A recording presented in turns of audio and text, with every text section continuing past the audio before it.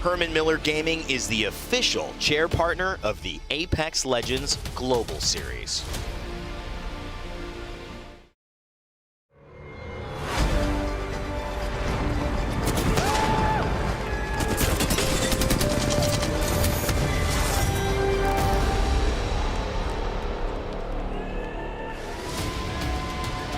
Ladies and gentlemen, the time is now for your ALGS Match Point Finals.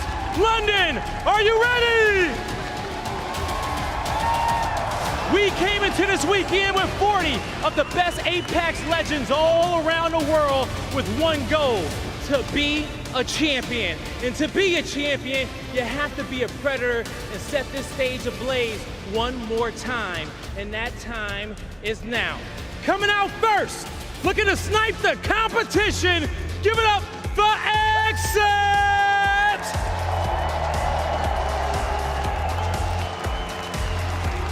Green Wall fans unite for Optic Gaming! Heavy is the hand, Black Hand! From the land of the rising sun, Fnatic Psycho! Ready to breathe fire, Oxygen Esports!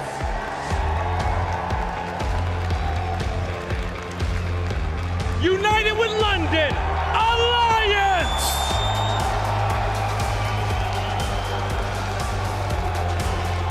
Ready to wreck the competition, Pulverex! The worldwide favorite is RG!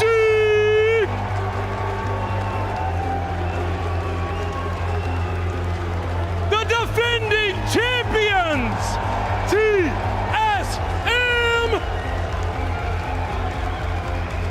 They're not playing any games.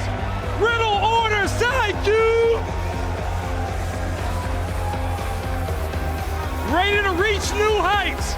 A stand!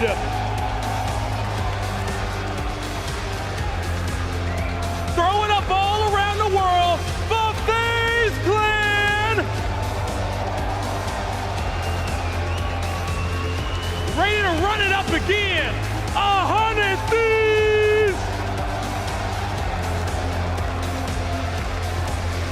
It's the Sushi Gang, FC Destroy!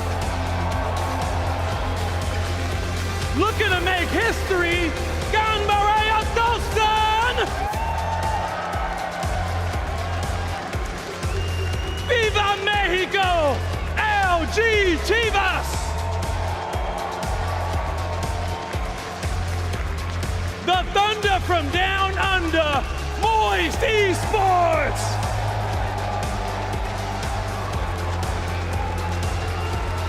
The two-time champions, Dark Zero!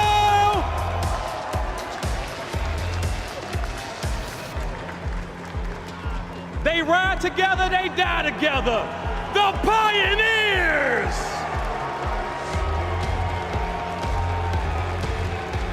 Getting ready to chew through the competition, Fire Beavers! Now, it wouldn't be a Match Point Finals without our amazing guests. Everybody give it up for Rain Day, Glitter, Tiff, and Dia! Now, the stage is set, but I need to hear this all around the world, in the chat and in the venue. Are you guys ready to go? Rain Day, let's get it going. Well, we have been waiting for London to sound like this ever since the beginning of the week. 20 teams have made it to your Match Point Finals. This is Split 2 playoffs in London. Can I hear you one more time, Copper Box? Can you make some noise? Oh, baby. There's nothing like it. Thank you all so much for being here. We are excited to get underway with what I feel is the best Sunday in esports. And of course, I am here joined by the best crew that I could think of to have by my side. My name is Rain Day. This is Glitter Explosion. Glitter, how do you feel going into another Match Point Finals? Listen, this is the best part of our competition. I am literally buzzing with excitement right now. We have a stacked lobby, and already the competition has been insane for 3 straight days. I cannot wait to see what happens here today. Spider Tiff, you've been casting. You're on the desk now for us with the finals. So exciting. How are you feeling going into today? I am so ready to see what is going to happen on the stage with the players. For those of you that have joined us today, thank you so much. The energy in the Copper Box Arena is insane, and I cannot wait to see which team is going to rise to the top. One thing I want to say, huge congratulations to Dia joining us at LAN at this stage for the first time. It is so great to have you. What are your thoughts heading into Sunday and all the action we have yet to unfold? It's already been a pleasure, so the fact that we get to jump into the most exciting format that Apex has to offer, Match Point, with the best teams in the world. We have seen these teams adapt throughout the group stage, throughout the elimination stage, and now it's time to find out who takes it all. One of my favorite things about this is, yes, it is work for these players to get here, but when you talk about just the Sunday, it's a good day's work when you talk about the prizing that's being delivered out. Let's take a look at what is on the line for today. Not just pride, not just regional pride, personal pride. It is some actual cash. $300,000 for our winner. Second place gets a cool $160,000, all the way down to 20th, getting $9,000. That is still a great day of work at the office. I know these players, though, don't want to aim for anything but first, but when you consider it, Glitter, having the ability to win this Match Point Finals, to get that $300K, there's still a big challenge for these teams to actually claim that top prize. Absolutely. It's not going to be an easy battle at all, and it's not only the money, but it's also these points that they have on the line as well. Some of these teams really need those points if they want to secure a spot when it comes to champs. So, I mean, there's a lot going on here right now. The energy, you hear it through our cameras. It is special, Tiff. This is what we live for here in Apex, isn't it? This is everything. You can see all the different cheering sections. You got so many members of Alliance up there. Dark Zero, Fnatic, Ascend. Man, Ascend really, they want to run it back. TSM? Okay, of course, yeah, it's TSM. It wouldn't be an Apex event if we didn't have TSM chance. I think we could genuinely not have TSM at the event, and we would still have TSM chance. I don't know how it's so easy for me to see Weston over there. I see some Verholz brothers chilling in the corner. It's a big fan base from North America, EMEA, APAC North, or APAC South. Let's take a look at those teams, though, as I kind of set you up for the regions participating in this final. Tiff, give me your thoughts, just overall, a couple of names that are standing out in this winner's finals. Oh, a couple names for sure. You got XSET. I always say it's not a matter of if, it's a matter of when for them. Riddle Order, and then even the 2-time champs, Dark Zero. I had a chance to speak and meet all of Jen Burton's family, and they are so kind. And now, of course, Insta favorites for them. Dia. I mean, looking at this, I've been absolutely floored, as I have through the entire competition, from our competitors coming out of APAC North. I also want to give huge credit to Moist. There were a lot of doubts about how they'd perform That's true. on the international stage. Glitter, amazing for APAC South. Who do you have your eyes on? It's a stacked lobby either way. I know, it's really hard to choose, but for me, I'm definitely going to be keeping my eyes on LG. They've had an insane run here so far this entire weekend, and also Fnatic. We talked a lot about APAC North. They are a powerhouse. We got to see the piece about Yuka. So once again, another top team for me. Big storylines throughout all of this has been, can North America back-to-back? Can TSM do it yet again here in the same stadium that they did it in February? Coming down from the heavens, Hal certainly wishes he can get back up there today. However, EMEA has yet to win a big LAN on a stage that has been in EMEA now twice. 3 times, actually, if you count last year. Will they finally do it? APAC South playing better than people expected, and APAC North showing up in droves to say that we are here at the level of international competition for Apex. Who will be the winner today, though? Well, we have to focus on a few distinct storylines. And I'll start with you, Glitter. Who's your one to watch for today? All right, I had to do it. I keep picking them for me. It is Alliance, and there is good reason behind this, okay? Second overall out of groups, third overall winners bracket, which means they're now starting with 8 points here in our finals because of that consistency. And obviously, they have effect, but this team would not be finding the success that they've found so far without the likes of Yuki and Hackies and everything they bring to the team, not only in their ability, but also in their experience. Now, one thing I do want to note is that Alliance's conversion rate is better on World's Edge than it is on Stormpoint, so paying attention to that and the timing when they hit match point is going to be really important for them, in my opinion, but they are confident. I spoke with them. They're sounding great. Yeah, they're right behind us. They had to kind of hang out with us while we were getting ready to walk on stage. Great point. I think a lot of people assuming Alliance may take it. Dia, I want to talk to you, though. Who do you have your eyes on today and why? Going into these games, my eyes are on Ganbare Otosan. I think they've performed wonderfully, and more importantly than whether they even pick up the win or not, they're going to be a massive hinge point of the maps, dropping over on Landslide at World's Edge, contested, interestingly enough, up against Black Hand. Then when we pop over onto Stormpoint, they're going to be dropping over by the Millage, and that's contested by Riddle. Both of these are really flexible POIs, and surprising to see them contested as they're not that powerful. Ganbare Otosan are extraordinary. They've pulled out Newcastle Watson and succeeded with it on the international stage. With that, combined with how flexible their POIs are, they are going to get a lot done only if they make it out of the early game. Classic Dia, you know, unfair. I asked you to pick one team. You pick like 2 or 3, but hey, we love your analysis as well. Another person we love the analysis from, Tiff. Talk to me about who is your one to watch for today. My team to watch for the day is going to be none other than Oxygen Esports, coming from the winner's bracket with 7 advanced starting points. This roster consists of the longtime duo of Reeds and Aiden, and they finally found their third, that missing puzzle piece in Vayne. And he's a legend in his own right. Every one of you in the crowd today, if you got here this morning, you would have seen his name on the crowd. You passed by the 2021 ALGS North American Championship. If you'll notice right there, that Kangarna NA roster. Vayne, Onmu, Scurry, well, the last 2 on 100 Thieves competing here as well. But now the team is signed to Oxygen Esports. They've evolved yet again throughout the duration of Split 2. They brought in Coach Psycho, and he has completely innovated the way that these trios work throughout the teams. And now, look, they're wanting to etch their name in the ALGS history books, and can they do it here today? We will find out. Coach Psycho might have a few riddles for the other teams in terms of some tricks Oxygen could play. Certainly has worked out, and I love the green and black suit, brother. Keep it up. All these teams playing at a very high level. And you mentioned Alliance. We heard the crowd chanting for Alliance. There's some fans up there, and obviously there's some very important people in the booth playing for that squad.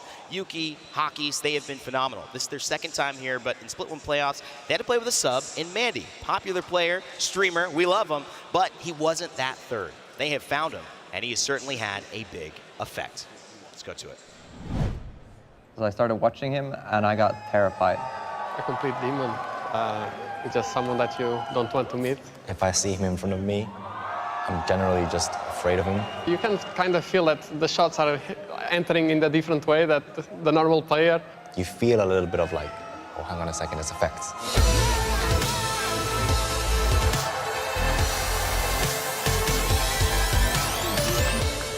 He was performing way above everyone else, so I figured if he can do it in ranked, he should be able to do it in comp too. You have to be extra careful on the way you play your game, because the slightest mistake, your entire team dies. It seems like all of these teams that are down low are just fodder for Alliance. It's effect. He is doing what he does best. Aim assist. No, it's more than that. Of course, it's more than that. Like, I think it's his confidence, really. I think that's it. He knows how to exploit what he has and his talent he has, and he also knows how to abuse the mechanics in the game. Hackies on Newcastle gets the res onto effect, and now you can see effect is moving forward. The Terminator of Alliance should close this one out. It's a 1v1, but effect has all of the armor you could want. He gets back on his feet. He knows that Yuki has his back, and Hackies is always on top of him as well, and that's when we just dominate every fight we're in. He's well-rounded. He's good at communication, clutching, firepower, entry fragging, even movement. He's controller. The trust that Hackies has on him to do that without even like having to tell him like, hey, effect, do this or do that. Like, he's just on the right place, on the right time. It's a lot easier for me personally because I used to be in that role, and doing that role alongside IGLing, not having to focus too much on it now, just release my shoulders a lot. He's a very young player, and he does not have that much competitive experience. He's a young kid, and he kind of brings like fun into the team. Nothing's ever too serious. But he's also one of the most mature players that I've ever had to deal with. He's so talented, adorable, cute, big weeb. There's nothing to not love about Effect. Like, he's such a nice guy, and in-game, he's just like the devil himself. He comes when he needs. He gives me information. He even makes calls sometimes, so he couldn't ask for more. Great shots coming out of Effectus now. They push up into this one hallway and just absolutely melting. Just send him in! Just send him in! Does he need the other two? If I think Effect is the best player, the youngest player probably right now, no, I think he's the best player in the world. He might be the best controller player in the game, in my opinion, from what I've seen. I think he definitely has the potential to be the best here. Otherwise, I would not have picked him up. It's players like him, they don't just turn up and not do well. I think he will perform. He's a natural competitor, and he's excited to be here. So I think he's going to pop off. Well, the only thing I have to say is just I'm going to one-click photo.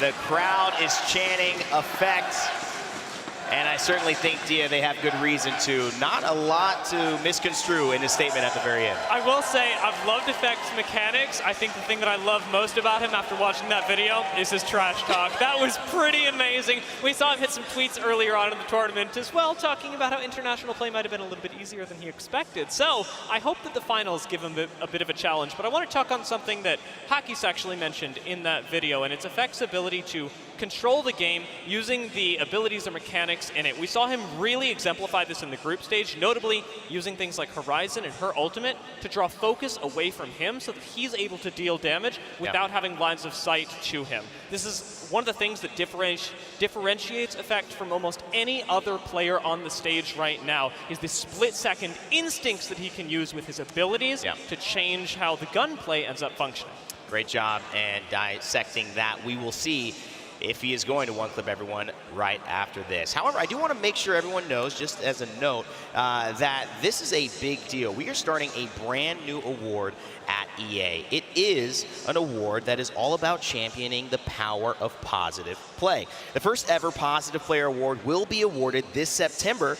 My birthday month, let's go. And we want to hear from you who should be nominated. Nominate a player who you think exudes great teamwork and positivity now at the link on your screen. All right, I know everyone is ready here, but if you're watching at home, we want to give you something a little special. You may not be in the London crowd, but you can still win something. That's right, you might not get a hoodie thrown to you, but we've got Twitch drops ready to go just for watching. And guess what? Even if you haven't caught any of the games up until now, from Thursday on, you can get every single one of these Twitch drops by watching. The R99 Charbroiled skin, the Wraith skin, Fiery Fractals, the Hollow Spray, Radic, which is my favorite, and the Gun Charm Predator. I know that, Tiff, you know, you've had your eyes on these for quite a while. Why'd you have to comment to me after you said the Predator? Well, because you're good. No, I mean, like, there's a lot of masters out there today in ranked, but, you know, I'm not one of them. Okay, well, you know. The Diamond Trail is actually more rare. I was going for the contrast, like the lovely sparkles on the contrast of your outfit. I get you, Raiden. Okay. All right, well, we're having fun on the desk, but you know what's more fun? Getting into the best Sunday in esports. That's right, I'm talking about Apex Legends Match Point Finals. I am ready to see who takes control, because if you don't win, we go again. Let's get hyped, let's get ready to kick off our Split 2 playoff Match Point Finals. Bring her over here. Thank you so much, Rain Day. Welcome, Copper Box Arena. Welcome, London. I'm Vicky Kitty. I'm joined with Gino. And today's the day, finals day, for the ALGS Split 2 playoffs. I'm so excited after having such an insane few days of gaming. Apex Legends, I love that game so much, and our players here are looking to perform their best, do their best against every other region. These teams here, Gino, I want to say, is probably the most stacked finals lobby we've ever had in the ALGS. Exactly what I was just about to say. The best 20 teams in the world, but maybe the best 20 teams that Apex Legends Esports has ever seen. And even with that, Vicky, you know what's a little bit crazy? we actually have a couple of front runners this time, right? I think in previous finals lobbies, it feels like there's been a lot of teams who can walk away with, and certainly that's still the case, but some teams are just a cut above the rest. We're talking about Moist, TSM, Alliance. These teams have looked indomitable throughout this tournament, especially throughout that winner's bracket stage, because that, of course, is going to be the most true reflection of what we might see here on Sunday. And being finals day means that we're going to be playing in match point format. For those of you guys that don't know what that means unlimited rounds. 50 match points dictates whether that team is going to be sitting in that match point format. Once they hit that match point eligibility, they're going to be able to have to win to secure that first place spot, that championship spot in the playoffs for today. A lot here as we get started for our first match going on to World's Edge 2, though. This is going to be a swap up from what we're used to, Gino.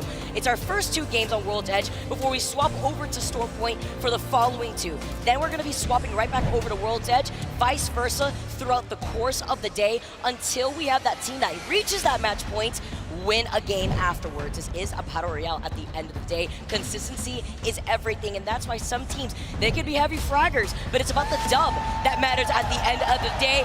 Let's get started, everybody. Game number 1 on World's Edge.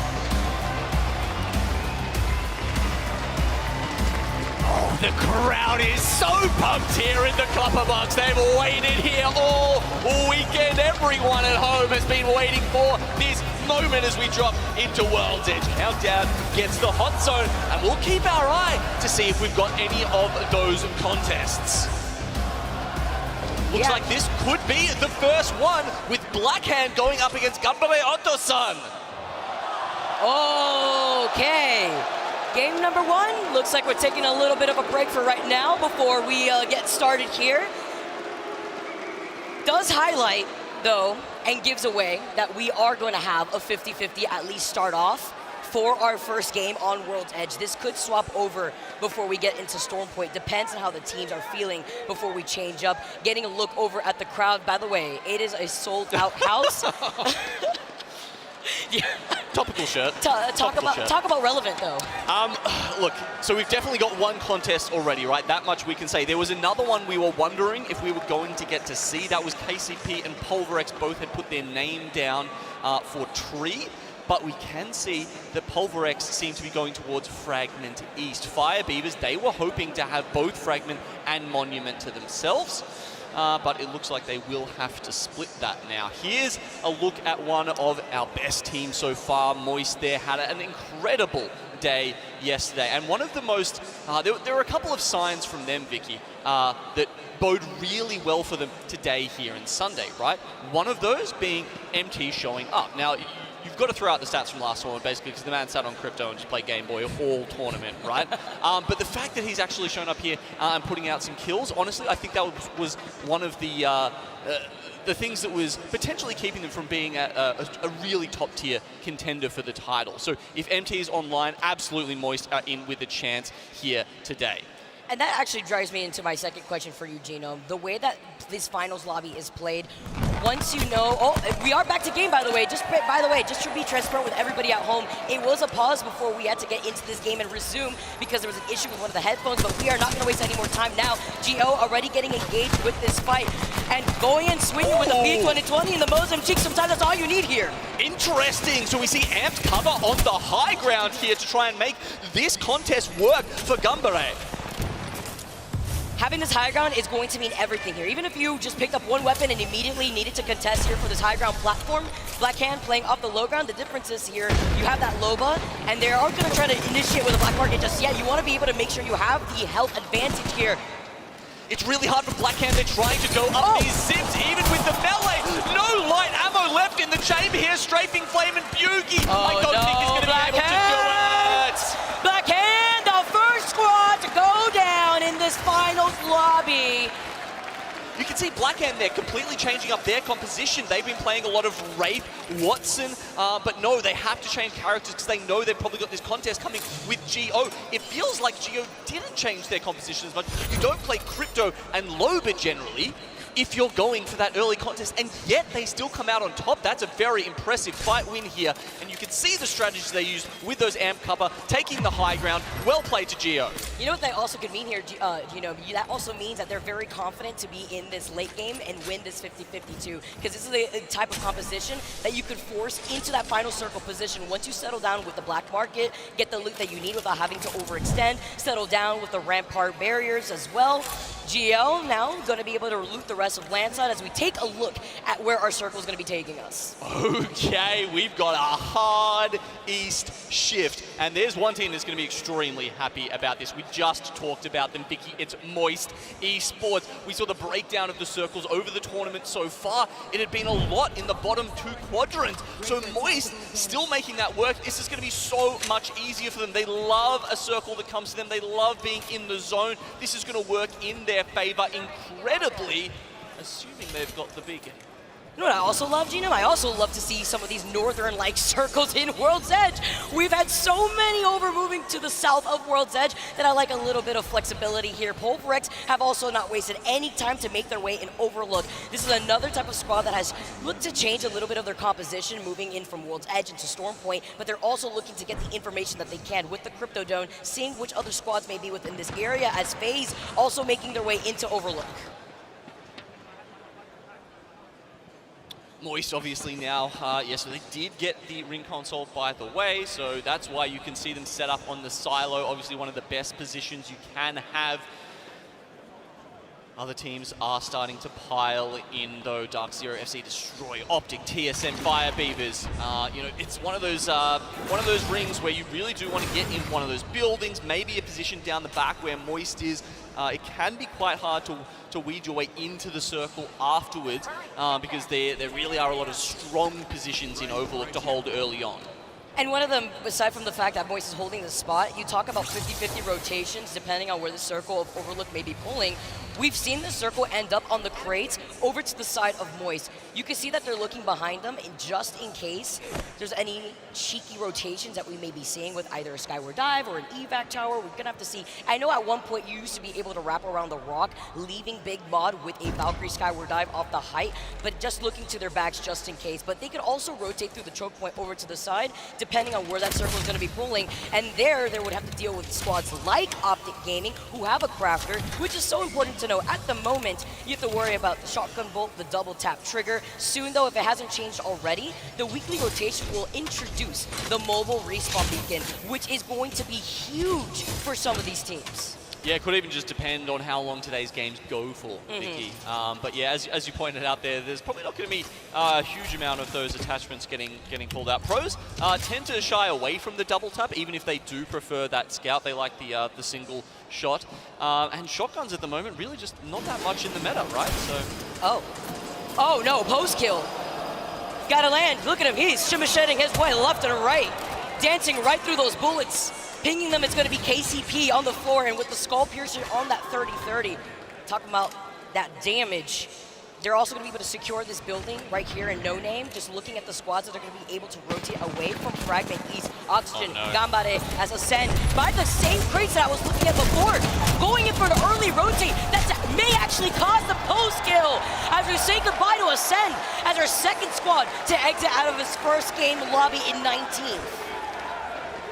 Ascend have to rotate up from the dome. It's really hard for them. It's not particularly a POI the teams want to find themselves on because, sure, you can loot it quickly and try and make your way towards some of those zones, but as you can see, that it's risky when you get in. And look, as many Matrix moves as you might want to make, it's not enough to keep Ascend alive. And to fall at the hands of TSM. So many fans in the crowd cheering for TSM, looking for another dub, another trophy under their belts. So much pressure here for this team, but they are feeling so confident going into this. So TSM, they're quite split right now, actually. There's two going up. We've got Verhulst. You can see actually just using a Dark Veil on nice and early, 2-minute cooldown on that, no worries at all for him. Worth it to grab some loot here. While the other member actually all the way back in the tunnel coming from Geyser. So they need to make sure they don't get split apart and hopefully no one's going to creep up on them, anything like that. But I like that position they're playing because it does lend themselves, one, to if a circle goes to the back of Overlook, but sometimes it does pull right in front of the tunnel doors in that open area. Yeah, and it also gives them enough information to see if any teams do rotate through that tunnel, which we already mentioned and saw Optic Gaming using the Crafter over by Geyser. Ooh. And if we could see where this next circle is going to be pulling, Genome, you just talked about this right here, depending on the positioning of TSM. And, you know, they also have the natural cover, aside from the crates, of the rock side here in that foundation, so they could deal with that as LG playing more outside the circle to get information of where that next ring is going to be. Yeah, it's definitely going to be a little bit north of where Optic are right now. But teams who are in the Ghost Town area, No Name, you know, you guys might know it by, I don't think they're going to be.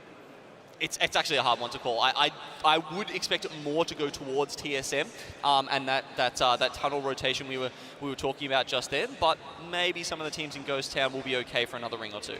But it also trickles down to how risky it could be sometimes to go for some of these early rotates, depending on how many teams and their positioning. If they settle down in Overlook very early, they can also find you in a sandwich that you don't want to be in. The squad's rotating away from Fragment East, the squad's rotating from the north side of Overlook. There is a ring console in Overlook. You mentioned it earlier when Moist landed in their POI when they got that set of information. So many other teams with this rotate looking at Riddle Order, trying to go for a scout, see which of these teams may be found. Saw the Nemesis over to the side too. Okay, Riddle Order, the most northerly of the teams right now. They're on top of Fire Beavers, you know, obviously a team who has looked for many, many fights throughout this tournament. And they'll probably happy to be seeing that ring continue south as they try and follow some teams in and grief them on the way down. One of our APAC North squads, and you know, after what happened with APAC North losing their spot last LAN, they're coming back for blood. They've been going huge here. I got to run into them earlier on, and they were so nice. Yukio with the style and the sunglasses, now looking at this fight with Moist Esports. Okay, so one of the advantages Moist had of the position they took up in Overlook was that they did have control of that ring console. It means they get ring 3 information. Very important. They then use the evac tower to come back now into No Name. We've seen that. They got seer scanned on the way in, but they have just managed to get a prime position in one of these buildings. EMP coming in over on the other side onto FC. Playing split up by some of the squads that are already in Overlook that may have not gotten that information prior, like Moist did, and then the Ghost Town that you mentioned before that Moist have already made their rotation to. The scary part is rotating away from No Name into, if the circle does pull more so towards the tunnel, could leave you out in the open and would benefit teams like TSM that just have to clear the east side of the edge of that circle. Talking about the squads that are still in Overlook. That's a really good position for them to be in because they also won't be in a bad spot because they'll have the slight high ground that is provided there in that natural land. Yeah, well, I mean, the other thing about TSM's position is I was talking about how it had access to that circle and then the back Overlook circle. If they can win their way through the tunnel, they can also make it into Ghost Town. So that one's a little bit harder, but, you know, they're not exposed that much as they push through there. It just depends if we've got, you know, any other caustics that can block them on the way. I believe there's only one in the lobby right now. That will be Yuki from Alliance. Yuki loves caustic. Just an insane caustic too in general, and it benefits amazingly on World's Edge for a lot of these final circles too, especially actually talking about Alliance right now, looking at their position, playing by the bins here is to take a much more edge approach, also looking to see if any squads are going to be rotating away from Lava Siphon, but I believe most of the teams right now have already rotated by Geyser, close to the north side of the map already too, closer to Overlook and Fragment. Teams like Exit that like to play on the edge too are going to be one of the squads late rotating away from Fragment. I mean, this has already been a very tight lobby, hasn't it, Vicky? I mean, we've seen two teams go down, sure, but they were pretty safe picks, honestly, for the teams who were going at them. No one's really taken any particularly risky fights just yet. That will happen next circle. There isn't enough room, really, for 18 teams now. Looking in the distance, Exit already have information at the squad that may have height over here on the other side of Epi. While Exit does do this, though, I'm not expecting them to go for any heavy engagements. The circle going to be closing in a minute and less than 50 seconds at this moment. Looking great in terms of loop, but that's what happens when you play outside the circle, take your time in the ring, then you make this rotate over here. But while they are also making this noise, they're letting the squads that have already the building in No Name to look at the train tracks, maybe look at where these other teams are going to be approaching from that slight low ground, close to where the respawn beacon is in the Ghost Town. And Ghost Town is where it looks like this next circle has pulled. It's gone very central. A lot of it was over that sort of Vault Mountain pass, and thus it's gone north of there to lock in, say, Optic, TSM, Pioneers, Moist, Dark Zero even. Well, we see this fight. Pulverex already in a lot of trouble. Look who has secured this building in Ghost Town. It's going to be Dark Zero. Oh, okay, Zero realizes he can't play that position. He's got Pulverex under them. You do see teams often coexist in this space, but I've got to say, especially with Catalyst in the meta, those positions under there are terrible. You will constantly be having piercing spikes just getting thrown at you. You're going to waste ammo to deal with them. You can see, actually, looks like they're just going to full send them right now. Yeah, just dropping down already. You saw the black hole put down already by Zero, but they lose out on Zainu, which I'm surprised he was the first to drop. He had the white evil shield there. That's going to benefit Pulverex and even out this fight because they also lost one of the teammates. But the gravity lift immediately as Zainu is going to be able to get put down there means that they could go for a potential reset with the Catalyst helping them out. Riddle Order also in a fight. Fnatic getting eliminated in your feeds currently. 17 squads here. Zviak is going to try to be able to contest with 2 knocks already there. Easy cleanup for Riddle Order as Fire Weavers are your 17th squad to get eliminated. F-Chan fighting for his actual life. His back is to TSM and Dark Zero have the front here. They're able to clean him up and Zainu now has extra loot to deal with. Oh, I mean, that was a little bit risky there by Dark Zero, but they have calculated it well. They clear out from them, the Pulverex from underneath themselves, as well as you say, getting that extra loot. But it also means that their space is they've got a little less to contend with. If they have to push out of there, having a team under you can be terrible, and you can't always rely on other teams to clear out those positions. What's worrisome here, TSM have been holding this position from the very beginning, and they see that the circle is shifting away. You mentioned the split positioning from this squad, but the moment that circle pulls away from them, it's going to be tricky. They're looking to engage in a fight that's already happening in front of them. It's against FaZe as Frex falls incredibly low. The catwall maybe giving them some time to reset. Deleting the black hole here. Frex is in trouble still, and so is Sniped out. Literally one shot as Phony Head tries to run away. Oh, Riddle Order, 100 Thieves on the back of this as well. TSM looking to maybe do a little bit of griefing. Riddle, they won that first fight against Fire Beavers. Oh, Yukio with the wingman shots here. Riddle Order still in trouble, only one tappy left on the Bloodhound, having to avoid the ALGS hit fire shots with the Prowler, but look to your 6, it's another team. Can he go for the shield swap? It looks like it was already empty. He tries to cut away and look who's getting involved. It is TSM getting the knock onto Yukio. We're looking to get involved in this fight from the very beginning, and the Catalyst Wall has allowed them to delete this line of sight from the squads in the Ghost Town. Riddle Order now get taken out. A fantastic 3 points there from TSM, barely even committing. Only just now have all 3 members got back together the entire time. We didn't get vision of which one it was, but one of them really holding down that tunnel because they do want to secure that route back to the tunnels for themselves. So many teams eliminated up the top there. Dark Zero even managing to snag one of those kills away. Dark Zero himself, very good at range with the Nemesis. And safely instead of that building too, but the circle is pulling away from that eventually into the Ghost Town area where KCP have been settled down from the very beginning. You mentioned TSM maybe looking for the rotational approach through the tunnel, but guess who else is there? Optic Gaming from the beginning. So has LG, as they are going to be rotating from the south side of the map, have also had to deal with Optic Gaming. If LG isn't careful, yes, they could be on the brink of the circle, but they could also get sandwiched by TSM if they end up committing to rotating from the tunnel. Ooh, is this actually going to be a commitment here from Alliance and Exit? I would have thought they'd get out of each other's way, but Alliance one flood and 2 of Exit are already on the ground. Exit on the ground and back to the lobby. Alliance with the crowd cheering right behind them, giving them their energy. We saw the legend Effect coming out to his first land with confidence. Oxygen approaching from the slight high ground hilltop, close to the choke point that exits out of Geyser. They have a nice rotation because this is where the next circle is going to be pushing. Alliance always late to the party, but they make a splash when they get there, don't they? Exit have been struggling earlier on in the tournament. We thought maybe they turned their fortunes around. Game 1 doesn't lend that any hope for them, but no teams anywhere near 50 points yet, Vicky, so still plenty of time for the split 2 winners from NA to come back into this. Now, as we get a look, that is essentially where the ring will end up. Any long-time APAC South fans might remember a classic moment from here, actually, where we had Team Grape, a last chance qualifier team who won the championship in that very position. So epic to be able to recall moments like this and remember these teams who have put in so much work. Talking about Guild though now, NRG in some trouble. Nathan being able to pop the his scan. Lucas trying to fully send it. It's going to be Dark Zero.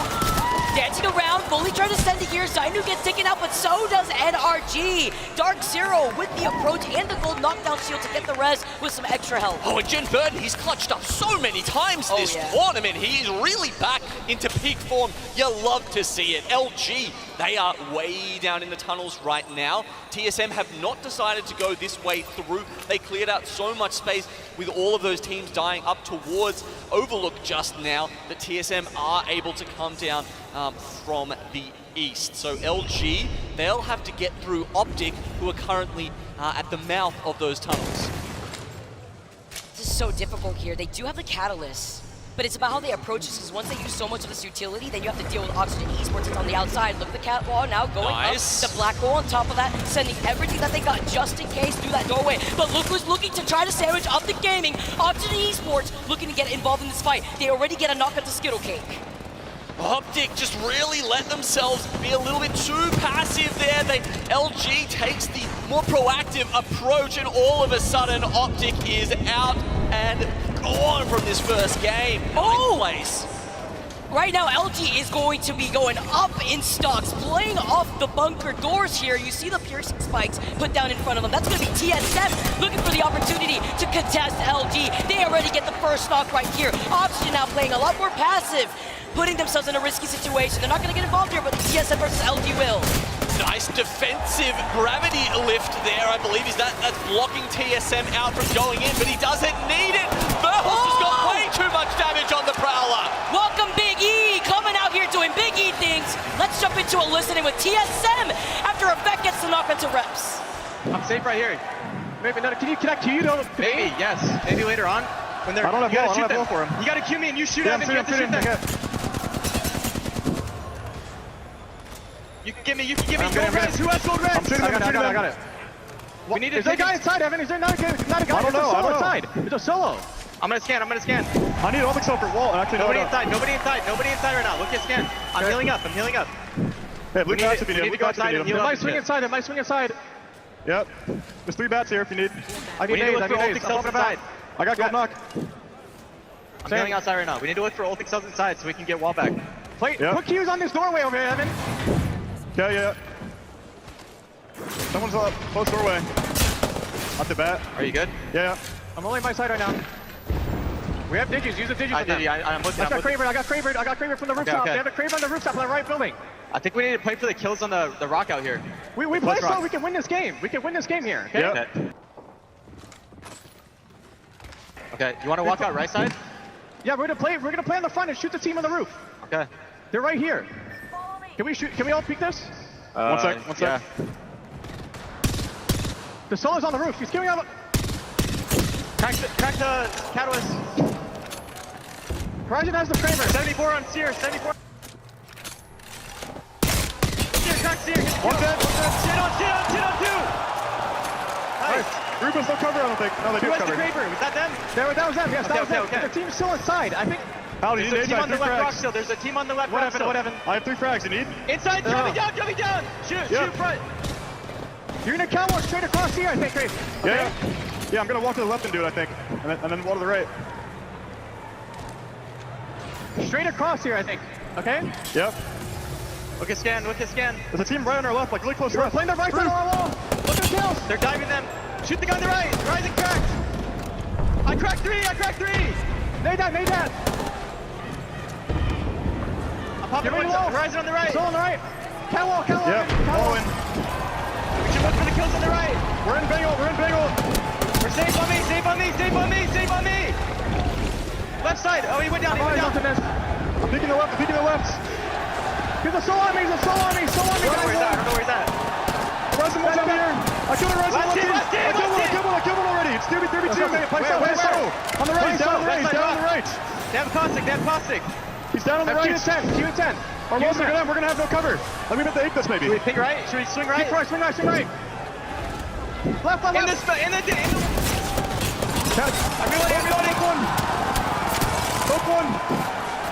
Nice!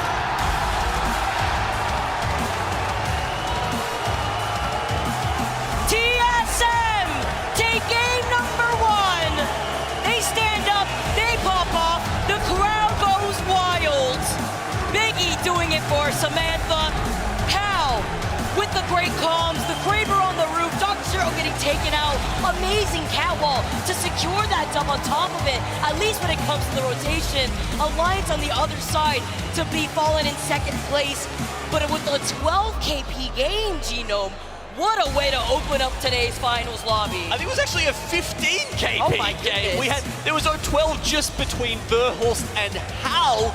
Reps chiming in with 3 as well. I mean, yeah, look, honestly, give some props to Raven for that one. The plan throughout that entire game was phenomenal. The macro on display there, as we talked about, that spot they picked, it had so many options. Didn't matter where the circle was going to go, TSM were going to be in a good spot to move out from there. But then the patience, they didn't go too deep, even though there was so many fights there. Really, they could have picked and taken on the north side. They just went for a few KP. They go through the tunnels, and unlike the other teams in there who hadn't cleared out their back, TSM did exactly that, and then it was the easiest spot to play from there. But still, a hard 3v3 to finish on and beat Alliance. What was also a very big blessing there was the fight that was going down in the tunnels between LG, Optic, and what we saw from Oxygen that caused Oxygen to play as a solo. Looking back at the final circle, we heard the comms firsthand between Hal, Verhulst. You saw the information being scanned by reps,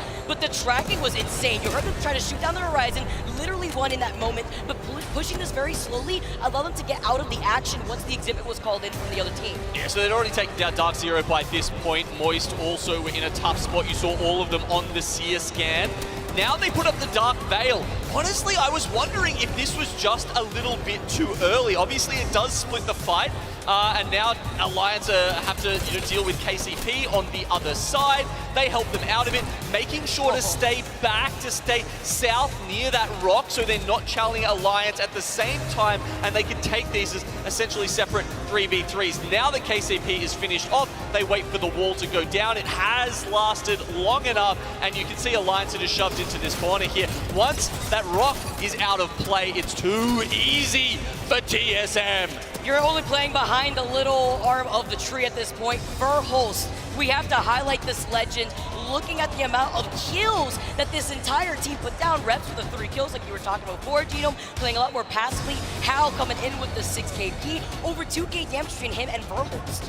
Yeah, so that's making me think that Reps was the one staying in the tunnel, right? Because you remember we were talking about, we didn't quite see it on screen, but there were 2 all the way up in those fights while Reps was holding it down, which is interesting because they had talked about role changes within the team coming into this tournament, talking about how Verhulst was going to be playing more of an anchor role.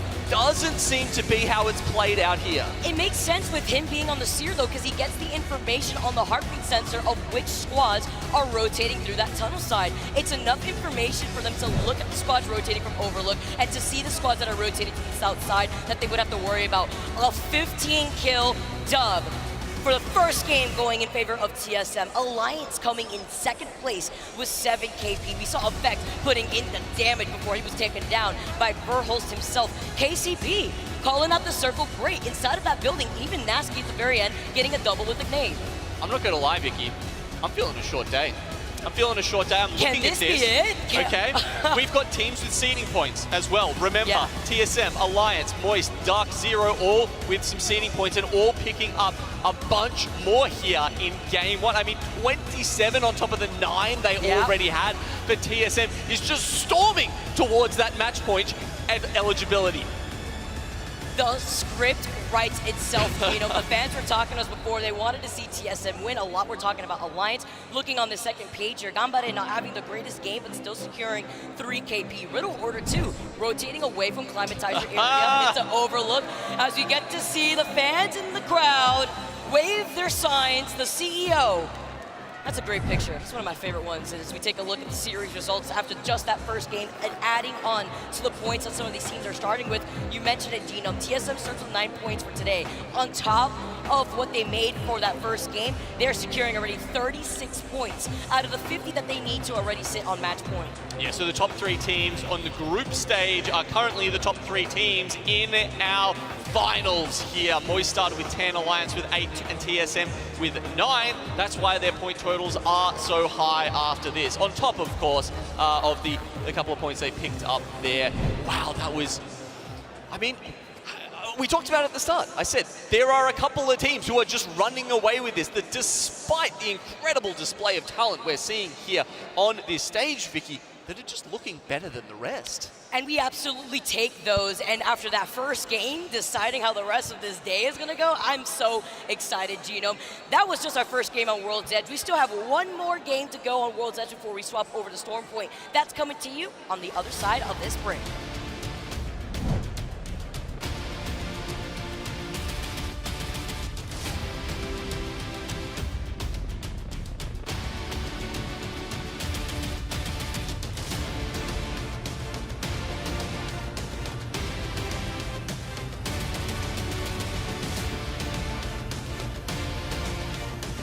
Monster Energy, the official energy drink of the Apex Legends Global Series.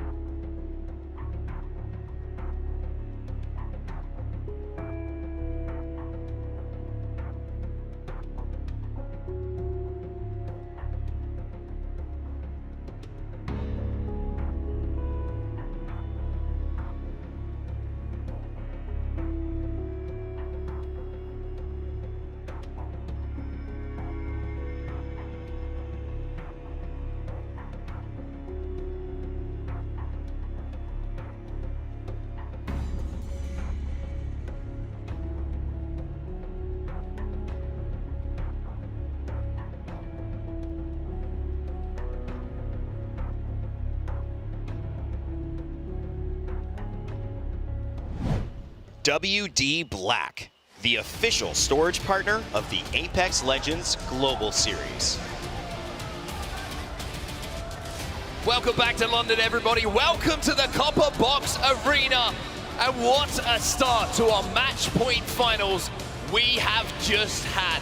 A team who's pretty comfortable in this setting, having picked up a trophy the last time they were here. TSM get off to the hottest of starts. An unbelievable start to the day here on Sunday. I was going to come up here and start talking about, well, you know, TSM, their win rates aren't that great on World's Edge, and then they go and blow us all out of the water. An amazing start, and I tell you what, they're on their way to match point already, our TSM. They certainly have. I'm sure that everybody who's on the stage is wondering what TSM had for breakfast, because boy, do they look ready, do they look locked in and prepared to march towards another championship. But only game one done, of course. It's time for us to head into the second match of our match point finals. We're staying on World's Edge here, everybody, and the drop ship is ready. Of course, we did see a contest in map number one. It was Geo versus Hand, and Ganbare Otazan were able to get the upper hand against Black Hand. Will they be able to get any revenge here, or are we going to see maybe, just maybe, the same thing happen yet again? With it being the only contest, it means everyone else gets to loot freely. Of course, we had an Eastern Zone in match number one. We'll have to see where it pulls this tape. Just as the teams take a little second to hit their drop spots, it gives us a second to just praise Danny Verhulst. My goodness, what a performance he had in that game one, especially in the end game, not missing a bullet, which led TSM to that win. But here is that contest you were talking about, Dan. Already some shots being fired. And it's such an influential contest as well, because it holds a central area in the map as already Geo got the upper hand here, but straight up the zip line and straight into his face. Gonna be 2 dead here for Blackhand already, and this is looking like it's gonna be 2-0 in the final result of this contest. For now, just one player trying to escape, and it looks like Yuzna is gonna be able to chase him down. Should be able to get the damage done for them to convert upon a clean wipe, and it's looking like Landslide is going to be Geo's once more. Geo will win it yet again, and that means they can now just calmly loot up as we get to see where the circle is going to be heading. We're going north, which is great news for all of the World's Edge fans who have seen so many southern zones throughout this tournament. Survey Camp is going to be around where we're finishing here for match number 2. So Riddle Order in the prime position to move in and set up camp. 100 Thieves exit, a nice quick rotation from them, from Skyhook, and of course FaZe over at Climatizer. It will be easy for them as well. So for now, it's just the looting part. You can see that's the only contest that we do have, like you quite rightly said, and I'm sure that everyone who's watching is aware of as well. This is going to be a tough zone for TSM to get to after their hot start. But Fire Beavers, they're going to have good access. They're going to have prior. Riddle Order, like you mentioned, going to have prior as well. And we know those back rocks, it's pretty much the area you want to hold, overlooking a lot of Survey Camp. That extreme height differential that you can get from holding there is such a difference maker towards the end game. I think one of the most impressive things from match 1 with TSM was how well they held that choke for so long throughout the game. But a very different approach now going into match number 2. Now for NRG, of course, only 5 points at the moment, quite a way behind TSM. But of course, we know what they're capable of on Sunday. This is really interesting, actually. The contest that went down may have just thrown the timing of this rotate for NRG off. They may have been expecting a team to have already left from Landslide, but instead, Geo are putting some shots into their back. It looked like NRG managed to avoid that, but that's another kind of thing that happens, right, on contests. It's not only your own rotational timing that gets thrown off, you could throw other teams off too. It's something NRG will be aware of, and also keeping their ear to the ground just in case that fight's still going on when they're making their rotation, so they could third party if they want. Now TSM have already made their way north, and again it's going to be an evac tower to keep on going up towards the area of Survey Camp, or they could try and set up a little bit south of Survey Camp if they feel like it is going to pull a little bit, because it still could shift east, and maybe that's what TSM are trying to predict here. 2 balloons going to be used by TSM on this rotate. One over at Lava Siphon, the other one carried in the back pocket, in the backpack of one of the players, as we see also FC Destroy approaching the bridge as well. So TSM have the timing on them, and they get control of that little building just up on the height. So TSM, I imagine that's where they'll look to play from for quite some time. Dark Zero heading right in towards zone, but FC Destroy not too far away from TSM here. And when it comes to mentality, when you are a competitor in this final, and you've just seen TSM do that, the fact they started on 9 points already, you know TSM are within touching distance of match point. You've got to make sure that you set the record straight in match number 2. You make sure you're the one who can put destiny in your own hands and get a victory on the board so you can get closer. Because I tell you what, I would not be surprised if TSM are up there after, it could be match 2, if not match 3 here. Very, very interesting to see how that dynamic of what was a monster game 1 from TSM changes things, like you say, for everyone else in this one. Exit though. Been a bit of a shaky tournament, but they are here.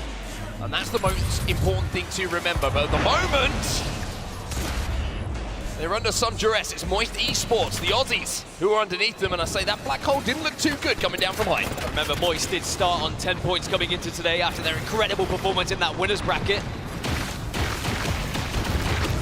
We'll have to see whether they can just hold off Exet here. It was a pretty poor black hole that might have just allowed Moist to stay alive, but one goes down, and this could open things up for Exet to try and finish off the pieces. Trying to finish it off, but also look at the kill feed. Oxygen are getting involved in this, and it's looking like really bad news here for Moist Esports. The shots being fired, they're kind of pinched between 2 teams. And speaking of fights going down, you can see Fnatic, they're involved in one at the moment, and they've just won it over Geo. Yeah, Geo eliminated, and that's great news for Fnatic. There's a lot of extra loot that they can pick up now on their rotation, and they can actually hold this train track for quite some time, and maybe be able to pick up a lot of teams that are going to try and rotate through the northern way after they come from that southern tip. But it will be a real decision from them as to whether they fancy just going for those kills, playing a little bit more edge, or if they want to push more central in towards Survey Camp. But at the moment, Skyhook, there is just a lot of teams who are posturing up against one another. Yeah, it's a bit of a bottleneck at the moment over at Skyhook, and 100 Thieves, Exet, Oxygen, all trying to find their way through. Moist Esports have been eliminated,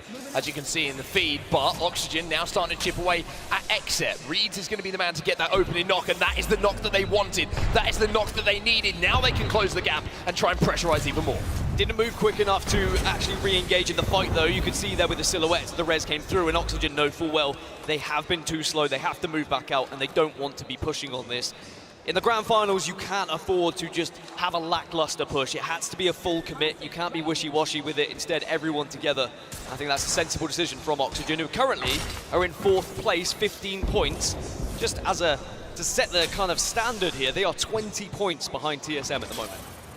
Certainly a dark horse for this tournament. They have been, I would say, one of the most impressive teams that have not been talked about enough in the build-up to this tournament, and certainly what they've done over the last 3 days to get to this finals is something they will be happy with, but getting this close, Dan, as you know. It's great to get to the finals, that's mission 1, right? But then you've got a chance of winning it. And Oxygen may be thinking that. Fnatic, though, they're on a slightly different path right now, going down south. I think for Oxygen, as long as they can get into that final circle, I mean, I'd always back them with how well they've been fighting. The decision-making has been excellent every single time they get into those 3v3 engagements and also the final circles. The wins speak for themselves, they've been able to find throughout this weekend. You could say the same for Fnatic, who have also had several victories on their side, a couple of them coming on World's Edge, so they will feel comfortable here on this map.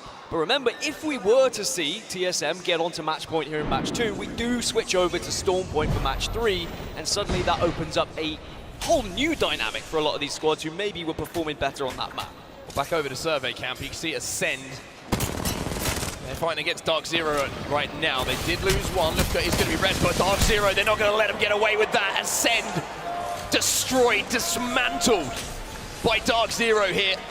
That's going to be their side of Survey Camp. They do not want to let anyone enter. And it was an early exit for Dark Zero in match number 1, but 17 points at the moment in 3rd place, and we know what Dark Zero are capable of. They've won championships, they've lifted trophies, and they want to do it again. When it comes to match point, Dark Zero are the match point specialists. They just seem to know how to get it done.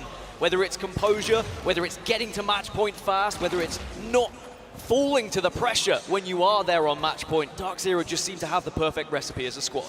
Something to note as well from our game 1, just while we have a little lull in the action here. TSM, yes, 36 points is where they stand at the moment. They're not too far off of 50 where match point is, but just in behind them, involved in that end game, was Alliance as well. They have 24 points, so it's not just TSM who might be able to jump on a match point in this next game. Alliance will need a big game, don't get me wrong, but they're very capable of reaching it right now. They are capable of it. I mean, they've not really had massive games as close to what TSM were able to achieve, but we've seen it throughout online season. It's definitely achievable for them.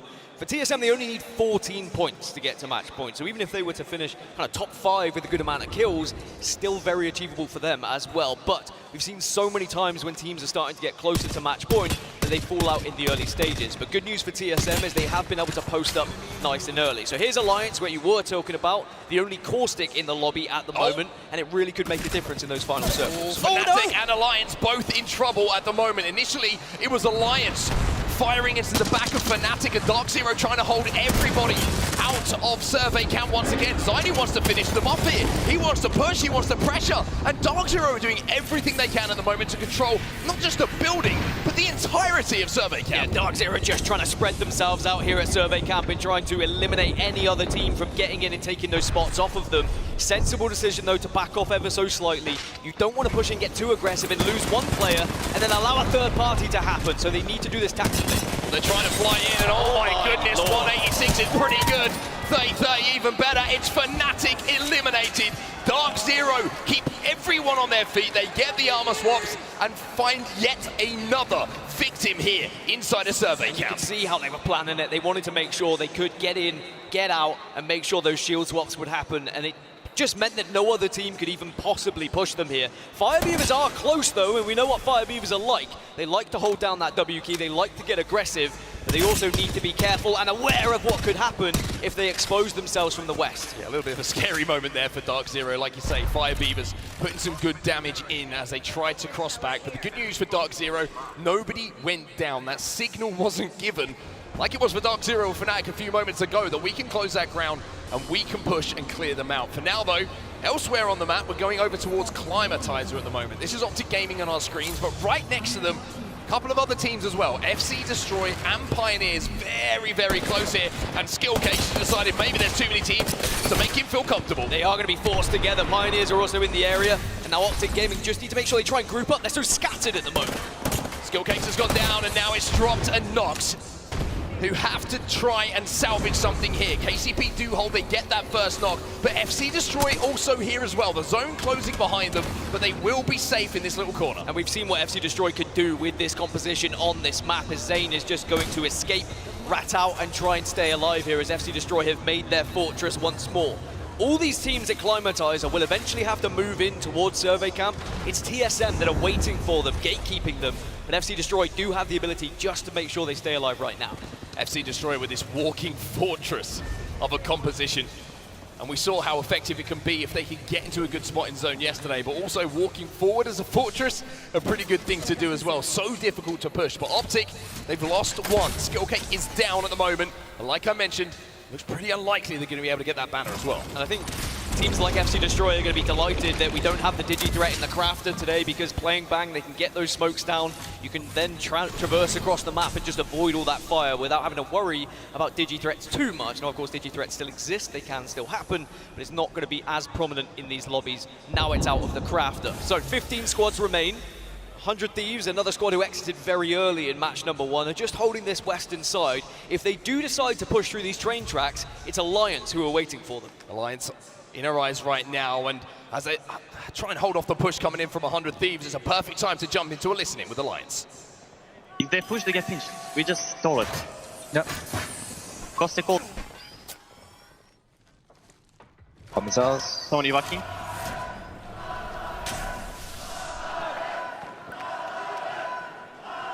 They have to come this side. Cat good. I'm just holding my Q. Yeah, we might get TPs from here. They're leaving now, they're leaving. You don't need to hold the Q, you need to just ADS, they're gonna hit it as well. Yeah, I'm just holding my Q, making them scared. You can ADS as well, that's what I'm saying. Yeah, I know, but I'd rather Q in case they push, you know, it's better to counter Q. Like, if they Q me, I'm just gonna Q instantly back, okay? Basically. That team has to come and fight us, right? Or go around. They can't really... Unless the evac from here. It's a Catalyst Horizon team, I think. I don't know what the third is. It is. They have the evac over, otherwise they come fight us. That's fine, that's fine. That's what we want. We just don't want them to A-pulse. This team should have left by now as well. Yeah, they're playing north side. Bangalore team here. They're leaving, they're coming your side. Careful, give yourself up. Nobody close on my scan. I'm gonna put 2 more barrels on this side. Listen, there's a duo here, Horizon and Bangalore, and City's holding back there still on Grandmaster. I'll give you 1 barrel here. Just make sure we kill the team on the right. We need to take that spot. If they slide down, they need to die, okay? Okay. Just don't die for it. We just pinch. Shall we head this way? Yeah, that's about right. Don't let them land on that spot. We're gonna have to save our APC for that spot, by the way. It's fine. We're just walking late. Alliance making sure that they keep track of everything that's going on around them at the moment. You heard from the comms, they were waiting for the decision from 100 Thieves. Are they going to evac tower? That's the only way to get around them, but now you're seeing a push of what could be a very good position to hold. Riddle Order versus NRG, and Riddle Order are taking them apart here. Oh my goodness gracious, first goes down. Can they follow up? NRG down like flies as Riddle Order assert their dominance and continue their fine form. Elsewhere, Exet versus LG. They've already lost 1, but they've traded it out. LG now lost 2. Exet looking like they're on top of this. 100 Thieves have fallen in the meantime. Firebeaver's involved in that, as Nocturnal sends in the Rolling Thunder. But look at LG, they're trying to make this one a little bit mixy, a little bit dicey. As fun is re-knocked, but look at the damage coming in now from Nocturnal on that ultimate. Yanya left on his own, it's a 1v2, but if anyone could do it, Yanya can. It's a 1v2, but there's a lot of noise that's being made as LG Chivas do get eliminated. Exet stay on top. Where's the third party, though? Is anyone going to be in the area? Yes! Alliance are there. Effect gets the knock, and Exet can't take a break. They can't manage to get the shield swap, and now will Alliance try and press up on this? Yeah, that's the question, right? Can they push on it? They've got other teams in the vicinity, and also they have to come over that ridge, which is going to expose them. But I mean, who cares if you're Effect? He takes to the sky. He sends XX Scarper in. He wants more kills. And Exet are just going to run past the one rat you saw on Oxygen. He was just hiding. He was trying to survive. He might get caught out because of this, but I love the aggression from Alliance. You can see the confidence in this squad. They have found that rat. Yes, they have indeed. Another kill goes down. Alliance will get all of this loot to play with, and to be fair, Exet managed to just about escape from that situation. However, elsewhere on the map, TSM are also overlooking this fight. Exet at the moment down to 2, but Sykes is going to be able to get fun back up here. TSM, by the way, are now up to 41 points with where they currently stand and the kills they've been able to get in this game. They are 9 points away from match point in match number 2 here at the grand finals of the Split 2 playoffs. That is unbelievable. To put that into context, if they were to get into the top 5 here with a couple of more kills, that would be match point. And the position they currently hold is very strong because all of these teams like Exet, Alliance, Dark Zero and Fire Beavers have all got to push uphill. TSM are going to be able to rain down hell on all of them. Evac towers down. Here come Alliance now. This could be a fight for the ages because they're trying to approach on TSM. They're going to have to play under them for now. We've been talking about Verhulst, we've been talking about Effect. Well, this battle could be massive for the context of not just that little story, but where this tournament heads. TSM are right above them, and they are grouping as well, as Alliance now are getting a little bit of grief from Dark Zero getting involved, but all the meanwhile, TSM can just look down from above here, the black hole. and they start to get involved. The black hole comes down, but that just invites Dark Zero to come and have a piece of this. Alliance, all of a sudden, find themselves in a little bit of a shambles. TSM don't let this opportunity slip. They slide in, they get a couple of kills. Exit out in the meantime.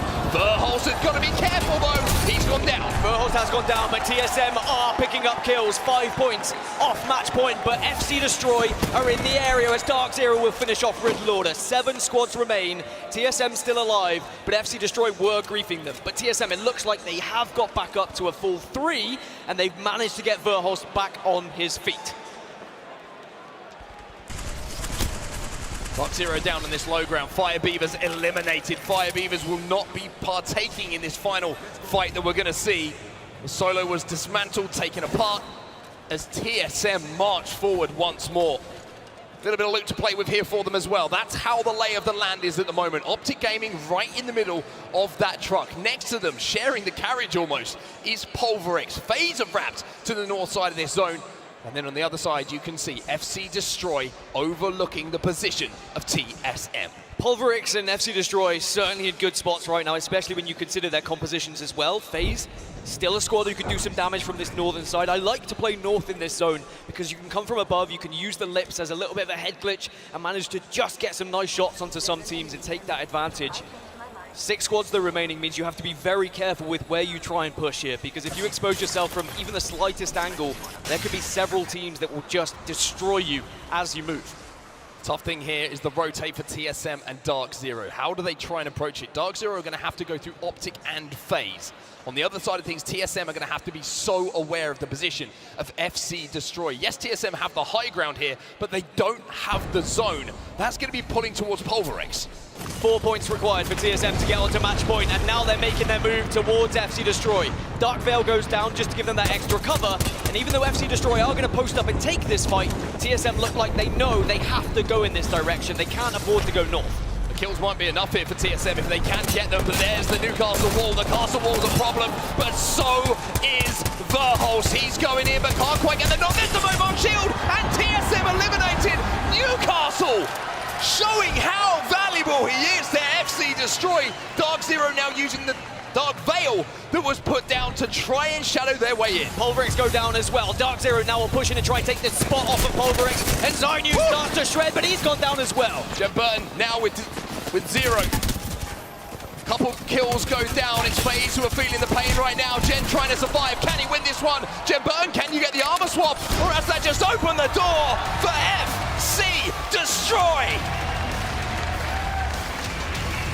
They stop TSM in their tracks. They take them out of the game, and they take game number 2. FC Destroy might have just done this whole crowd a favor because it means the games are going to keep rolling. TSM do not make match point, but FC Destroy put a win on the board and put themselves up to 24 points, almost halfway to match point. Such a solid hold. As soon as I saw TSM were approaching FC Destroy, I just started to think, Watson plus Newcastle, it's such a tough composition to try and push upon.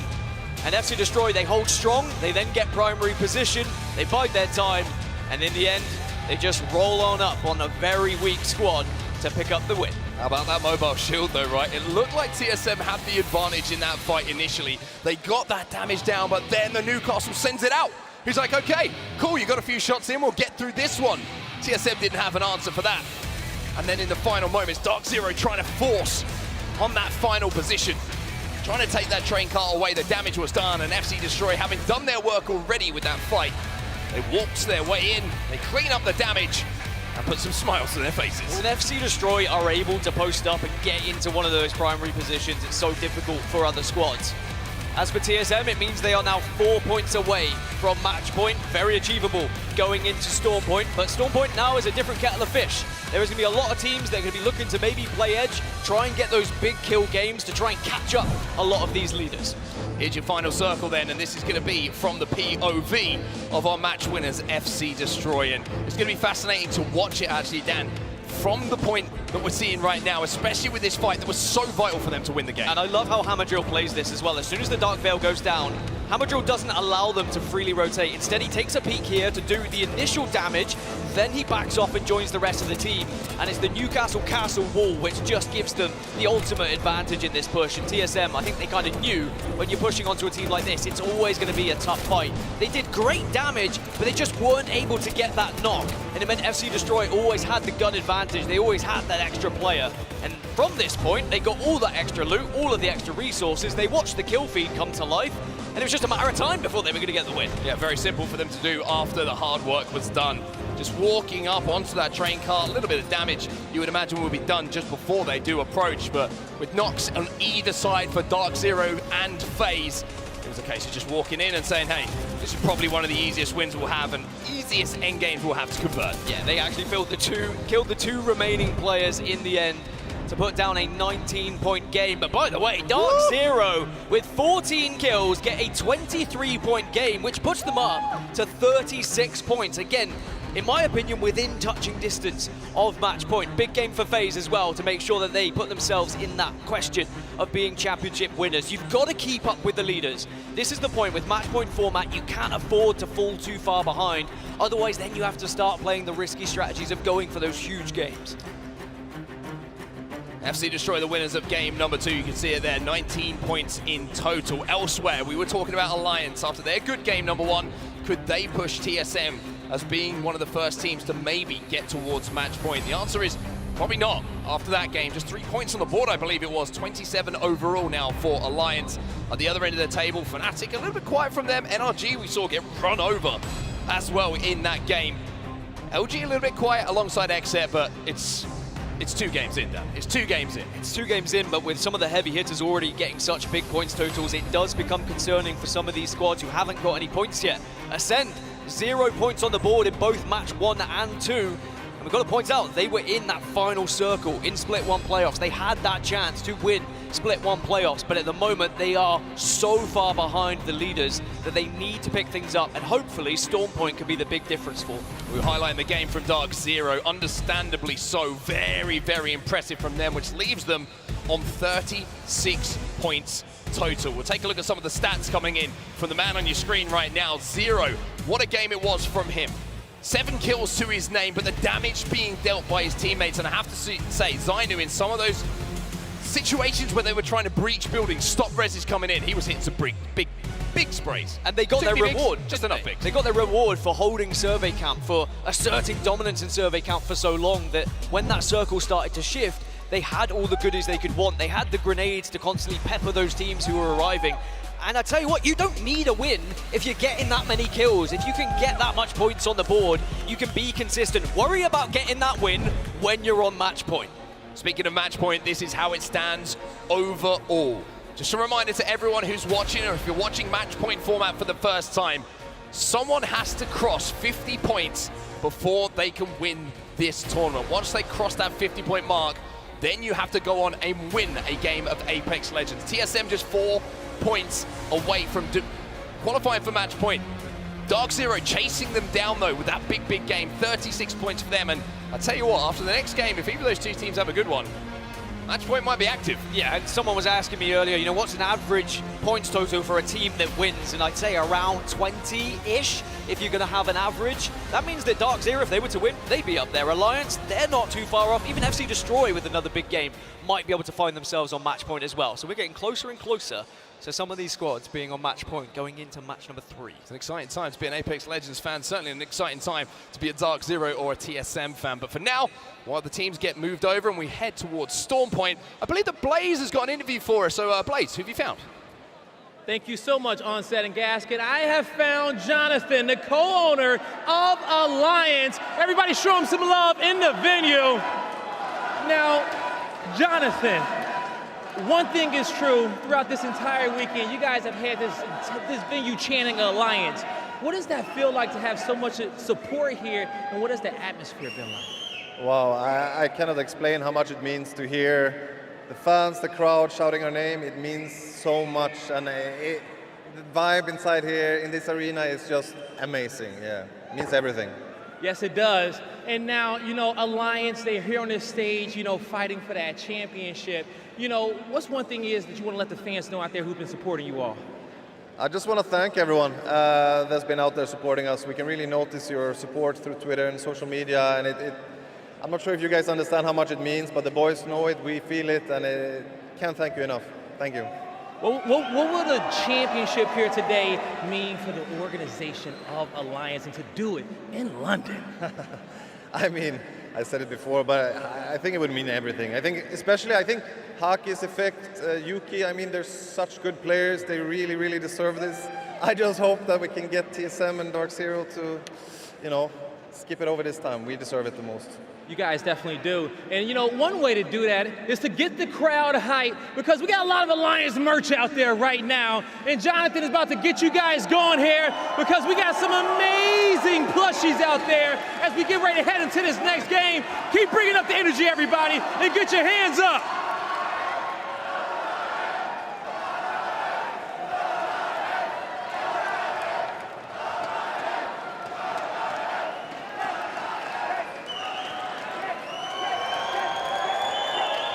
Incredible stuff. And shout out to Blaze, by the way. He has been bringing the best energy, I think, in the world to this event. Really doing some great work down on the floor with the interviews, getting the crowd going, keeping them happy, Dan. And I'm sure that there's some fans who are looking quite happy up there how their teams have started so far. Ratio, remember the name, don't wear it out. It's not a mouse, it doesn't have pizza, it's cheese, I've been told. But the Alliance, strong crowd favorites at the moment, but they are still a way to go to get to match point as we move over to Storm Point. So everything that these teams had learned about all the other 19 teams they're going against completely changes now. Drop spots, contests, rotations. We're on to Storm Point for match number 3. This could be a very, very interesting match of Apex Legends. We are closing in on a couple of teams already. After just 3 games, hitting match point. TSM just need 4. Oh, Dark Zero, they need 14, as we see the contest thrown down once more. Well, I know Riddle Order was the only question mark that we kind of had of where are they going to land, are they going to contest anywhere, and it's, unfortunately for Ganbare Otazan, it's another contest for them that they kind of have to work with here. Well, the Trident's going to be stolen. There's some Grand Theft Auto happening here at the start of map number 3, but it looks like everybody survived that. Nobody has been knocked, nobody will go down. The question is, are they going to get enough loot to really have an impactful game here? Heading over to the armory is certainly going to be a good way to get a few guns and get leveled up for Ganbare Otazan. Fire Beavers now, we're going to have a look at them over at Cenote Cave. But looking at where that zone is going down, it's looking like a Barometer zone. Barometer, great for Oxygen, and actually Oxygen are one of our best Storm Point teams in this lobby from this tournament alone. 3 victories so far across the last few days. And if they can set up, post up, and get into that final circle, wouldn't be surprised if we see them having the chance to win it again. I'll call it already just because Oxygen are one of those squads who know how to set up for this zone, and they've done it so many times already this tournament. They certainly do indeed. They're going to be able to get a bit more info what's going to be happening on the map as well. They do have a survey beacon to play with, although it's not going to give them the ring console information they maybe would have wanted. If my eyes don't deceive me, do they have a ring console down? Am I don't think they have a ring console, and I think that is a good point for you to point out here, because they may start to move away from Barometer and start a natural rotation. They could also hold, wait and scan that survey beacon in maybe about 30, 45 seconds and see where teams are starting to arrive, and that will give them a better idea of where the circle's going to be pulled. Looking elsewhere towards the north side of the map, Blackhand are making their rotation through Stormcatcher. You can see them just approaching zone phase. They are going to have a ring console, so they're going to know where they have to play from. Opportunity to hit a ring console for Alliance as they head down south as well. TSM, they're going to have a survey beacon to hit on their way down south as well, so they'll get a little bit of info by leaving a bit later on where teams are starting to stack up, but maybe the zone info they would have wanted, but this is what we're expecting to see in our end zone down. Yeah, Barometer is the POI where it's closest to be where we're going to be finishing. We're going to see a lot of teams on that high tower just setting up. The first team to get there is going to be in one of the prime positions to pick up a lot of kills from the teams arriving from the southwest, perhaps. But Riddle Order, they're still having a little bit of a scrap. They know there's a team inside. Maybe this is a cheeky ambush. Trying to pull off but a ruse if they can take them down without being shown themselves. The armor is such a risky thing sometimes. You've got a team perched on top. We saw it yesterday how it can really fall apart for either team, to be honest with you. Jim Burton though, oh dear. Knocked by name, knocked by nature. That charge rifle hit so hard, the base in the arena thudded through my chest, and now Dark Zero are trying to push up on it, but again, sensible decision. They felt like it was too far to go up to try and push this one, so they're backing off slightly. Shots being exchanged. You wonder if Dark Zero do fancy this. Knocked back to his feet. Like you said, just managed to get inside of that building, which makes the push so much more difficult. Charge rifle still in the hands, though, of Jem Burton. And we know that he likes to hit the shots of all shots, and he'll be lining up another one here. Elsewhere on the map, TSM have just gone through Cascade Falls. LG still over doing the armory outside of Fish Farms between Gale Station. And it looks like a lot of teams who are coming from the southern side of things are looking to gather some information before they do head in. Now, back, like you say, to Riddle Order on top of the armory. Inside is going to be Gambare Otusan. Now, they've got to be careful here. They're going to send it, Riddle Order. They're going to send it here. They get the first knock. Shots being exchanged, though. It's a jungle gym in here, and Yukio's now left. Oh, he's left us last alive. Goes up to the top rope. Drops the elbow, but can he get the pinfall? He's going for a Newcastle res here, tries to get up top. The res comes through. Is he going to be able to get the damage, though, and maybe finish this fight? The Newcastle holds strong as Yukio cannot get over the wall, and Gambare Otazan will hold on and hold off Riddle Order, who had been planning that push for quite some time. The kick out comes through just as you thought the 3 count was about to come down. Firebeam is eliminated. In the meantime, TSM fighting against Ascend 2, and you can see here that Ascend decided this is not the rotate that we want. Lufka's got to be so careful. I'm pretty sure that that was the team up on height in Barometer, fizzing away at his health. Phoenix kill will be popped, but post kill, you're going to have to be left behind. And I tell you what, Kashera might be joining him soon. So TSM were able to pick up 1 kill, which puts them 1 point closer to match point. They're now 3 away. As Moist managed to get the knock, it is going to be Lufka now going down as Ascend cannot catch a break at the moment on their rotation with 0 points, just can't get into Barometer. And it's going to be a rat situation just to try and pick up some placement points, but once again on set, that means they are going to fall further and further behind the leaders here, and we may well just have 1 team on match point going into this as Ascend do get eliminated. It's Moist Esports who get that final elimination. Onto Kashera, Waltzy. With the triple take in his hands, doing enough and having enough range to convert that. The only team at the moment who isn't inside of zone is Alliance. They are going through Stormcatcher to hit that ring console, so they're going to know where to go. The question is, are they going to find somewhere to play? So one thing I'm intrigued as to whether it will happen or not, TSM are 3 points away from match point, right? That means 1 team fight will put them onto match point. They're not in one of the best positions for Barometer. If they catch wind of any team that's slightly weak, or maybe is failing their rotation, is taking some damage, I wouldn't be surprised if TSM were to get aggressive and just try and surpass that match point situation so then they can get into the next game and try and win this championship. But at the same time, where currently TSM are, there's not many teams around them for them to push because everyone has found themselves in Barometer nice and early. What they can do is look for a third-party opportunity, though, if one does arise. So TSM kind of playing, you would say, a safer game at the moment. Alliance, we just saw them on their way in there, just double-crafting on their way in to make sure that they've got the meds and possibly leveling up the Evo shields without having to be involved in combat themselves. Blackhand and LG Shivas are kind of hovering around antennae, but not too much as far as shots being exchanged between the two. Moist just trying to level up those Evo shields, excuse me, at the moment. The longbow shots are going to be a very good tool. So this was the position I was talking about as well from TSM. Just holding that northern side at the moment. The circle's probably going to pull away from them, but they're just hovering. They're waiting, holding that choke, hoping that they can third party, hoping they can get another team. Alliance going to be arriving very late, but they love their drop over at Lightning Rod. It's done them very well at this tournament so far, but of course they have to move a long way before they're going to get to this circle. Fnatic got really tough rotating as well. You can see that they're about to approach zone, and there's going to be so many teams looking out at them. Moist Esports, though, set up in such a strong position for this endgame. 17 squads still remaining, with 1 minute and 48 seconds left on zone number 2. No wins on Stormpoint for Moist this tournament, though, so it's not been as kind to them as World's Edge, but as long as you can get some kills on the board and try and get closer to that match point, it will mean that you then cross over to World's Edge by the time you're on it, if you are still getting a good total. Pulverix with full whites and just holding nice and early here. Now this is a Pulverix special. This is something they've been doing all tournament. They set up, they hide away, they get into a position. Sometimes they play like they're rats, but as a full 3.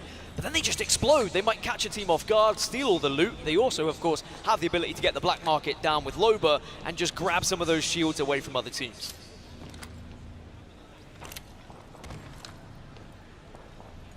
Everybody is safe. Everybody is not wanting to show at this point.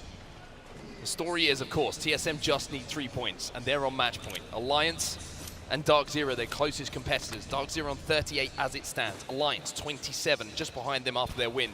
FC Destroy.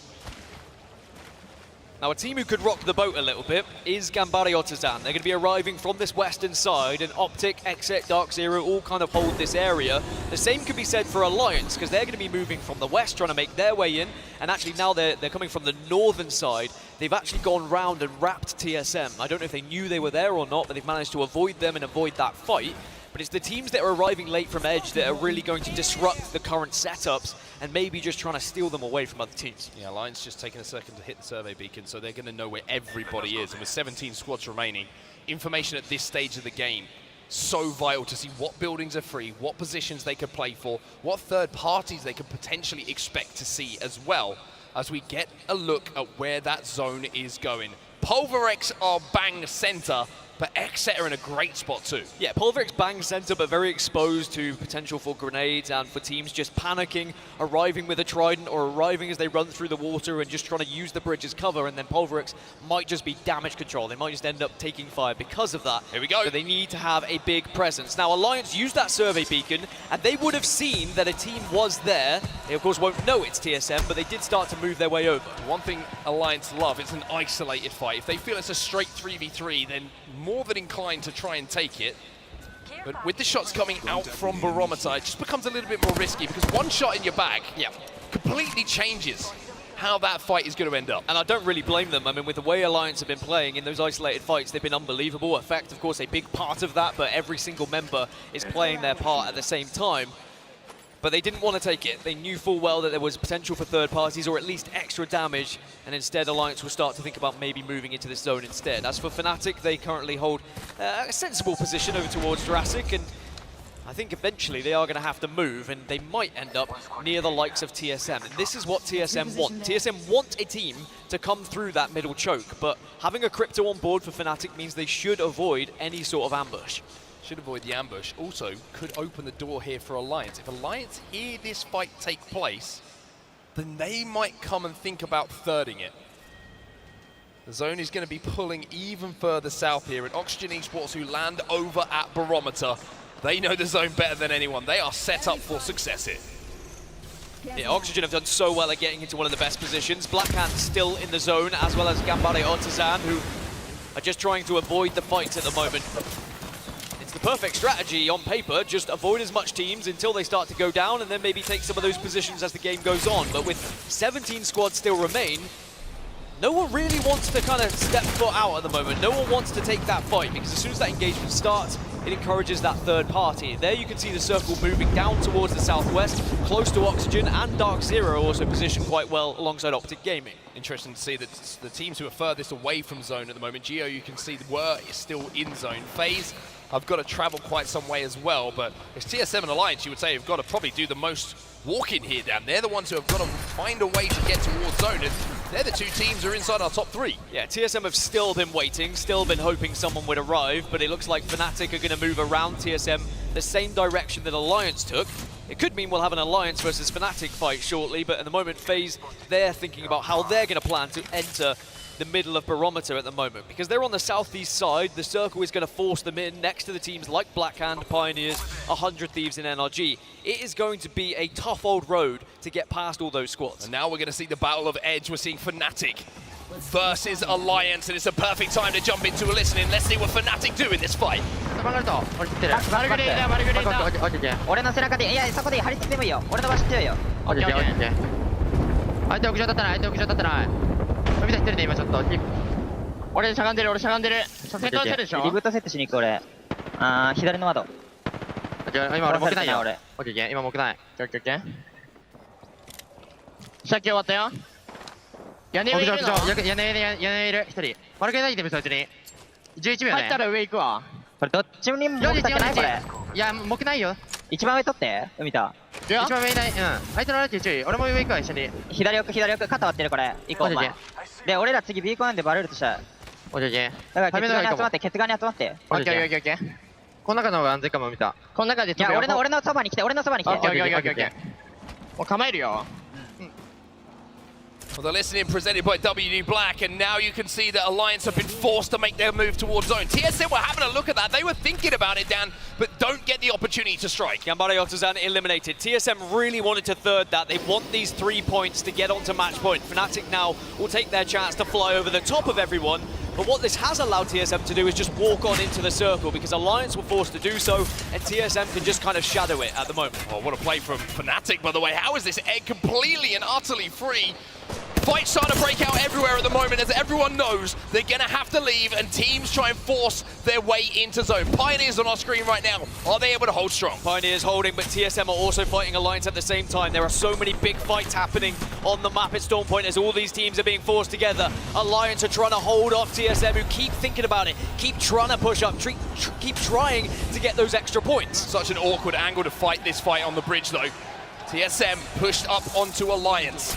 Neither team has taken damage as yet. Elsewhere, you can see in the kill feed, FaZe, they're taking damage. Moist Esports have been eliminated in the meantime, but elsewhere, it looks like there's a standoff between Alliance and TSM for now.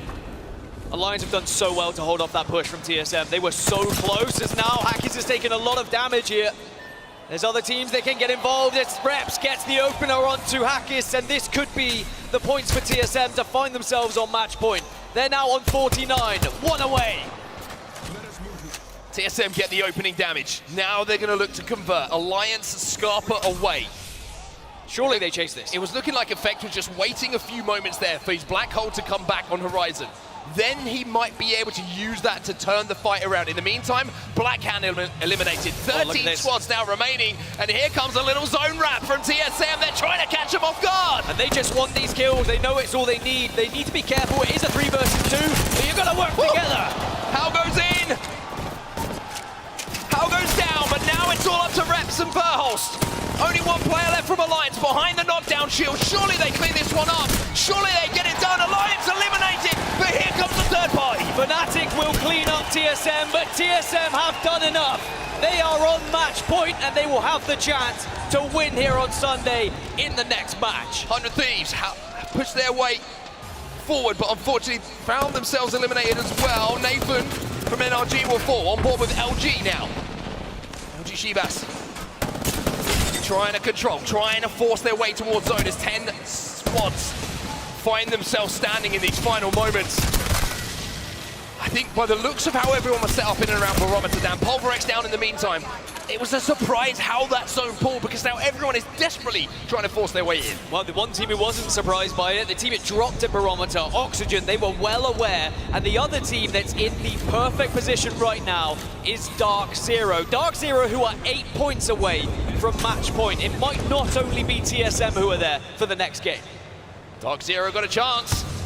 They have an opportunity. They need 8 points, like you say, to close out And here, match point. Well, Zainu with a 30-30 might be able to add one. They're going to send on this, so why wouldn't you? Yeah, you can isolate this fight with the Dark Veil. It's Optic Gaming on the receiving end, and they get eliminated as Dark Zero now find themselves 5 away from match point. And not only that, they now own the entirety of the western side of this circle. They can hold off, they can play patient, and they should get an easy route into the top 3. I mean, it's a fantastic view to show how much control Dark Zero have right now. Everybody else has to walk through each other to get to zone, and then they have to go through Oxygen.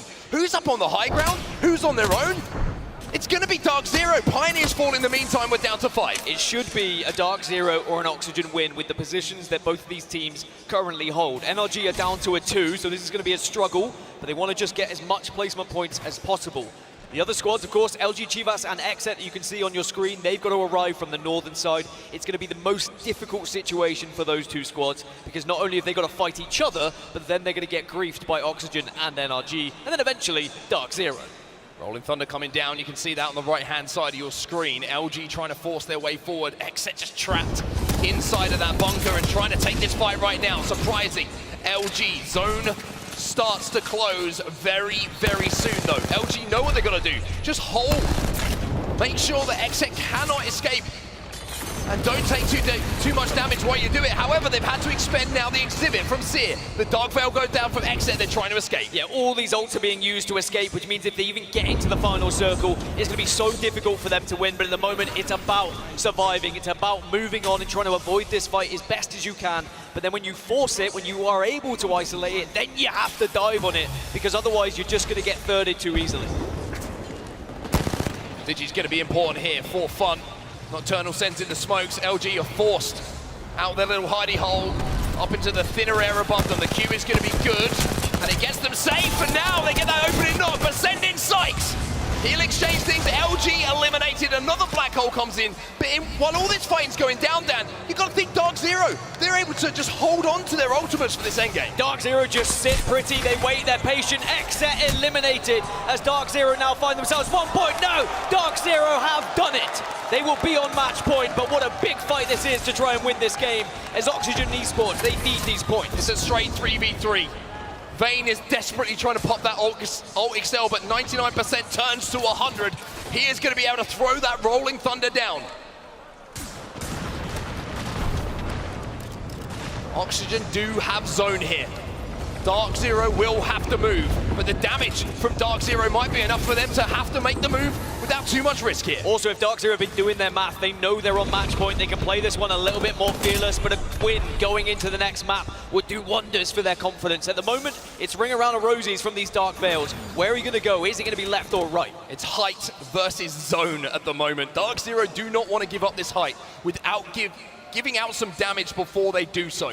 But as soon as these Dark Veils expire, that's going to be the signal maybe to push. Here we go. The black hole goes down. Zainu's going to swing. They're going to go left. They're going to look to tough them up. They're going to look to put them to bed. Zainu moves in. It's a 2v1. It's a 2v1, and it should just be easy from here, but the knockdown shields makes things a lot more difficult. Zainu goes up onto high. Vayne left on his own, trying to do what he can. It would be a mesmerizing play if he could pull this off, but Jen's had time now to pop that battery. Send in Zainu. Send in Jin Burden. Send the victory screen towards Dark Zero, and Jen's up on the desk. Match point achieved for Dark Zero alongside a champion banner. And you couldn't have written it better yourself. The two teams on match point, TSM, the Split 1 playoff winners, and Dark Zero, previous championship winners as well. The two teams who have dominated match point tournaments will both have the chance to win this entire thing in the next game. Unbelievable composure from Dark Zero in those final moments, though. Really, really smart for them, making sure that they were the ones who just kept that last ult available. The black hole's the difference maker, because Oxygen's just trapped. They have to take their attention away for 2 seconds to destroy the thing, otherwise they're dead anyway. And Dark Zero swing out as a 2. Zero goes widest, does damage, and then it's left up to the Roller Boys to convert it into a win. And it is so much nicer if they had that knowledge of the fact they were on match point already. They can be a little bit more loose, a little bit more free with their push. As for Oxygen Esports, still an incredible performance. They're now on 30 points, so they are 3rd place in the moment, 20 off of match point. And it was a circle they had to get some points from. It was pulling towards them. It came to Barometer. They predicted the pull away, and they were rewarded for it. But for Dark Zero, they committed to that western side of the zone so long ago, and as soon as they were able to take down Optic Gaming, they owned that side of the map. And from that point, it was just about being patient and allowing everyone to come to them. Amazing stuff from Dark Zero. We now have 2 teams on match point. And like you say, it's probably the 2 teams who historically have been picking up those trophies since Apex Legends competitive play started. TSM and Dark Zero now have a chance in this next game, Dan, to lift that trophy, which is just over the balcony in front of us there. And it is going to be Storm Point again as well. And this is probably good news for TSM, because if you remember what happened in Split 1 playoffs, it was Storm Point where they won it. It has been Storm Point where they have a much better conversion rate throughout the online season. But Dark Zero, they've got a couple of things tucked up their sleeves as well. They'll be trying to take down TSM here in this next match. Really, really impressive stuff from Dark Zero in that Storm Point game. And I got to say as well, TSM made a very smart decision to push onto Alliance. I would say that knock from Reps is the difference maker, right? If he doesn't get that, maybe it's a straight 3v3, but 1 kill, we always say, completely changed the context of a game of Apex Legends. That got them that opening, then they were able to convert, they get those kills, they hit match point, and now we have 2 teams who can go and win it. For now, though, from the Casters booth, that's going to do us. We're going to set up for our next game by sending it down to Rainday on the desk. Thank you so much, Onset and Gaskin. Great job on the cast. We are here with some analysis on the performances that we have seen so far after 3.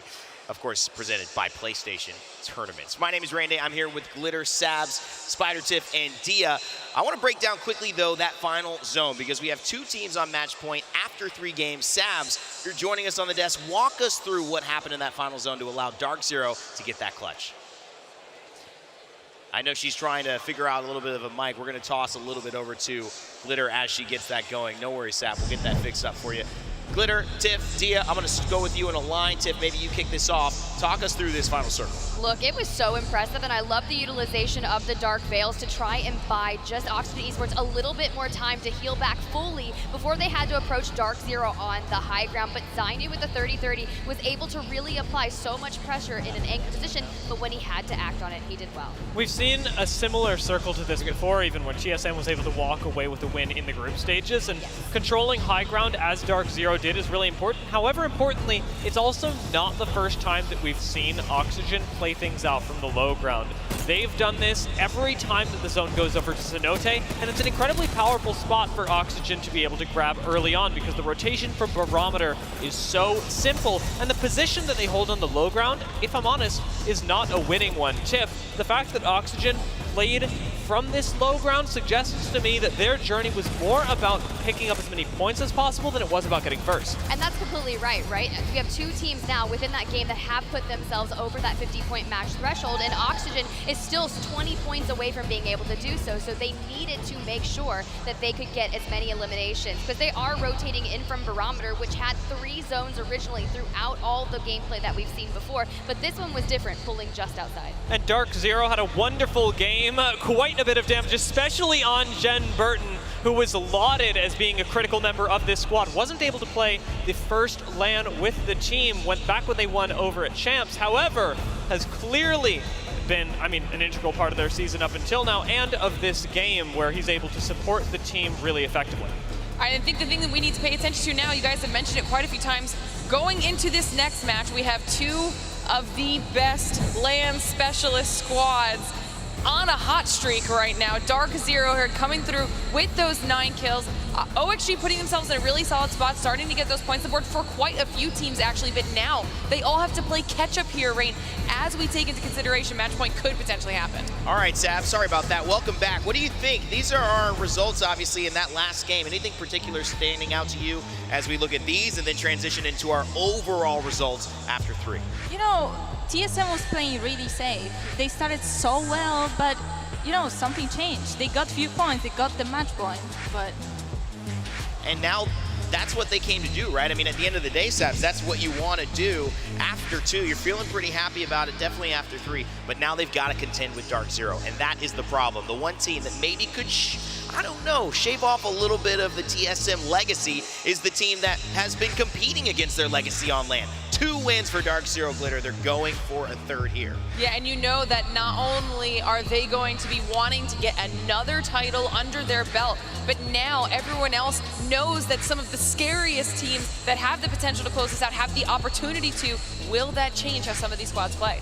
Yeah, the only thing that's going to change for me is if I am not on match point right now, I want to score as many points as possible, because the moment this ends, I want to make sure I am thrusting myself up into that prize money, that's for sure. And of course, the other thing that you've got to look out for, and Glitter, you and I were talking about this a bit more in the green room as well, but it's the importance of rotations. In previous times in Apex, we would look at teams on match point and go, maybe you want to commit to a fight with them right off the drop. And in this particular case, as Apex Legends has continued to evolve, that's not so much the case. But if you can prepare yourself knowing now where teams are dropping, all these teams should have access to it just as equally. Sure. Knowing where a team is coming from and being able to set up to upset them based on that is really powerful, and they can be done. Overall match standings after 3, 2 teams on match point. That is TSM and Dark Zero. Sabs, thoughts on the teams that are standing out to you? It's kind of hard to pick any of those 2, but we mentioned APAC South to start this off. We also mentioned that there could be APAC North team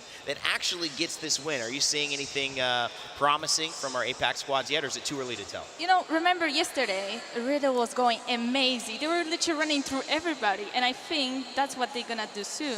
They just warm me up. Yuki almost had that clutch in Armory. That was a beautiful play, but it didn't end up working out for him, unfortunately. Those have been some phenomenal moments, but guess what? We mentioned some phenomenal players, some phenomenal teams. You now have a chance to get into the action and have your say heard with our Monster Energy MVP. Whether you're in the building right now in the Copper Box or you're watching online, use hashtag and the name of the player that you think has had the most outstanding performance. If you do so, you'll have a chance to vote. Those will be tallied at the end, and we'll have a special little moment with our Monster Energy MVP. Of course, this is on Twitter, on Twitch, anywhere you use this hashtag, we will be able to tabulate that. Great stuff that we've got going on. And obviously, Tim, when it comes to monster performances, there's lots to choose from. There really is, and so far you think about where we could go with this, and Dark Zero, TSM, we keep talking about even Effect with Alliance, but the question is it Big E or is it Little E, right? Yeah. Because Verhulst has just completely leveled up. They switched his role, and just watching the performance and how it has elevated TSM, it's been really game-changing, allowing reps to step into another full form also. I mean, even thinking back to that last zone that we saw the last time TSM was there, it's Verhulst that turned everything around for them. This player's incredible, and there's nothing more to say. All right, well, we all know things are happening here live in London, but something that's happening tomorrow that you definitely need to pay attention to. It's one of my favorite things in the Apex Legends universe. Is the expansion of the stories of the Outlands. This one features Loba, Maggie, and Lifeline, and it's called Kill Code. Part 1. I don't know how many parts there are, but I'm excited that there are maybe more than just this one. Here's a little bit of a sneak peek for you.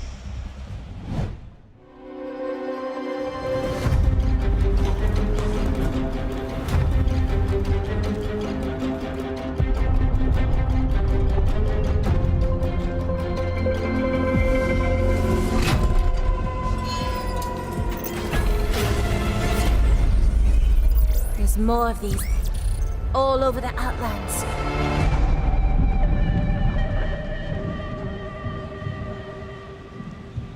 Always exciting. Those do so well. Millions of views in a day, and also carrying on the legacy that makes this game so interesting. The narrative team behind Apex is what truly has inspired a lot of the fandom that you see here today, and of course behind us on stage. Okay, one other big thing to mention that I'll tease is that we have some information coming up for Champs. That's right, the culmination of a year of competitive play in the ALGS, but we'll give it to you after gameplay. So make sure to stick around and head over here on this stream to make sure you get that info at the end. All right, we're gonna go to a quick break, but when we come back, we continue with the best Sunday in esports. That's our Match Point Finals. Don't go anywhere.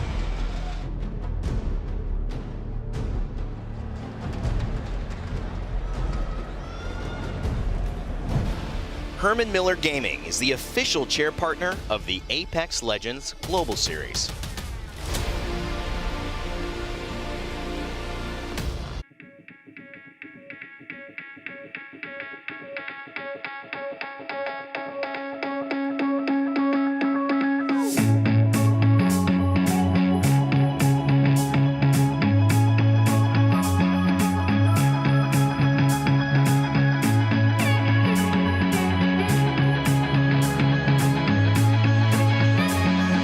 sure everyone makes it home.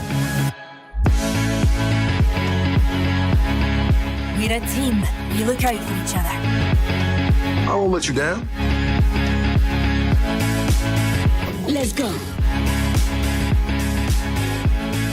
That was a sick game, dude.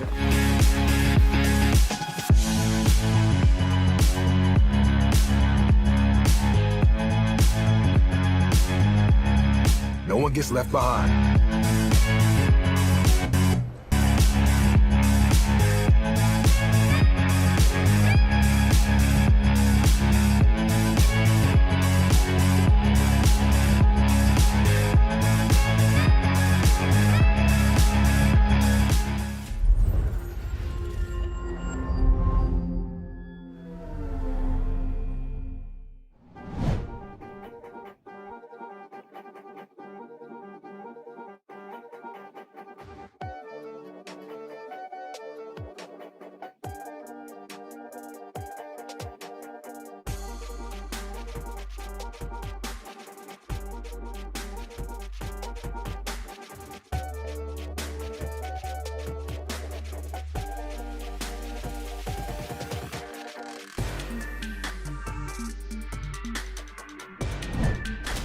WD Black, the official storage partner of the Apex Legends Global Series.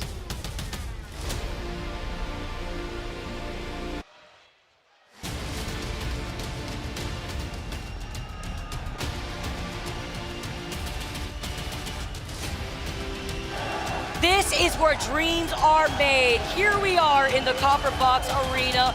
Few games down, maybe one more to go. We're gonna have to see. Currently, Dark Zero and TSM are sitting at match point, and we're moving on to game number 4 on Storm Points.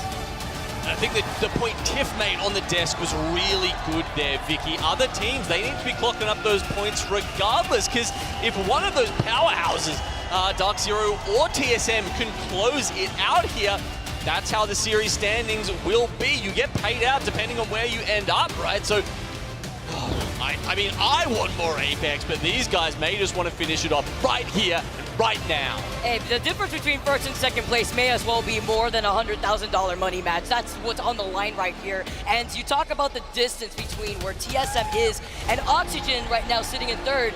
It's a huge point difference. TSM sitting with 51 points, Oxygen sitting with 30 points, everybody else right behind Oxygen. And it's crazy because in a game where there's some inconsistencies in a Battle Royale, the top teams do be pretty consistent. It's been insane, honestly. The fact that these guys have been performing at this level and just not dropping a beat. I mean, look, Dark Zero, they were a little lower down if we're talking about winners bracket yesterday, but how is it? How is it that Zero just always shows up when it counts? 2 championships, just came off winning NA, the regional finals, and you've got to remember, this is possibly the strongest that NA has ever looked as well, right? They have 9 teams in this final lobby, the most representation they've ever had. It's crazy. The NA is really coming out, but you saw the signs in the crowd, Apex South, Moist. They also need to come out. I know Genome in the back was talking about Moist, how excited it would be to see them pop off. I know he's also a big fan of Dark Zero out here too, but it's about seeing those consistencies come alive in these games. Yeah, I mean, look, they're both very exciting teams, honestly. The fraggers they have to surround those phenomenal IGLs. It's the same story for both teams, but it is for TSM as well. While we get ready, NRG, Sweet. Thinking what they have to do next to keep NRG on top. A team currently sitting in 10th place, looking at the series results right now to keep you guys up to date. For those of you guys now tuning in, welcome to Finals Day. Dark Zero currently sitting with 57 points, TSM 51, already at match point. These teams did start with some points in the bag after their performance yesterday, going all the way down and looking on the other side though. XSET, 17 points, sitting in 11. So many of these teams are Riddle Order, not having the game that they wanted for the first time on Storm Point. Now wondering, are there gonna be any contests to deny the opportunity from Dark Zero, TSM? I saw some friendly banter in the chat. Always fun to see. Sweet was wondering, you know, is OSRS gonna be available out here so I can put it on the side? Well, Sweet, you need to stay locked in right now. Dark Zero looking to continue their push from Mill over to the other side of the map. We're gonna have to see how this goes. Storm Point, we've already seen one game. There was a late contest in it last time, Vicky, right? We saw over at Bean some teams running into each other. A little bit of a weird one with the teams sort of looting the separate areas and then coming together over at the Armory. Let's see if those teams play this out a little bit differently this time. We've got a south to north drop ship. Always wondering about that. Is it close enough to Lightning Rod? Do they have to worry about the gravity cannons? Is one of the biggest points, honestly, when you're thinking about the dropship halving over here on Storm Point. Crowd getting excited now. Following through for our fourth game here. Second game on Storm Point. We've already seen wins from TSM, FC Destroy, and Dark Zero. Can they do it again? Taking a look at what we may see from early game action after what we already saw in the Armory last game. So chaotic to see how that was put down between Geo, perhaps Riddle Order here. Command Center also being the hot zone here for a lot of these squads. Moist is going to be able to definitely benefit off of that with some great loot, depending on where this circle is going to be going. Yeah, I'll have to see where it does. Obviously, it should be a good one for them, but we've got Riddle and Gumbare. Once again, they're going into similar positions. Gumbare are going to take the armor cave. There's a couple of bins there. Often has very good high-level armor in it. You can see early shots, and Riddle take the more traditional bean start. And being able to try it. Huge here for the future rotation that we're going to be able to see from that team. Riddle Order, again, splitting up that loot. Also nice to know that Mill has a lot of information between the survey beacon and the ring console for Dark Zero to benefit from. And we are moving down south out here towards Shipfall, so KCP having the circle advantage in their POI. It's definitely going to be a shipfall zone. It has swung as southerly as it possibly can here. We might even get one of those fun ones. Well, I call it fun. The players have a few words to say about that, but where it ends, like well out near the destroyed ship in the water, tridents become very important at this point because you need that cover to take it. Now, it looks like Riddle have managed to get into the armory this time.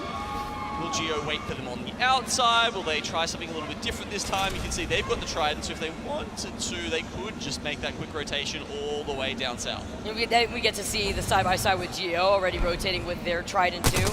Get some extra damage onto the flyer. That evil shield if you can. I also like how they've got the sort of budget Gibby shield there. Oh, right? Yeah, it's a windshield. Yeah. It's a windshield. Let's see who's going to be roadkill for Geo. And Dark Zero on the other side as well, already rotating with their own trident. You mentioned it perfectly, looking at where this next circle is going to be, which Dark Zero already has the information for.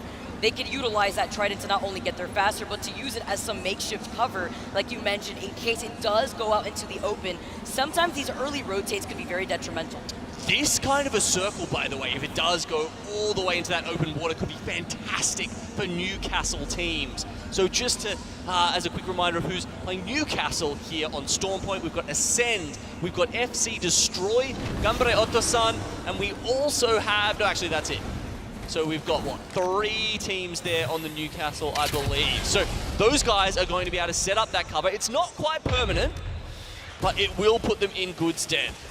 Definitely something that Ascend needs here if it works into their team composition. Currently sitting in last place as we take a look at Dark Zero, take it to the skies. They are getting shot at from the back because it really highlights how many teams have made their way into the south side of Shipfall. Now, something that Dia was saying on the desk is very important here, right? Teams at this level know the rotations of the other teams. They should be essentially counting how many teams come in. Okay, 6 teams coming in. It should be Dark Zero. We know, what spots they like to play. We know how long it's going to take them to make this sort of a rotation. And if teams are that switched on and they identify that correctly, they should be putting a little more stock in aggression towards TSM and towards Dark Zero, because otherwise we're going to be ending here in Game 4, Vicky. Oh, we got to see how this plays out. It's aside from the rotations too, it's also the team comps. Even though we've been seeing this comp that Dark Zero is running pretty frequently, so many of these other squads taking their time to rotate. Ooh, a nice little gold light mag here for Alliance to work with.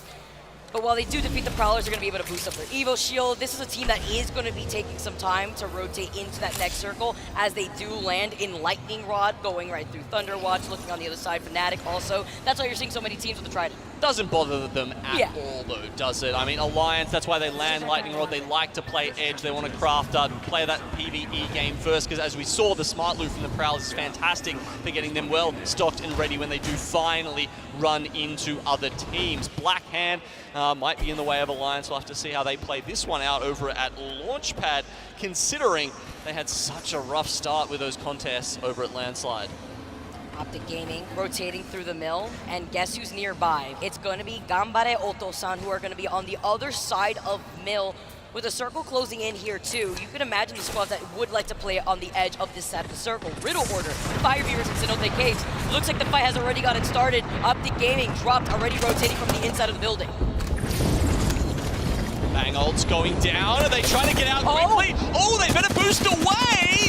They're actually going to reverse! A nice little handbrake spin there with the mobile shield to get away. Someone's been watching Fast and the Furious. No, they said skr, and they immediately rotated away from there. And it was a fight for the ring console too, by the way. That highlights Geo and Optic Gaming realizing the utility of Mill and what was provided to them there in that rotation. I just love that. You know, we always say how great the movement mechanics are for APAC North, right? And we've seen a lot of shoddy Trident drivers, even at the pro level. Damn, dude, these guys got to learn something from the APAC North, man. Flips the 180, instantly puts the mobile shield down. Those guys know how to make a getaway. That was disgusting. And even being able to get away with so much noise being made in the mill area, you can imagine that Riddle Order probably looking to get involved in the mill as well as trying to get the ring console. Now taking a look at Exen. Over to the north side, exiting out of Antenna. So many of these teams, TSM, Blackhand, Ascend, rotating out of these POIs. Exen, who are holding that choke point, could find themselves in a sandwich situation here. They have some natural cover right next to the gravity cannon. You can already see the charge rifle shot from the distance. Ascend coming in from the skyward dive. Gonna be able to also get the passive scan from the Valkyrie. Finding themselves a nice building which works into this team composition with the Watson and Newcastle. Not too bad at all. If they can find a couple of safe spots to put the Jenny down. That said, I think the ring will continue to pull further south, so Ascend, noting that, will continue on their merry way. You can see Pulverex lying in wait, and then there's some teams all the way out in the zone here in Cenote Caves. That's going to be Geo on the other side of Fire Beavers there, and Riddle Order, they've heard some shots as well, and they're looking. Geo, by the way, have gone back around, probably to still not give up the information of the ring console since they have the Trident.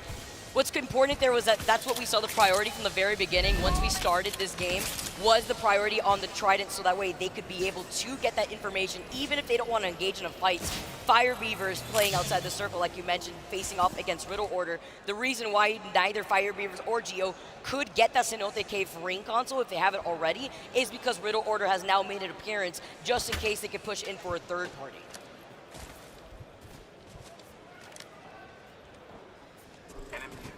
Xset making some struggles so far in this tournament. It's been a little bit up and down. They show, you know, signs of life to get back into this final day, but now they're sitting in 11th, 17 points.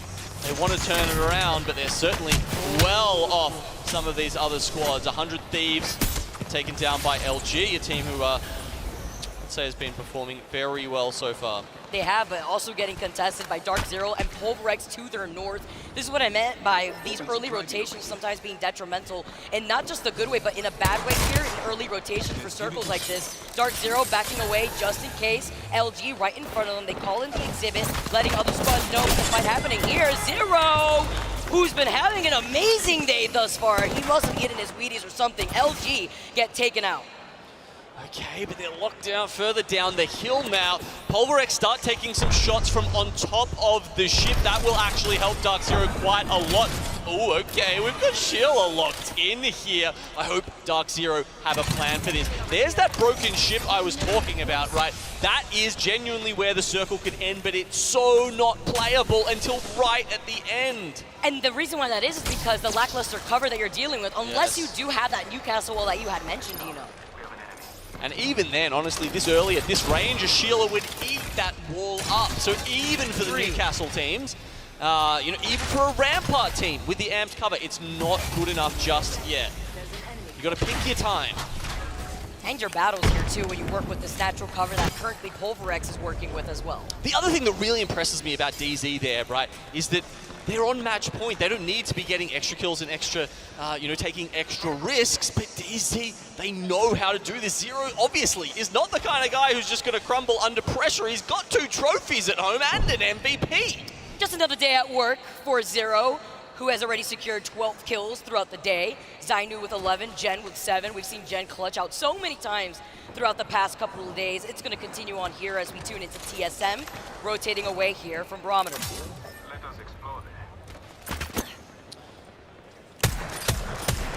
Taking some pot shots there on the balloon. Okay. Not too bad from TSM. They have been playing a lot of edge so far, but when they do make their way into the circle, it can be pretty devastating. There you go. The ring continuing to just go directly south. I think that adds a lot of credence to what we're talking about here with an open-ended water zone to finish. Looking at where a majority of the congestion is, Genome, Barometer where TSM is at, Optic Gaming, you can see Fnatic taking that more southern angle here to see those squads that have to rotate out of Barometer. It's going to be very difficult, is it not, here when you have to rotate through that open water if you want to take a more western approach to the circle, but then you already have teams like NRG, Oxygen, Pioneers who are already sitting down and holding into that circle as Optic Gaming have the L-Star in their hands, looking to take this fight in the middle against TSM maybe. Skittles with the Nemi L-Star. Can get an opening so quickly with that gun. 25 a bullet is kind of scary to play with. TSM not scared of the zone though, in the same vicinity. Oh no, that's not good. TSM though did recognize the third party coming in from Riddle Order, that's why they're backing away in time, but Optic Gaming still have the health advantage that they're chasing right behind them, gets the crack. And you saw they were so low on health, all of them are probably going to have to medkit right now. Meanwhile, Optic much better off and making the move up and getting good positions. They got the further place ahead in terms of the rotation, planning ahead, trying to cut them off, drop though, and not get to follow up onto Hal. Verhos retaliates immediately to knock to overextended ever so slightly, but they can't let them reset. No, they can't, but even if they just get one member, and let's say they can't get that back up, that would much diminish TSM's chances of finishing the game off here. Optic Gaming pushing in on this and getting so aggressive also is an indicator that Optic already knew that this is TSM here.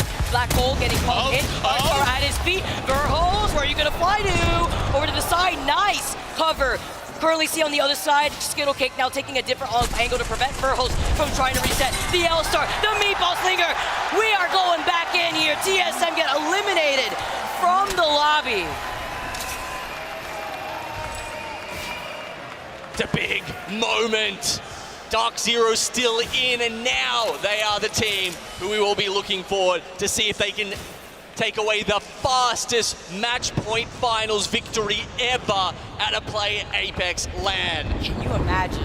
I like Apex. I want to see some more Apex. No speed run here, but that would be absolutely insane and not surprising if it was Dark Zero. TSM, one of our squads in match point, not in the lobby anymore. One left here, allowing maybe more squads to get right there too. Black Hand in a fight. Easy Flash gets deleted.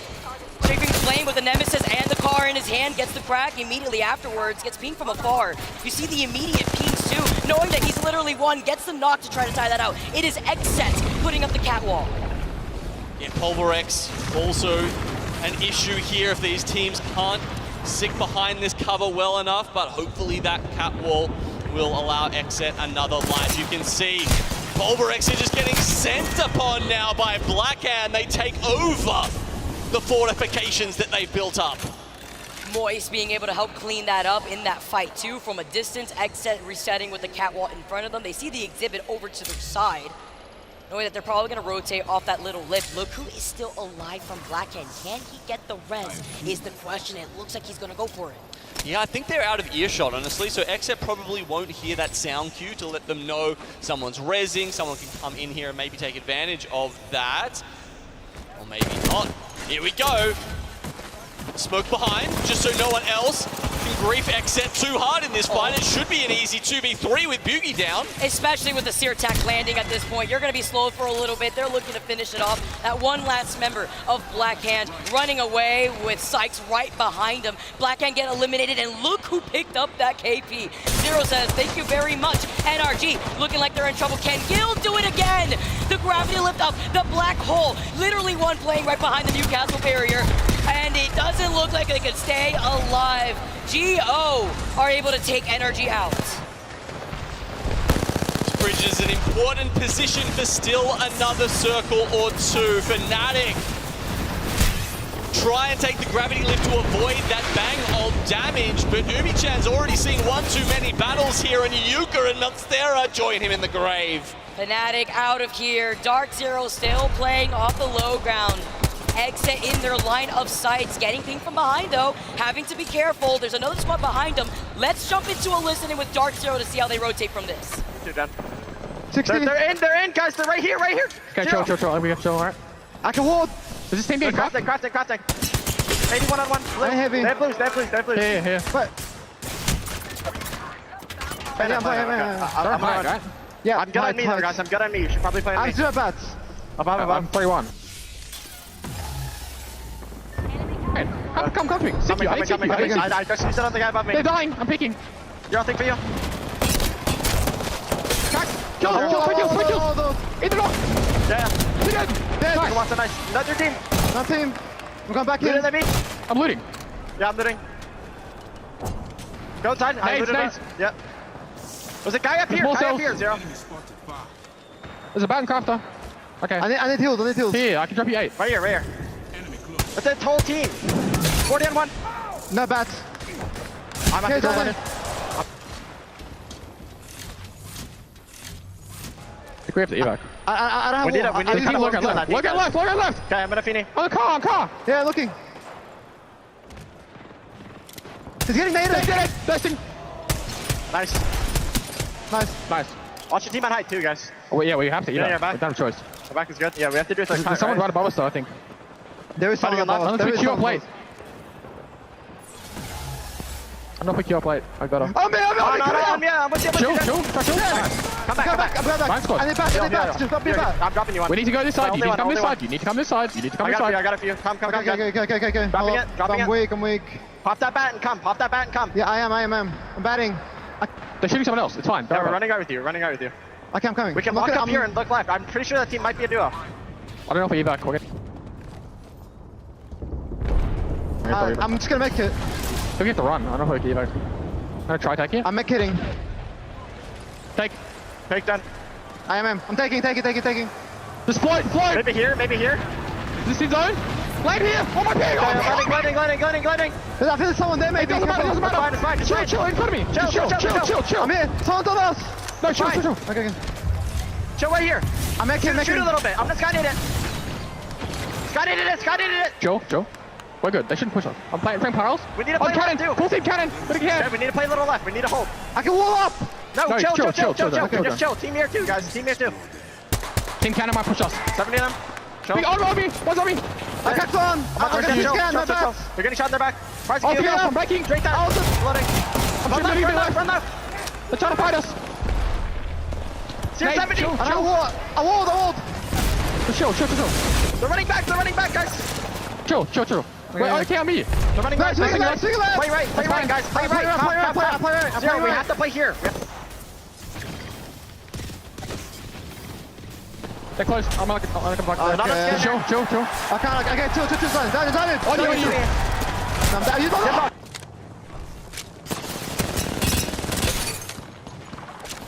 You can reset, maybe a reset. Maybe a reset. I'm gonna heal. No, don't heal. Res maybe. Yeah, res. No. Five! Push it. One guy. Flash time.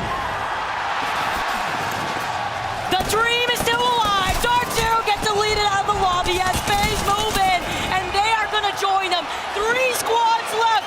Alliance keeping themselves on the board. It's going to be Alliance, Ops Oxygen Esports and KCP, who are alive on the other side. No one else looking like they can make it to match point by the next game, but certainly a couple looking to push up further. Oxygen sitting on 40 at the moment, might be the closest out of that. Actually, Alliance is just behind them on 39.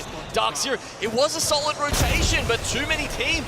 I don't know if they'd worked out if it was DZ or not. There was a lot of sending going on there. It was intense there too because FaZe was holding that back and the entire time. Catwalk coming in for Oxygen. Vayne looking low before he could pop a medi. Oxygen now moving in. Let's see if he can pop the shield back. He's going to start it right now. The ARCs are getting hurtled currently in Aiden's direction. The gravity lift. Alliance are in the best position to take care of this. They are just waiting for this to play out, but Pioneers have some high ground. And the ArcStars Nasky with these nades have been on another level. Currently, KCP holding the high ground means the gravity lift is what this squad's going to do to try to contest them. Alliance lose out on Yuki in effect. This is looking to be KCP's game. From the high ground is apparently it's just too much of an advantage. Oxygen stayed alive this whole time. Wow, the rat play does work out to grab them some points, but KCP and Nasky take center stage here in game 4. Let him cook! He is hyped! We're doing it, boys! You can already hear it in the Nasky comms! Lifting his team up in the air as the pop-off comes in. KCP, game number 4 are your winners.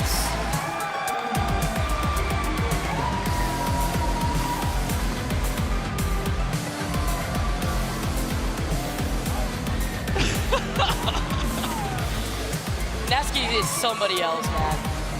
One of the most friendliest personalities in the scene, by the way. He is him.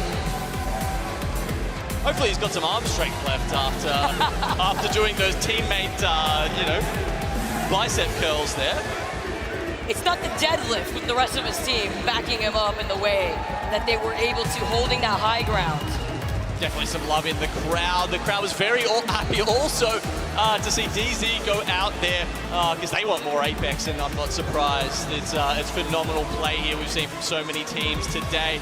Honestly, DZ did play that pretty well at the start. Yeah. We saw them ranging out, right? Taking out teams left and right. And I think that was a really important decision early on, Vicky, because with how open that final circle was, the more teams that get stuck into it, the more chaos there is, the less chance you've got of playing that out as you want. I mean, teams will just have to push you because they've got nowhere else to go. So I think it was really good of Zero to lock in on that, to understand the win condition there in a strange circle like that, and then try and make that happen, even if that means they have to play a little less conservatively at the start of the game. Even with the voice crack, hearing the comms is incredibly hype, all right?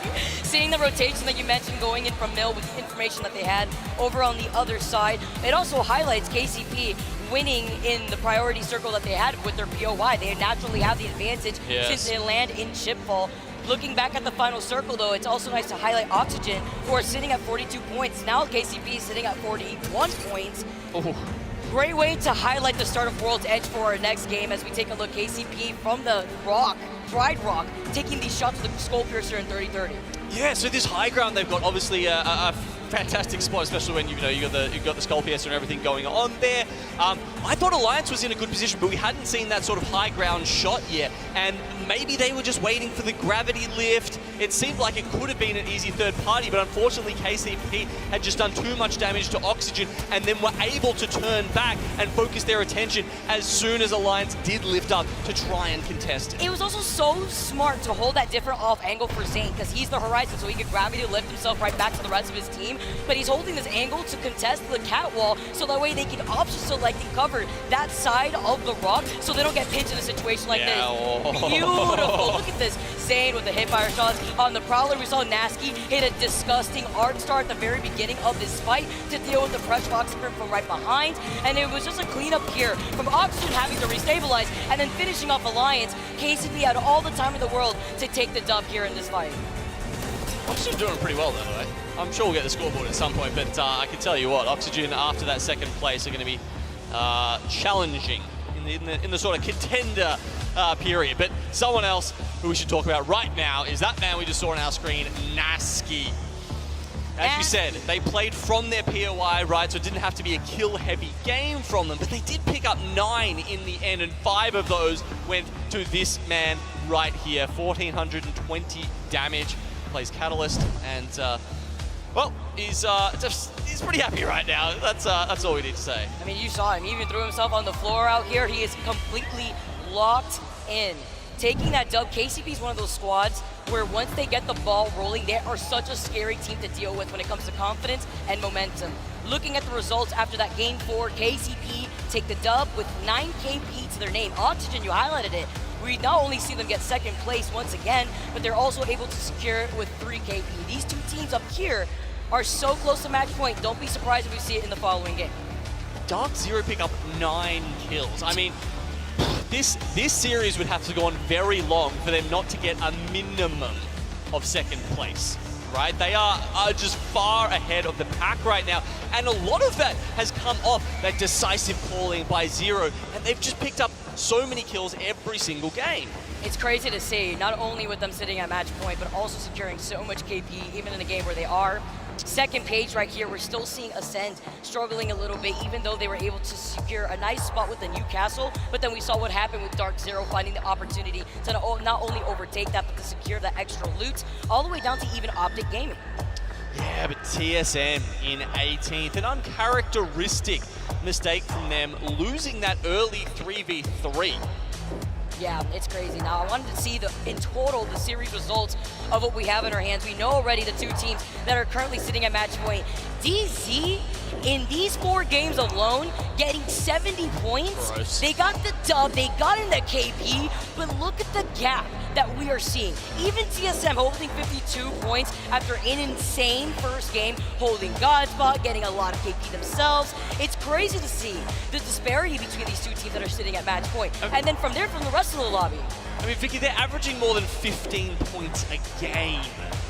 Most teams, most elite teams over a season will average about 9 to 10 points on their best map.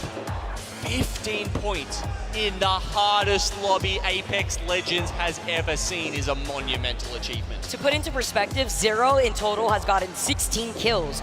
Jen Burden has gotten 12, and Zainu has gotten 11. These fraggers are absolutely terrifying to face off against in a lobby, but they have to take the dub in the game to secure that victory today in the playoffs. That was game number 4, our final game on Storm Point. We are moving on to World's Edge, and that's going to be on the other side of this break. You don't want to miss this.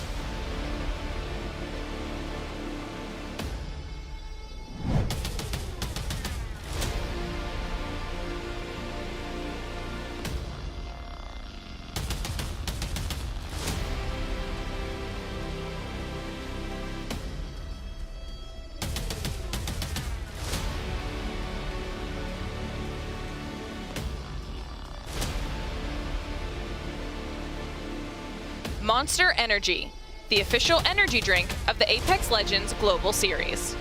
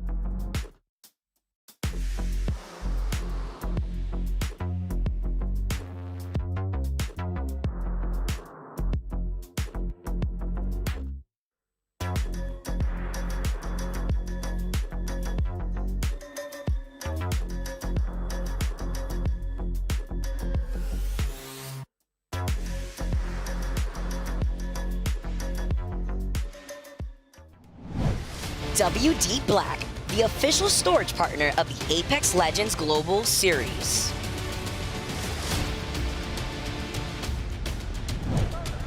Make some noise, everybody. We have two teams sitting on match points.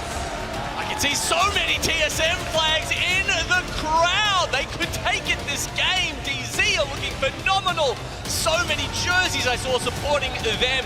Two of our best team, two of our crowd favorites. It's going to be a big day here, and 4 games in, Vicky. So many more hopefully to go as we make the transition into World's Edge outside of Storm Point. The hype has not died down. TSM fans in the crowd are roaring. DZ is looking to make some waves, and they got Oxygen and Pioneers right behind them. Moving on to World's Edge, we saw the contention from the very beginning, game number 1 against TSM, followed by FC Destroy coming in to take game number 2.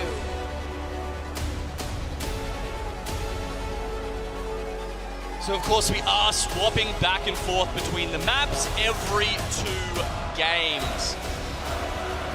Good on one, not good on another. I mean, the teams who are winning, they tend to be pretty good at all of them. But that said, I mean, you know, it changes a lot for some of these teams. TSM, of course, they're very happy to be home on Siphon here. You saw a little bit of trouble there in that last game, going out in 18th.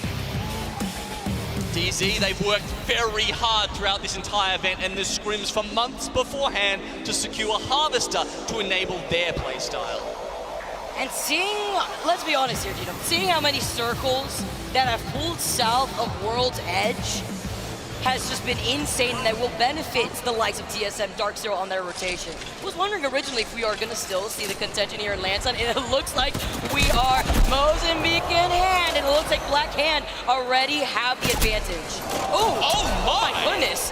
The PK, Gambare, they heard me, taking onto the heavens here on the platform. You can't get anywhere though, the Mozambique enough to do enough damage to get that knock. Is high ground enough? They're going to try and get the res. They hear this though and they push in immediately. Headshot with the Mozambique! And Blackhand get one back on them. Gambare, you've taken it back to the lobby. Thanks very much. Blackhand now gonna come out on top of this fight. Beautiful here as they need it. They're currently sitting in 19th, Gino.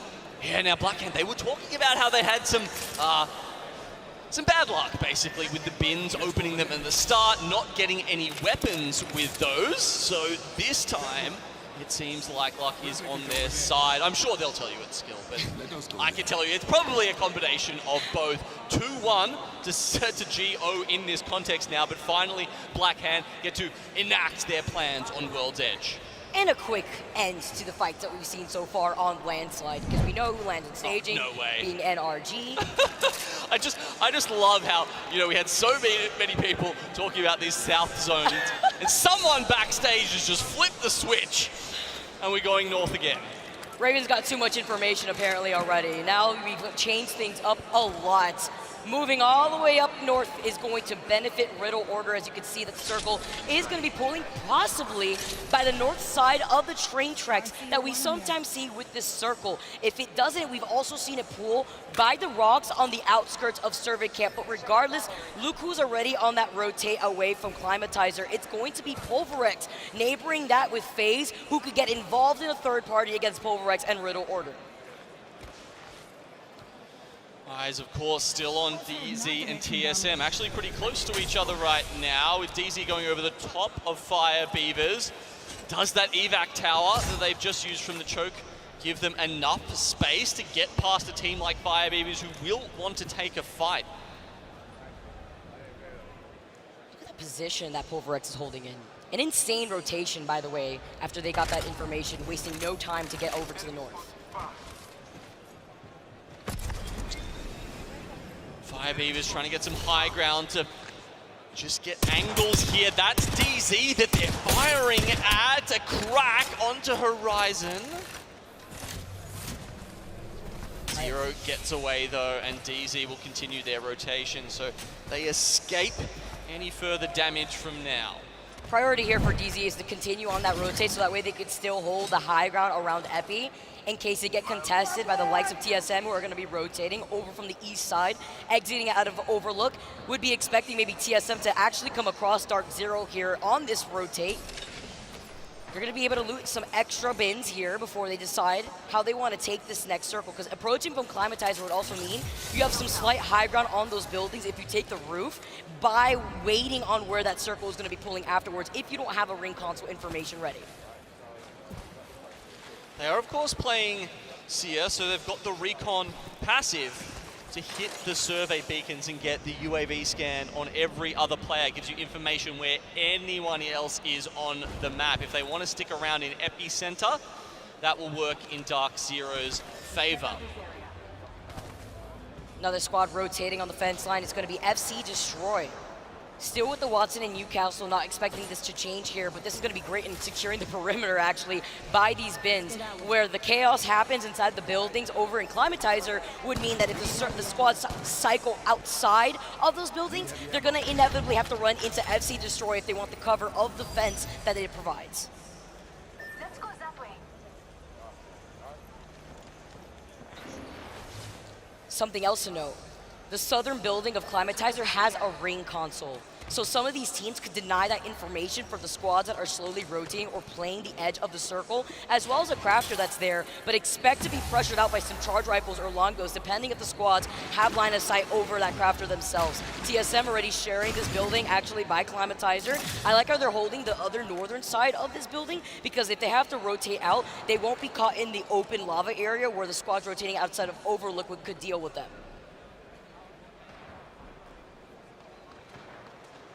Couple of teams in survey, as well as the ones we're seeing here in Climatizer. So not everyone packing the same POI at the moment, whether that's because they feel there's less playable space or some teams are actually just reading these zones differently.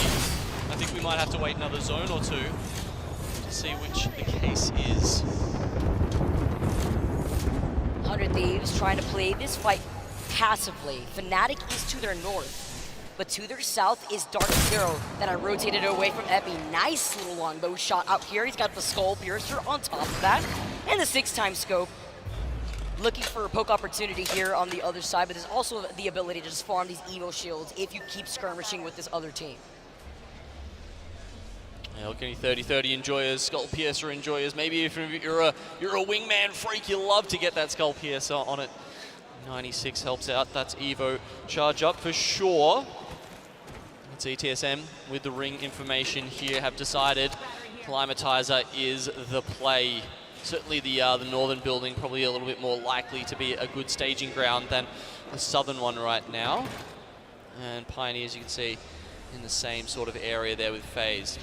I like this Overlook because we currently see not only is it KCP sharing this building with TSM, it's also going to be FaZe, which is what I mentioned with FC Destroy now holding the outside perimeter with those Watson fences. It's going to get messy very quick, because even if FaZe, KCP, or TSM rotate through the back end, they're going to be in the line of sight of Pulverex, who could bunker down because they got the Loba to secure more loot, and because of the fact that they could play more of that bunker down playstyle with their composition. Yeah, Pulverex really good at utilizing that Loba.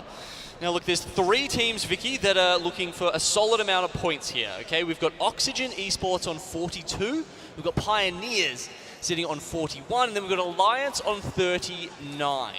They're 3 teams to think about, because they could be the next ones to get to match point. Keep your eyes on these squads. Some of these teams that desperately need points, playing by the edge, playing that more patient play style like we've been seeing so far throughout this tournament from FaZe. They also need to be able to secure the KP that they need, so that way they can also get close to that match point border. Dark Zero rotating through the train tracks. Also going to be able to see if there's any other teams in this area, which we've noted, Fnatic holding this position right next to Dark Zero. but it can also be difficult. Genome, you mentioned that sometimes when these areas have already been taken, especially that north side of the train tracks, if you rotate too early in a circle like this, you're going to inevitably be pinched. So you need to be careful. This is a tough position. I mean, you can catwall out here, but you probably have to expose yourself quite a lot to even, just put that up and lock off a 3v3 with Fnatic here. This is unusual for Dark Zero in them having to play from a position of disadvantage to try and make their way in. They do have the jump tower there if they do want to take that. That is to say, if they get pinched in the next minute and less than 30 seconds once the circle closes in.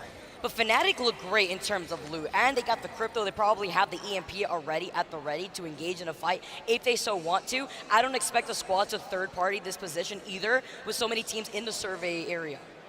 So it looks like Dark Zero may even just be playing for the evac tower here, Vicky, to go for this and then perhaps pop all the way over. They've got a little bit of time to sort of make that decision. I'm reading this as a zone that's probably going to end up at the big sort of weather tower north of Climatizer.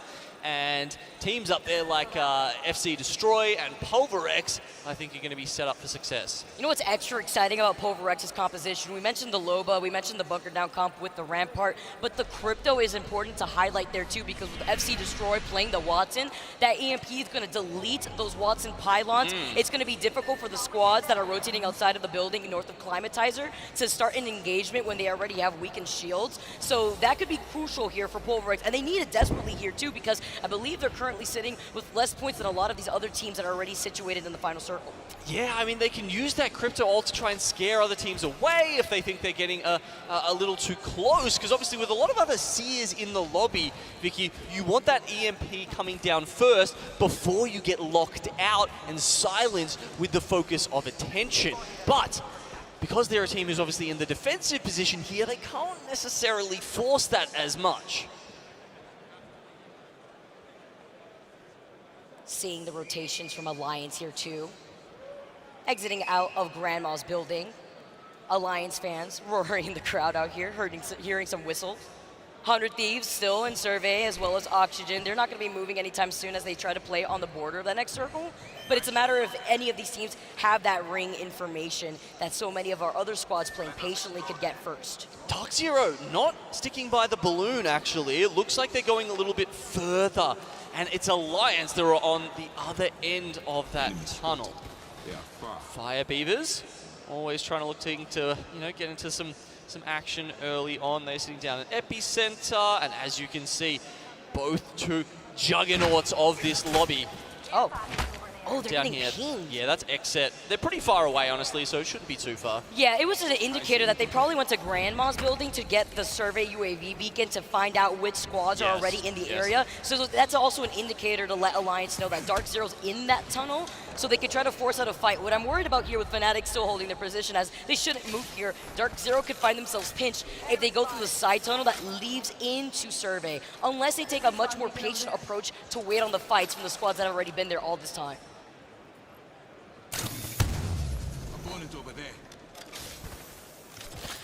Xset coming across from Skyhook West and Trials. Blackhand actually all the way outside the ring now, so probably besides Xset, one of the teams furthest away from where this game will end up. Looking at nearly 300 meters, making sure he could just ruin the fun and waste some meds, because he's got the gold Evo. If anything, he could technically boost Nocturnal's Evo shield up with this charge rifle and 6x scope. But it's letting other teams know that there is a team over to the south side of Survey that are going to be rotating, adding in some extra pressure. 100 Thieves now have rotated into another building of Survey, while Oxygen are going to have to start rotating soon. That is Dark Zero that Xset is shooting at currently, still in the tunnel. TSM still very happy up in their Siphon building at the moment. They won't be a factor until later. It does seem to be Dark Zero who will have to make the tough decisions earlier on in our Game 5.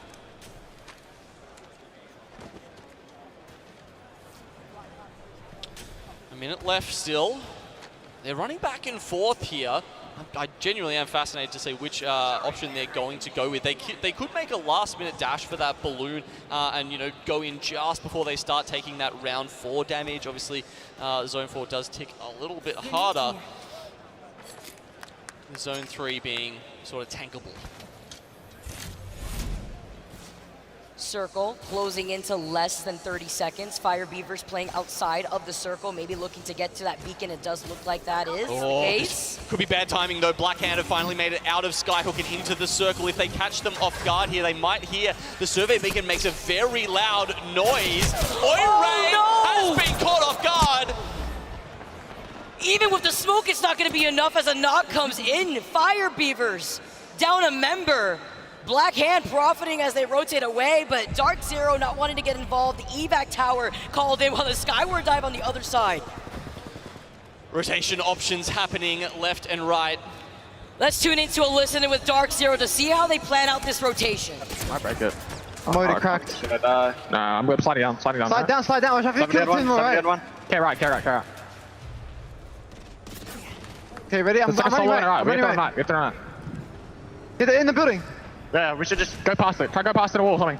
Okay, like right? Yeah, just do something. Okay, the wall. Wait, I can kill him. I'm weak. Okay. They did it twice. I'm at the caravan. Outside caravan.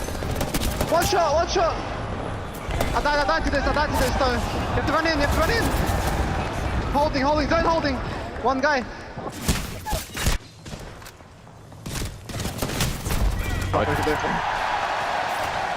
One of the squads in the lobby that have been at match point now taken out. Dark Zero meet their doom on a very difficult rotation. The man with a plan. I think that's usually a good name to describe Zero, but here he doesn't find a way to take his team north with them. That was never going to work. There were so many other squads either already in survey camp or also making this sort of last-ditch effort to try and get into the circle that Dark Zero had almost no chance to pull in from there. That's why with so many teams in this area alone, surprised there was no Hail Mary on the balloon as we tune into LG. Also some Goayanya with the beam gets taken out with some height. Nizul, the only one alive for this squad. The Cossack Pharaohs trying to provide them some comfort and some extra cover. See if he can do it as NRG also get deleted in the feed by LG. They come out on top here. They got the power weapon in hand as Oxygen are trying to rotate in. Yeah, and they've got the high ground as well. Remember, Oxygen only 5 points away from hitting match point here. These kills could be crucial. See how Oxygen plays around the respawn beacon here. Vayne in a lot of trouble. Oxygen though are out in the open. Yes, they had the high ground advantage, but look, LG on the other side. Have the natural cover of the rocks. They could not get Jaguares back up. Nizul though has been playing off this rock so beautifully, but Yanya needs all the help. You can see the ping, probably a broken player on the side of Oxygen. Digi-Threat in the hands of Vayne, playing right through the bank smoke. Aiden also in some help and still managed to stay alive. LG out of this lobby and Oxygen now, just 2 points away. Rather now hitting match point right now. Had they done it in time though, we do see the gold knockdown able to res them, but they're right on the edge of the zone. They need to get in. It's going to be such a hard rotation. 2 more points left for LG to hit match point. They need to get 2 more KP or placement points as the rotation now comes in. Alliance north of 100 Thieves, shrinking for 100 Thieves. They don't have the natural cover of the rocks unless they go to the right. Oh, both of the teams might struggle to get out of this one. As you can see, Alliance try and stay ahead of the zone and ahead of the game. Whoever wins this should be able to make it to the train cars just to the northwest of them, but they've lost effect. The circle doing so much damage, bringing tears to the eyes of Alliance.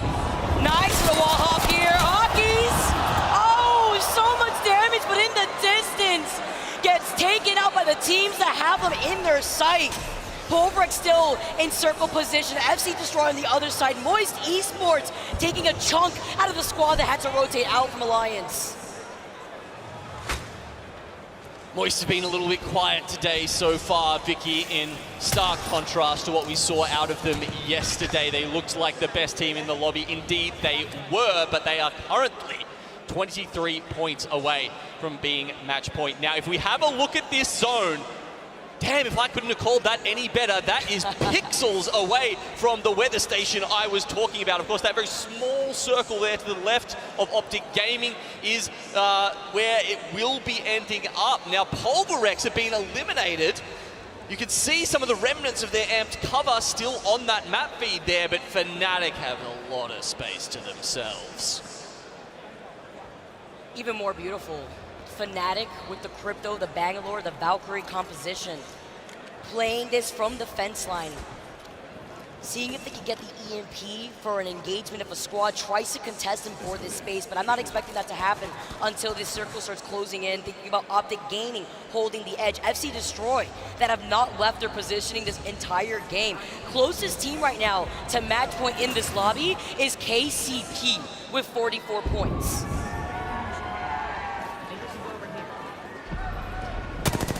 All right, it's about to go down here on the south side. Vicky FaZe, TSM, Exit, and Pioneers all coming out of the building at the same time. Moist are on the west of this and should be able to pick up some free points here. They are going to look on with glee as ArcStar's ult nades, everything come out from these four teams. Oh, TSM reps getting double knock, taking out FaZe alongside Imperial Hal. The black hole gets called in. He's trying to dance around. He's forced to go into the circle, the gravity lift to take him up. He's taking so much damage off the health alone. Can't walk behind him, but you can't get out of the line of sight. Anyone feel like a game 6? We're going again here. FC Destroy are the ones who come out of that alive. Moist also do very well. Both of our match point teams now are gone. Optic, they played this really well, hid in a corner essentially on the right side of the map, and now have decided to make their move. They've got FC Destroy locked in behind that wall, but Exit are right next to them. 5 squads left. Let's jump into a listening with Optic Gaming holding circle advantage. Think from us. Yeah. I'm safe. I'm really safe here. Here, drop. Stare at my ping. Yeah, they moved to us. Yeah, Bang got knocked. On me, Horizon. Coming. Front, one. Dead. Nice. Another one, no anything. Swap. I'm still a duo on the fence. Still a duo on the fence. Yo, gold home in this box. Need light. I got light. I'm holding our right. Dropping swap. You have ult? They're playing Horizon ult. Okay, you're gonna Horizon ult the duo. With his free kills, I should say. Okay, fine. They climbed up? They have to move. They're gonna put their just spray down.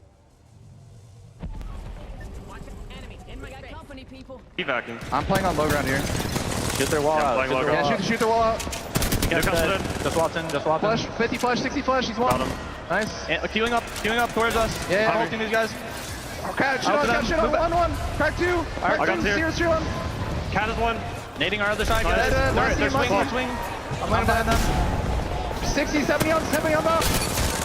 You go crazy, knock. I got the ball. Nice. Play aggro. Crack the swap. I have knock for you. They're aping me. Knock for you. 1v2. There's a gold swap on the ground. You can climb up to left. Me. Yes, climb up left. You just got a bat off left.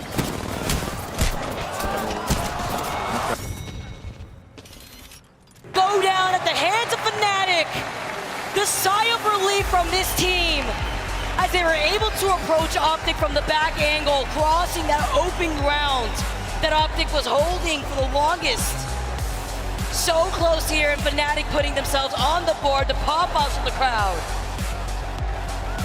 Patience pays pounds here for Oxygen, who almost get it to match point, but it's Optic Gaming who come out on top here.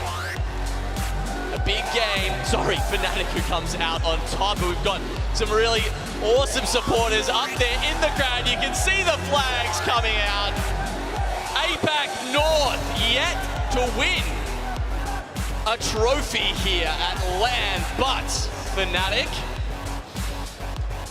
slowly pushing their way to change that narrative.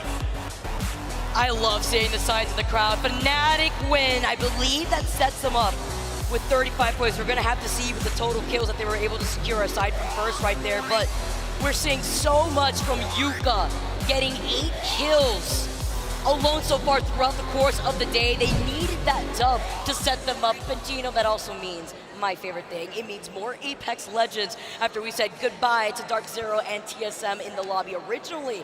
Let's see the final circle playthrough and how Optic had to play that originally, and seeing how Fnatic also approached that. It was good timing on their part here too, because they saw the fight opportunity open up for them to rotate in. Now remember, these guys had about half the circle to themselves coming into this. You can see very hard cover fantastic positions for them to be in. There's still 4 squads alive at this point, and they do actually let Optic Gaming do a lot of the work. That's FC Destroy. They've got a flimsy mobile shield, does not hold them out.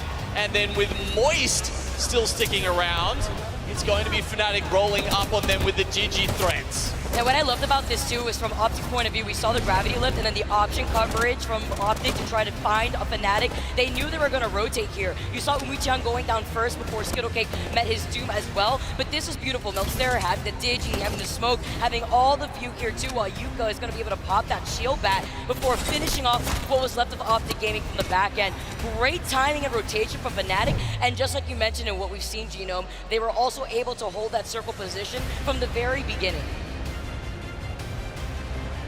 Optic did well there to get into that top 2, but unfortunately for them, Fnatic and Yuka, we had an interview with him earlier, one of the most mechanically gifted players, known primarily, I would say, for his movement mechanics. He looks like he's playing a different game. I mean, he is Spider-Man. He's so humbled there too, talking about what a good friend Umichan is for him, the way that this squad is so cohesive, looking at the damage output that everybody has put on this squad, as well as the follow-ups that we were able to see from Meltstera.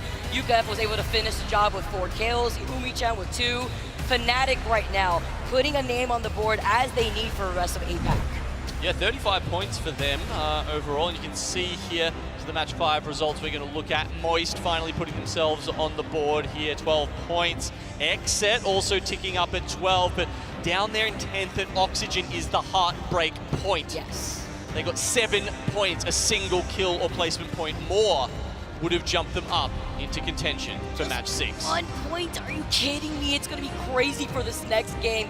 Looking at this second page now, LG Chivas did get 3 KP, Alliance 100 Thieves as well. Also nice to note from that first page, KCP just a few points away from also sitting at match point. They currently have 47 points, which is going to mean all the difference. All the way at the bottom, that 50-50 that we keep seeing on World Edge, GO are the ones to say goodbye, not going to be able to secure the extra points that they needed when they were currently sitting on 15th now overall, as we took a look at the series results here. Yeah, even with only 2 points, Dark Zero still stand head and shoulders above the rest. TSM, again, can't quite make it out. They're just not getting those favorable pulls. And, I mean, you know, these final circles, obviously, in this sort of a lobby, everyone is playing very good Apex. The macro is impeccable, and finding those power positions where you don't just have to make a gamble, because we saw TSM coming out of that building. It's a bit of a gamble, Vicky. There's 4 other teams around. You got Moist beaming down on you.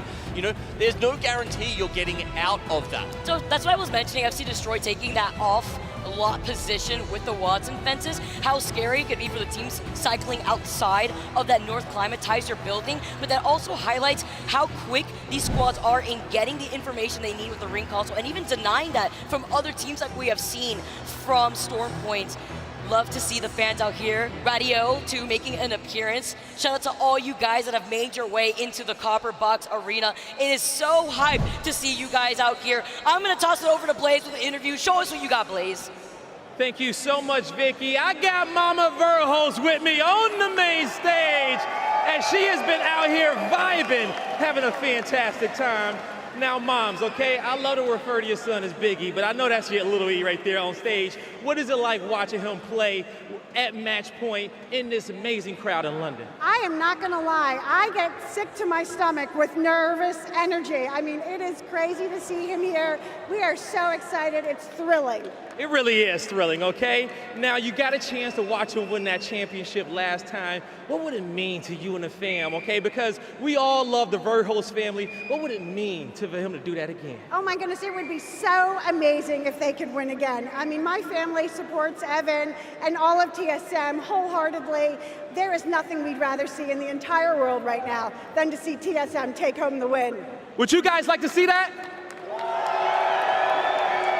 Now, your family gets so much support here from this community, and TSM is going. What do you want to say to the TSM fans to get them hyped up going into this next match? Oh my goodness, fans from around the world have come up and said hello to me and said that they're fans of TSM. It has been so exciting. I just thank everyone for the love and the support, and go TSM! Go TSM!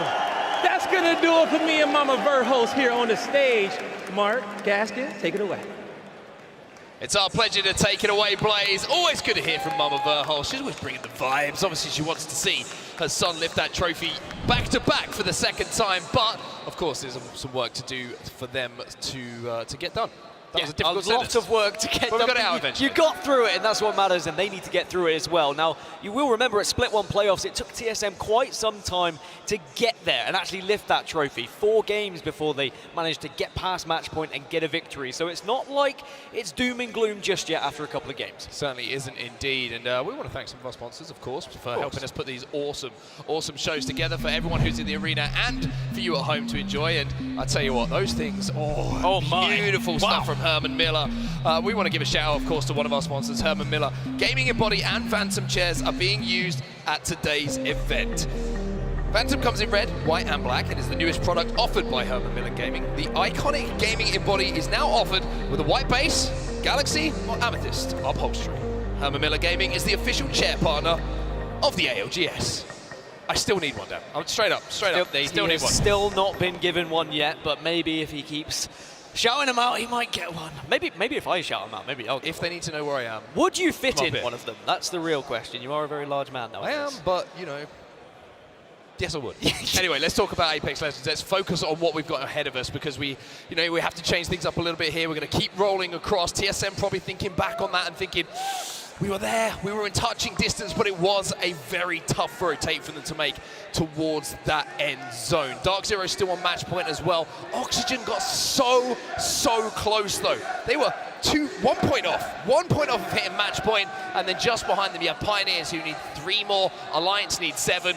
You get the feeling, Dan, that if TSM or Dark Zero don't get it done right here, right now in this next game, then all of a sudden the shop floor is open and we're going to have a bunch of teams joining them. Well, one thing that Dark Zero are doing very well at is still accumulating points. They have 72 at the moment, so they are first in the table. Even if someone was to kind of sneak in and take that first place away from them, they'd still be in a healthy second as long as they are getting those points.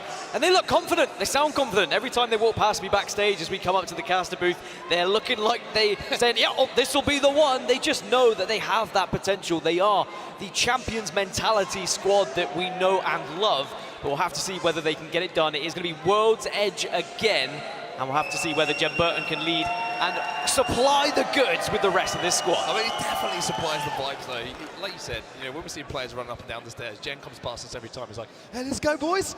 He's ready to get back on the stage and see if he can be in position to once again lift a trophy. But we've got to talk about what's happened. We've got to talk about where we are going. World's Edge will still be the battleground in our match number 6 here. TSM, FC Destroy, Dark Zero, Pioneers and Fnatic in that last game, all with wins, but no wins that guaranteed a championship. Just to let you know, Dark Zero have yet to find a win on World's Edge so far this tournament, so Storm Point is their better map, but at the same time, at some point, stats go out the window a little bit when it's Dark Zero because they just seem to clutch it up at that final moment and always show us how it's done when it comes to match point. But I think it's very important for both Dark Zero and TSM that they are still the only 2 teams on match point. But if they don't get it done here in 6, we're going to start to see several more get added to that roster. And then suddenly it becomes carnage in those final circles. Who am I fighting? Are they on match point? If I lose this, will we lose the tournament? It's much easier to focus and try and assess things when it's only 2 teams who are on match point. Also interesting to point out as well, is this something that Oxygen will look back on in that last game to get just 1 more KP, and we could have been there. Pioneers as well, extremely close to joining them on match point, and maybe, just maybe, Pioneers will be able to get it done. They don't look worried about things though. Look at Nasky right now, chilling. They got a massive victory and had a massive celebration as well. I mean, so much adrenaline pumping through your veins when you do find that victory. Yeah, we're talking about you, bud. Thumbs up. Can't hear anything though. I think people, he wants to get the pit. He doesn't get out of his seat anymore unless there's more noise in the arena. It's probably been, yeah, it's probably been told off. It gets a little bit louder than Nasky will give it back. Jumping around, almost broke the stage at this point. But the Pioneers, they played 6, they've won 1. A lot of kills and assists. The Pioneers, I mean, they put themselves in a real shot of getting to match point here. Just a few kills, that is 1 team fight that you have to win. and then you were on match point. Now, if they were to achieve that in the early stages, you start to think, right, where do we think TSM are? Where do we think Dark Zero are? How can we maybe cut them off on their rotation? Will we be able to find them, shut them down, so we can get into that next game and put that match point eligibility onto effect? One thing that was interesting to kind of note for the last 2 games, by the way, oh my goodness, that is the official dance of the Apex Legends Global Series. I'm not sure if I can say that, but this is the series results. And I want to talk about the zones, as you can see the scores and where everyone stands at the moment, because the Dark Zero and TSM, they were 2 tough zones that we saw on Stormpoint and World's Edge for them to close out that match point. And even though both gave it their all and almost managed to get to that end game, it was just maybe just a little bit too much to ask with that zone and having to do it all. But a little bit of a shift, and we see one of those zones. The interesting thing is that comes maybe a little more central. Maybe we see a Siphon zone, maybe we see a Harvester zone. Both of them are so close to each other as POIs here at World's Edge. They're the 2 match point teams. That's where they're going to be dropping.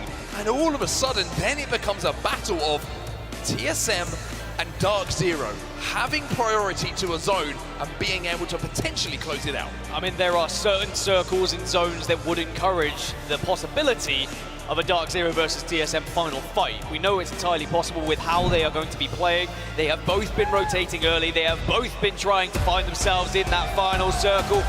Match 6 is locked and loaded, ladies and gentlemen. It's time to see if we are going to crown a champion, or of course, are we going to keep on rolling into match number 7? This could be it for Dark Zero or Team Solo Mid. For the rest of the lobby, it's about joining them. It's about being part of the cast that could potentially send it another game where they could become champions. DZ and TSM, the 2 teams who can win it right here, right now in match number 6, but just behind them, Oxygen, Pioneers, Alliance, Moist, and Fnatic. Even FaZe down with a win here. You would say maybe pushing themselves past that 50-point threshold as we start off with the contest once again. Yeah, whilst everyone else gets looted and booted, it's Blackhand versus Gambari Otazan. Round number 4 here, as Blackhand have already lost 1, but it is a trade straight 1-for-1. And every single time they try and take that height, Gio. Knocks on either side at the moment. Blackhand still have 2 up. Going to double push the height though. Player's going to drop off, and I'm pretty sure that's going to be the win for Blackhand. Gambare Otazan are going to be eliminated, but is there a third party in the vicinity here? Fire Beavers have heard this. They know the contest is going down, but are they close enough to capitalize? I don't think they had the weapons to really try and take this fight. They definitely gave it a good effort, and you could see the pings from a distance, but because they weren't able to close that gap, because the fight was finished quick enough, Fire Beavers are going to have to back off here. Very interesting to see. It's actually 2 players from Fire Beavers. This is a deliberate strategy, because over in East Fragment at the moment, 1 player's still there. And that's going to be 9 Impulse. He said, you know what, Taskmaster, all right, if you can go and influence that fight, if you can clean up some KP for us, go and do it. It's risk-free. And when you were looking across, like you say, in the weaponry they're trying to do it with, you know, Havoc with no attachments, you kind of got the idea that this was a deliberate ploy from Fire Beavers, but just didn't work. Well, you can see where the circle's going at the moment. It's a good one for Dark Zero, who are Harvester, an amazing one for NRG, who are landing down towards staging, and Dark Zero are already making their move, as are TSM on the map, who are just going to be shadowing them over towards Harvester. So this is interesting. Our 2 match point teams moving very quickly, but look where TSM are landing. Pioneers are not so far behind. Yeah, it looks like TSM are going to land inside a Harvester, and you're talking about priority to zone. Well, you've just seen it on the right-hand side of your screen. Dark Zero and TSM both have priority to this zone. NRG staging, that's their home ground. They're heading over to Mirage Etoile at the moment. Blackhand now moving through Landslide, but this is where we expect to see a lot of the action taking place here. Over at staging, like I say, this is where NRG like to drop. Yeah, Dark Zero have already found a home on the train tracks of staging, and there will be certainly a team who takes that building. Now, because NRG didn't have that ring console, they have moved away to Mirage Etoile, so they won't necessarily have known yet, but will quickly return to staging once they get that information. It may be that TSM take that building shortly. As for Oxygen, they're still making their way down from Lava Fissure, and actually they might come into contact with NRG. I want to correct myself a little bit there, Dan. I said NRG love to drop over at staging. They maybe change their minds on that. They'd have to drop over at staging at the moment, might be a better indication from what we've heard from the 3 players. But Pioneers, we talked about their rotate. Well, TSM are now inside of staging. Pioneers are up on those tracks, and Dark Zero up on the hill house, just to their west. So NRG, who may be trying to control the height, expecting it to pull down below them, onto the kind of geyser little setup that you can see in front of you, those 3 snake-like buildings, decided if we can control the height for the entirety of this game, then maybe we could be in a good position. But like you said, no ring console to play with here. Yeah, they did have the survey beacon, so they saw a few teams moving, and now maybe they're getting that information that actually their drop location is where everyone's going to be arriving. It's a frustrating one, but sometimes that happens when you don't have the ring console, as already staging is getting very congested at the moment. NRG did consider taking the fight with Oxygen, but Oxygen are going to be more than happy just to wait this one out. They are 1 point away from match point, so they don't need to force anything. All they need to do is get into the top 15 here, and they will be on match point. Such an interesting mentality if you're thinking about what Oxygen Esports have to do in this game, right? It's like, yeah, we need 1 more point. That's what we need to do. Cross, get on to match point, get that 50. But then you're thinking, wait, we can't afford to let someone else win this game who's on match point already. So it's not just a case of getting 1 kill. You still have to try and win the game to deny either Dark Zero or TSM doing that. LG Shibas in front of us right now. They're making their rotate as well, all the way over from launch site at the moment, but they've got quite some way to go. We are going to start to see a few teams get a little bit antsy. I mean, Firebeavers, their drop and their attempt at third-partying was a really big display of that, of we need to start getting kills. We need to have a big game to catch up these front runners, because we are falling far too far behind. They're on 13 points at the moment. If they want any chance of winning this tournament, they need to be winning this game, and it has to be a big pop-off one to get close enough to match point. But most importantly, of course, denying the victory is now Blackhand and taking this fight with Alliance. Alliance, they're going to be eliminated. Alliance go out early here at the hands of Blackhand, and Alliance coming into this game only needed 7 points to get onto match point, and now they will have to watch from the lobby. We mentioned TSM and KCP a little bit earlier as well, and how close they were to each other on their rotate. We'll look at the kill feed. House just taking down Naski. And that could be such terrible news for KCP. Remember, they only need 3 points to get onto match point as well. So they will be trying to just go for placement, try and survive, but it looked like TSM were able to catch them on the cross. And now KCP are going to have to try and survive as a 2. But TSM have posted up inside of staging here, as Hal connects with a big triple take shot. That was a headshot that certainly rocked whoever it was on the other side of it. And now doing damage under that bridge. Triple take, probably one of the most undervalued weapons in my opinion. Not only is it the long range, consistent damage you can do to level up the Evos, but up close and personal in comparison to some of the other snipers that you can use, really does become a little bit of a pocket shotgun. So we can see there, TSM on the south side, Dark Zero on the northern side over towards those tracks, or actually switch those over, it's just on the screen it's the northern side, but technically they're on the south. You asked for a circle that was central enough that could involve both of these teams on set, and we have exactly that. Both Dark Zero and TSM are in a spot where they could win. But there are still 16 more teams who can disrupt that, and there is about 8 other teams who have already found their way into staging 2. Pioneers eliminated as well. Wow. Pioneers are gone. Wow. They needed 3 points. So that's 2 teams who were in the chasing pack that we almost kind of assumed would get there with even a below average performance, have fallen early. Now you're looking at Oxygen Esports as the closest still to being able to cross it, but for Dark Zero and TSM fans, you're smiling right now. The closest competition has fallen early. Whilst it might seem easy to get top 15 for Oxygen here, just to get that 1 more point, we've seen it so many times when teams are this close and they're not able to achieve it because they play too passive, because they're not able to get into the top 15, because everyone else is going to be playing in a way that really disrupts their approach. 2 teams would have to be eliminated for Oxygen to get that extra point. Riddle Order and FaZe are going to be moving in and rotating from the northeast here, but I don't think they'll have to fight because they're going to probably run around one. It's such an interesting zone, this, just to see where people are placed and the power that a ring console at your POI can have.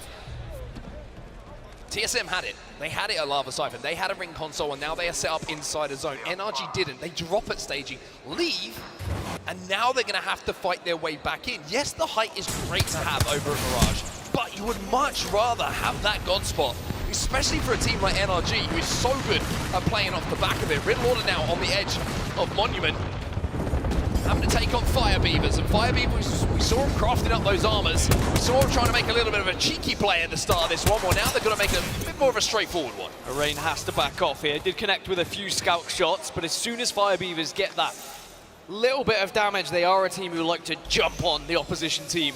At the moment, Riddle Order are just backing off further and further. They do not want this fight right now, but Fire Beavers are continuing to push forward. Taskmaster has his shields broken. There's the ultimate coming in from Bangalore. The smoke goes in and trying to use the Digi here. Got an impulse to get that initial knock to block the sight. Taskmaster trying to fire blindly, and now Night Impulse has gone down. Yu-Gi-Oh gets that first kill. He'll get the finish as well. Can they level up the numbers here? It looks like they're going to turn it into a 2v2. Taskmaster and Ryan doing what they can to keep Fire Beavers alive here. Yeah, if you want to have a chance of getting a match point, you've got to start winning some of these engagements and getting to the late game.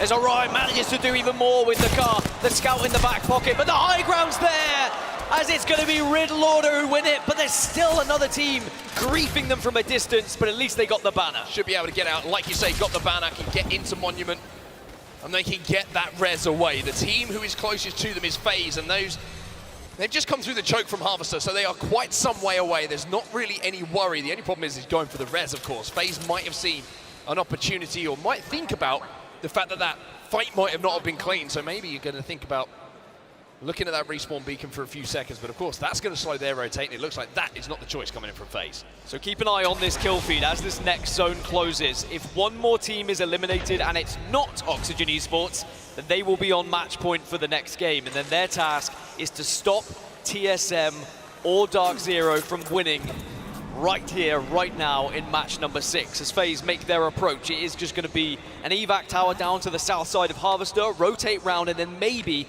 go for the southern side of the tracks. Oxygen Esports currently set up in Lava Fissure here. The closest team to them is going to be Exet, leaving Countdown. And I wonder if they're just going to try and wrap this out. Pick up 1 KP. It doesn't look like that is going to be the choice that's made. As you can see, Vayne is pushed up to watch their backs for now. Reed's kind of just playing a flex position here between his two other teammates, making sure he's close enough to support them, but also wide enough to create a little bit of a barrier and command the space that does surround Oxygen Esports right now. Elsewhere, you can see on our map overhead, Pulverex on the edge of zone at the moment, controlling the top of the tracks. Inside the zone, though, TSM. Bang inside of the building of staging. Moist Esports, they're going to be down on the low ground. You've got Dark Zero up on the height. FC Destroy as well, in a very good position as we see the zone pull. All smiles for TSM fans. Well, remember, both Dark Zero and TSM had ring consoles. Dark Zero chose to play the position they find themselves in. TSM had second choice because they were out there after, and they were like, oh my god, NRG aren't here. We've got this building if we want to take it. And now they are rewarded in absolute gold with that ring pull. 16 squads still remaining. Oxygen still waiting and hoping that someone gets eliminated so they get that one placement point. And as Oxygen are forced in by this next ring console, this next ring, excuse me, they really are going to be hoping that someone faults elsewhere. They don't want to have to take a fight until they've secured that one extra point. Riddle Order have managed to get themselves back healthy. And all three players will approach this endgame for now. Got some meds to work with as well, so the red's not going to be too much of a problem. They should have to go through the train tunnel, though, in towards Landslide, but 100 Thieves will be in the Vault Tunnel. Exet are set up there at the moment. Elsewhere, Fnatic, the winners of our previous game. Kind of trapped in a corner now on the tracks. Kill feed is showing TSM once again involved with NRG this time. But Fnatic using this Dark Veil for now, just to survive. Yeah, NRG are above Fnatic. TSM were able to grief them and were able to get that knock, and you can see NRG are right here, sorry, below them, excuse me. They've lost Nathan. Now NRG, who drop here at staging, were forced away because they had no ring console. They decided to quickly rotate back from a Mirage Etoile just now. But on their arrival, they were just shot out of the sky and they were griefed by so many members and so many players on this map. As still, Hal with this triple take is such a thorn in everyone's side who wants to try and survive on this bridge. Oh, but here come Pulverex, and all of a sudden Fnatic, who are probably thinking about holding that spot down for some time, are going to have it taken off of them. Yuka's the last one, and Fnatic full. 15 squads now remaining, and what a push from Pulverex. And what does that mean? It means that Oxygen Esports have got that 1 point they needed to get onto match point. So Oxygen, if this goes to match 7, will have the chance to win here at the ALGS Split 2 playoffs. But they've got to stop Dark Zero and stop TSM. And Dark Zero in the moment have just lost 1. It's Blackhand. Blackhand. Take down Jen Burton. Zero and Zainu have to hold off the pressure that is now coming in. The Q's going to hit 2 though. Silencing the 2 players underneath, but he can't swing. He knows he's going to play close. And Jen Burton might be finished off. Here he is. Oh wow, but the push out straight away to do the damage, but they don't get the knock. That's massive for Blackhand because they'll be able to reset, get the bat, and Dark Zero still have to fight this 2 versus 3. Zero, barely any HP to play with as well. Vayne is going to be the man who gets it. Oxygen Esports, who just got onto match point, will take out Dark Zero. They will not win it here. Oxygen are going to be on a warpath now because they don't need to win this game. They just need to delete everyone from this server. They will be saying, we've done Dark Zero. Where at TSM? Send us towards TSM. Oxygen get the 1 point and then burst into life here on World's Edge. It was a clean pick onto Jen Burton, though. You have to wonder from his point of view what that looked at. Vayne now continuing to keep the pressure on the rest of the lobby as Bugie will fall to. An unbelievable change of pace from Oxygen. As soon as they secured that point, they instantly started sprinting towards any sort of action and said, hey, it could be one of the 2 teams we have to take down, and the first one that goes down is one of them. But it means that now it's just down to TSM, who are inside center zone. They are in staging. But this circle will shift ever so slightly away from the building they currently reside in. I can tell you that no one is in the current circle, as now Blackhand, after they lost that 1 member, they dropped down, they're trying to survive, but there's just too many teams here on set. Easy Flash left on his own. 13 squads now remaining, make it 12. NRG lose the last player. Sweet cannot rat out to give them any semblance of hope here. LG Shivas trying to work their way in as well. Jaguares with this G7 scout trying to just pierce away at some armors to create space for them to move forward. LG will be safe inside of that train car that you can see in front of you where Nizol currently resides. But Xset are on the march here as well. And don't forget about Xset. 34 points on the board at the moment. Well within their capabilities to turn that into a 50-point game. Yeah, Moist, FaZe, Xset, they are in touching distance of match point if they were to get a victory with some kills here. So if TSM don't find a victory, there is certainly a big chance we could have 4 teams on match point. We will at least have 3. Xset now just making sure they smoke off so they can hold this low ground, but they're going to have to keep moving as round 4 is closing, and there's going to be so many eyes on them here. Yeah, this is really rough, but they got an evac tower. They have an evac tower. The ARC-Star's going to try and deny teams from being able to push and destroy that. And Xset might be able to hit that and get into the skies. Sykes finds one on his way up that as well. Optic Gaming, though, on top of the roof of the Snake building here, outside of that little respawn, pinging frantically to his teammates that there's a team behind that care package. Pulverix eliminated in the meantime. TSM is still alive in this lobby. There is 6 teams on the eastern side at the moment. TSM are still holding the building at staging. Xset are trying to take up residence next to them as Oxygen are still surviving. And remember, they've got to match point, so all they want to do is try and take out other teams at this point. Evac Tower will go down. Aiden the Destroyer has already fallen though, and this is the problem when you're down here in staging. You're so vulnerable when it's TSM who are doing that damage. It's still Hal with that triple take. How up to Red Evo. Oxygen down to 1, but you maybe think that their job is done, but who would the story want to eliminate Oxygen? It would be TSM, but they don't do it themselves. Oxygen eliminated, but on match point. TSM, look at the rotate they have to make though. That zone pull forces them through Xset. Xset are just below them, which is good news for TSM. The struggle is the fact that 100 Thieves are on the eastern side, and 100 Thieves can hold out TSM in this building. And if they've got grenades, 100 Thieves could stop TSM from winning this one. And look, I love this from TSM. Get some setup already. Get the ability to be able to just push out. The Dark Veil will give them cover from 100 Thieves, but it's about where you go. As soon as you're on that platform for TSM, you're going to be so vulnerable. Vaxlon's got a Kraber though, and if TSM poke, if TSM prod, then surely he's just going to take a head off. Neazul now trying to hold on here for LG. We'll find one. Now has to move behind the Newcastle and eliminates FC Destroy. LG stay alive here. Yanya should be able to get rezzed as we're down to just 9. This next circle is going to be everything. This could define Sunday here at the ALGS Split 2 playoffs. Where did TSM go? Black Hole goes down. Dark Veil's also down as they take the space. They're protected for now, but when these walls fall, they're going to be very vulnerable indeed. TSM trying to force a back-to-back, looking to become champions once more. Let's jump into a listening with TSM. What's on the horizon? Loot up. Got one under, 1 left. Loot up, wait, we might get queued up on. Just chill. Chill up, chill. Peek up. I'm chilling.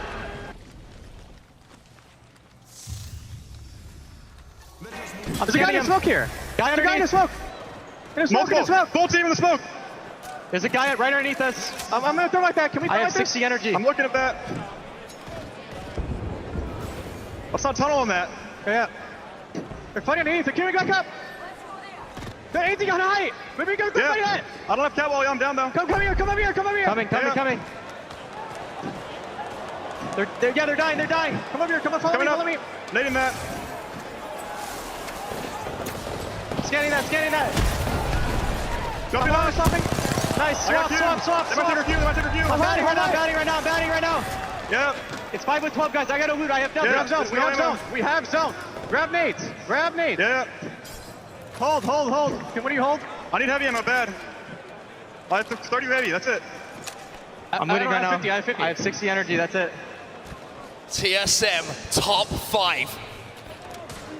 Optic Gaming eliminated, making the top 4 here as Hao spots out Scurry.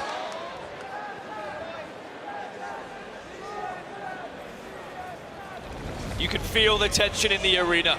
TSM have to move first. They have a 40% conversion rate on World's Edge from top 5s in the regular season. That increases to 60% if they get to top 3. At the moment, they have the high ground. They move up. Do the other teams know? Have they been watching that kill feed? Are they aware that TSM are in this final circle? Big damage coming in as well from Verholst. The piercing spikes down is going to force 100 Thieves to be a little bit split here. You can see the Scurry is pretty much the last alive for 100 Thieves. FaZe down on the low ground though, and don't forget about Xset. FaZe are a full 3, 100 Thieves are a solo, Xset a full 3 as well as TSM. It's a battle of North America in the final circle, and someone's gonna have to take down one of their regional friends if they want this tournament to keep going. Now TSM will be forced off a fight, and they might get pushed here because there will be a grab lift behind them. They're gonna get queued behind, and it's Xset! It's Xset! They take out TSM! And here comes FaZe now! Looking to clean up the pieces! FaZe are your champions here in Game 6! But it's the Pro League champions Xset that deny TSM a shot at the back-to-back playoffs win. What an insane grab lift behind TSM, catching them off guard. And who'd have thought it's Eric Rona on FaZe, the previous TSM member, who gets the victory to deny TSM the trophy in match 6. FaZe up. You know what that means? We're going to match 7. As a good friend of ours once said, Eric Rona, when he needs to get it done, that man has more experience than anyone. As FaZe will win such an intense endgame. And you know what makes it even that bit sweeter? FaZe are on match point. We will have 4 teams going into match point on match 7. Surely someone takes it here. Xset also crossed that threshold in the game. 5 teams! Oxygen Esports, Xset, FaZe, Dark Zero, and TSM now put themselves within reach of making history.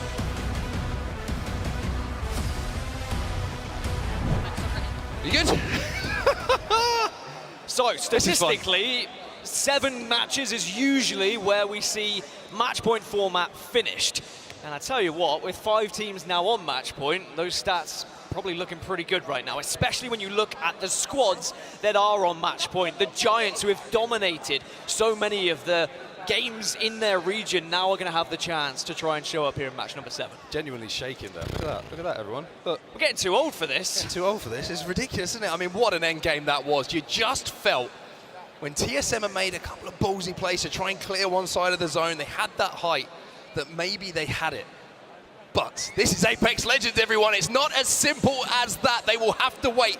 And now we have five just double checking it. 5 teams who can go forward and maybe win it in the next one. We're going to send it down to Rainy on the desk because I need to catch my breath. I'm not sure if that was the excitement or the Monster Energy on set, but I have a feeling it was the excitement. This building is alive in the best way possible. And as we get to break down the action on the desk after 6, it is an incredible experience to see the way these teams are performing. Anybody could go, but until you win, we go again. I'm here with Glitter Explosion. Of course, Arcane joining us on the desk in replacement of Sabs this time around. Excited to hear what you've been thinking. Spider, Tiff, and Dia as well, joining myself, Rain Day. Arcane, I'm going to jump to you. Let's walk back through that final circle, because a lot of us in the room were ready for a TSM win. Yeah, I mean, to be honest, I was already ready to close this tournament out, man. TSM moves down into what I believe to be a perfect position. They're controlling the high ground. They're playing their space. They're looking over the zone. As the zone closes, they drop down to the bridge, and they don't get too hasty. They play the box. They wait for the zone to close out, because at first I can tell that they were preemptively positioning in case a Team Horizon queued up on them. But I think the moment got to them here. As they're holding the high ground, they're checking out the zone. They're watching for 100 Thieves. 100 Thieves is playing the far side. They do a great job of controlling this left side of the zone and pushing 100 Thieves out. As they push up, they force 100 Thieves into the low ground, which I assumed was going to be what wins them this match. But, you know, I think they got a little too preoccupied with where the zone was going to end. And ultimately, as they're focusing on where the zone's going to go, they stop worrying about what's going on below them. This whole time, we have Xset playing on the staging side, underneath the bridge, holding the low ground. On a Horizon comp, they're focused on the low ground. Behind them, what they don't see is Xset Horizon queues up on them, takes them from the back, opens with 2 easy free knocks, and just like that, TSM is instantly eliminated. That ends up being the biggest storyline there. The teams kind of working against the grain for themselves, but for the grain for TSM to not win here. Ultimately, FaZe, who stays out of the contest, ends up taking it, Glitter, as they claim the top spot in the points in this game. And this was something that FaZe really needed to do in this situation, because OXG got themselves on match point. KCP, I mean, we heard the cast talking about it. 5 teams now on match point. If FaZe didn't do that, there's a really very real chance that someone else would have closed it out. Tiff, incredible game by Xset as well, but what did you notice here on this Game 6? All right, so while I was watching this game, I was sitting back there, I had map feed, and I was like trying to analyze everything on how this is going to end. It's very similar to a lot of the zones that we've been seeing, but Oxygen Esports, right, they were 1 point away from that 50-point threshold. They sat in a building and waited till they essentially had that 1 point, and then we're like, all right, it's time to exit this building. We don't necessarily care what happens, but you need to focus on essentially making sure that DZ, that TSM, the teams on match point don't win, so you can go into the next game and say, all right, look, this is my team to win. I love that. And honestly, Dia, as we take a look at the overall series results, 5 teams on match point. It says open as ever. What have you seen?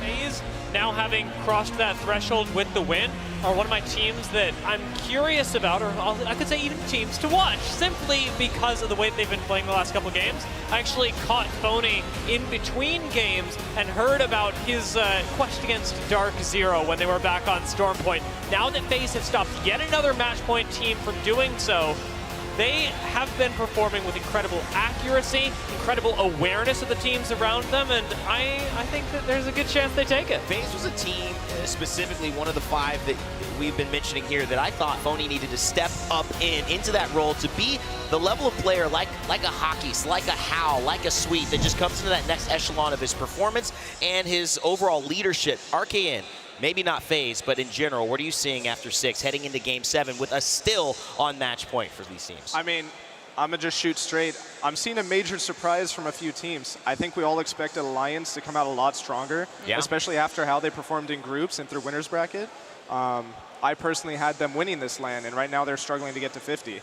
Well, I mean, comment on that, Tiff. I mean, Alliance, what's going on? Do you see the same thing, or are you seeing something different? Just slow to start?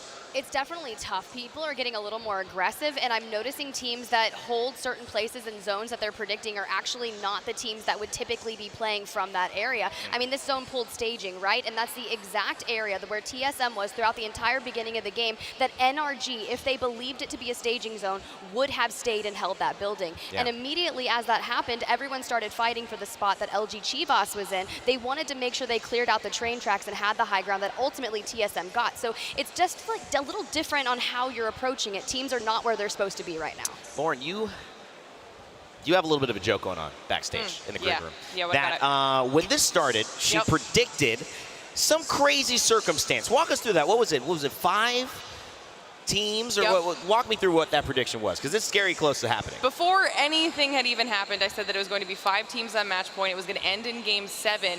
The only thing I might be a little bit off on now is the fact that I thought the final fight might have been between DZ and Alliance, and they still need to hit that match point threshold. So here's the thing. You're saying DZ could surprise us all.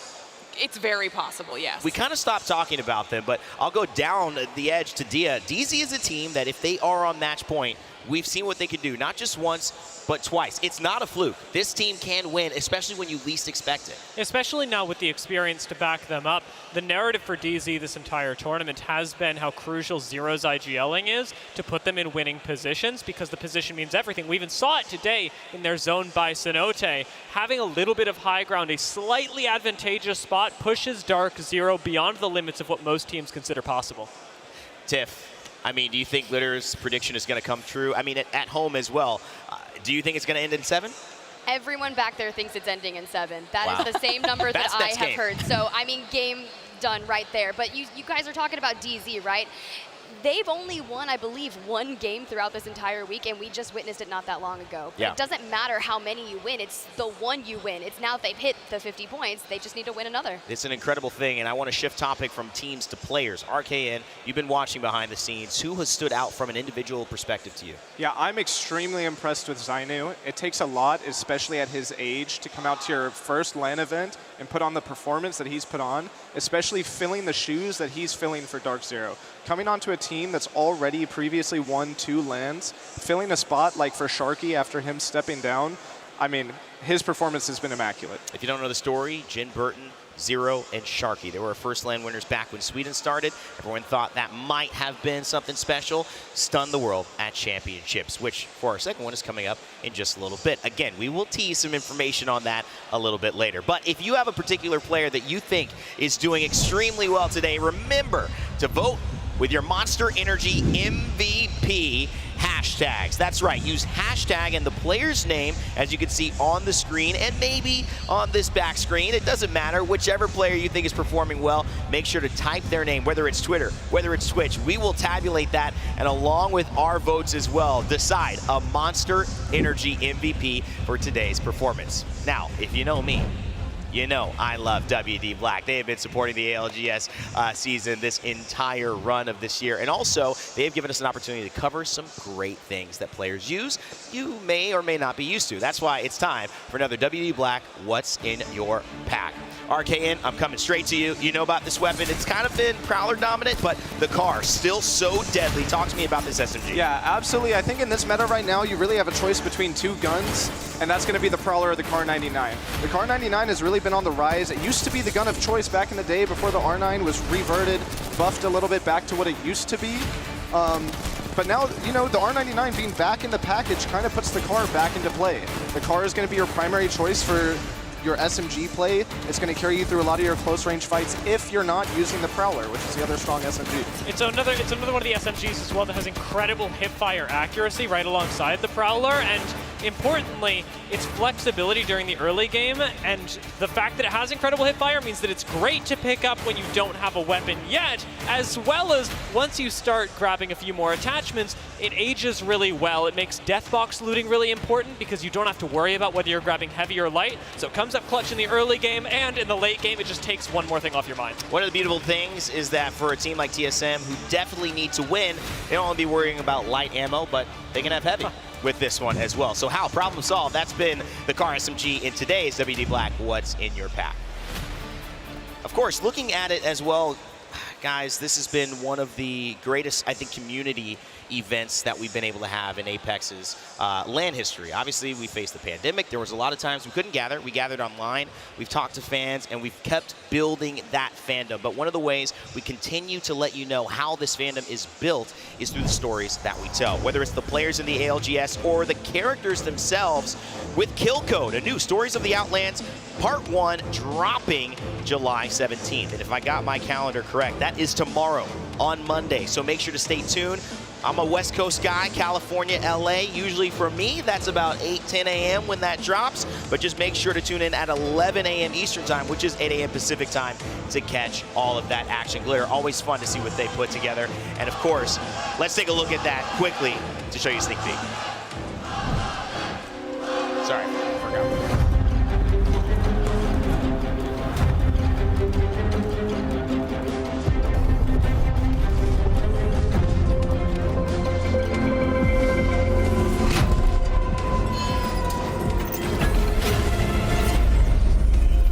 There's more of these all over the Outlands.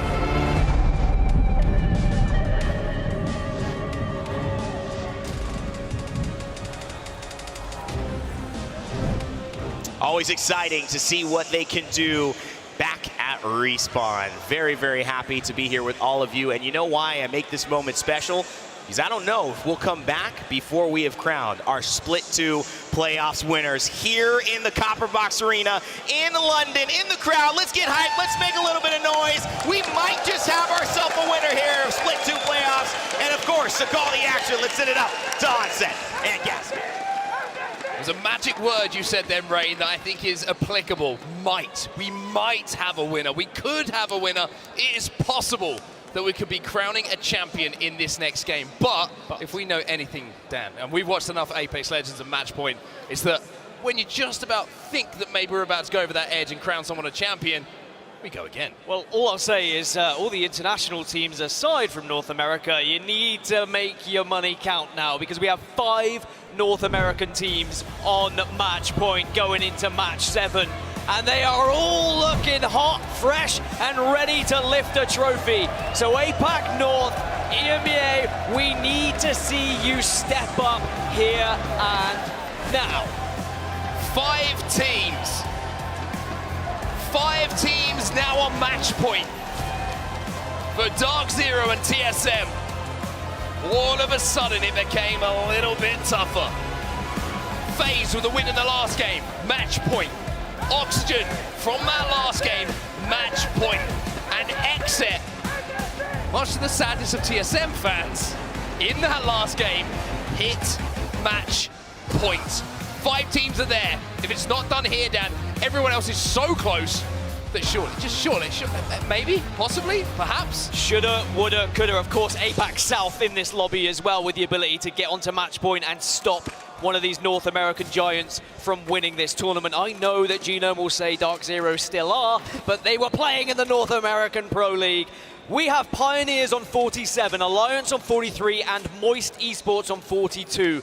Those are the 3 teams that have looked solid so far and maybe could find a victory here to keep this rolling into match number 8. But of course, we move over to Storm Point, a very different map. Oh my goodness. And it means very different early fights. If you're wondering why I'm getting, shall we say, a little bit carried away just out of nowhere, we could potentially be going towards a barometer zone here, and Oxygen Esports, dark horses in this tournament, might be very, very happy, but while this contest continues in front of us, Pulverex do get that first knock.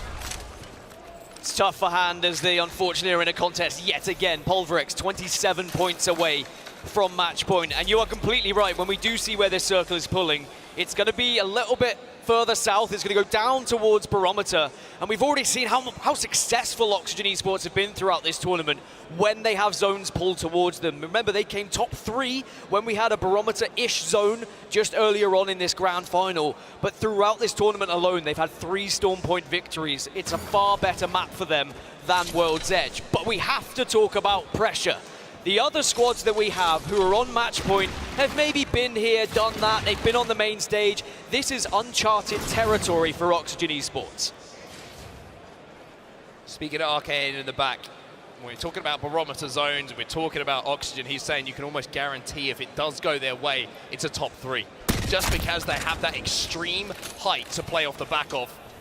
And then late on, they can try and take some roofs, and they can really cause some problems for the teams who are approaching them from all different angles. But we'll have to see where that zone does end up going. For Dark Zero, it's about getting to zone.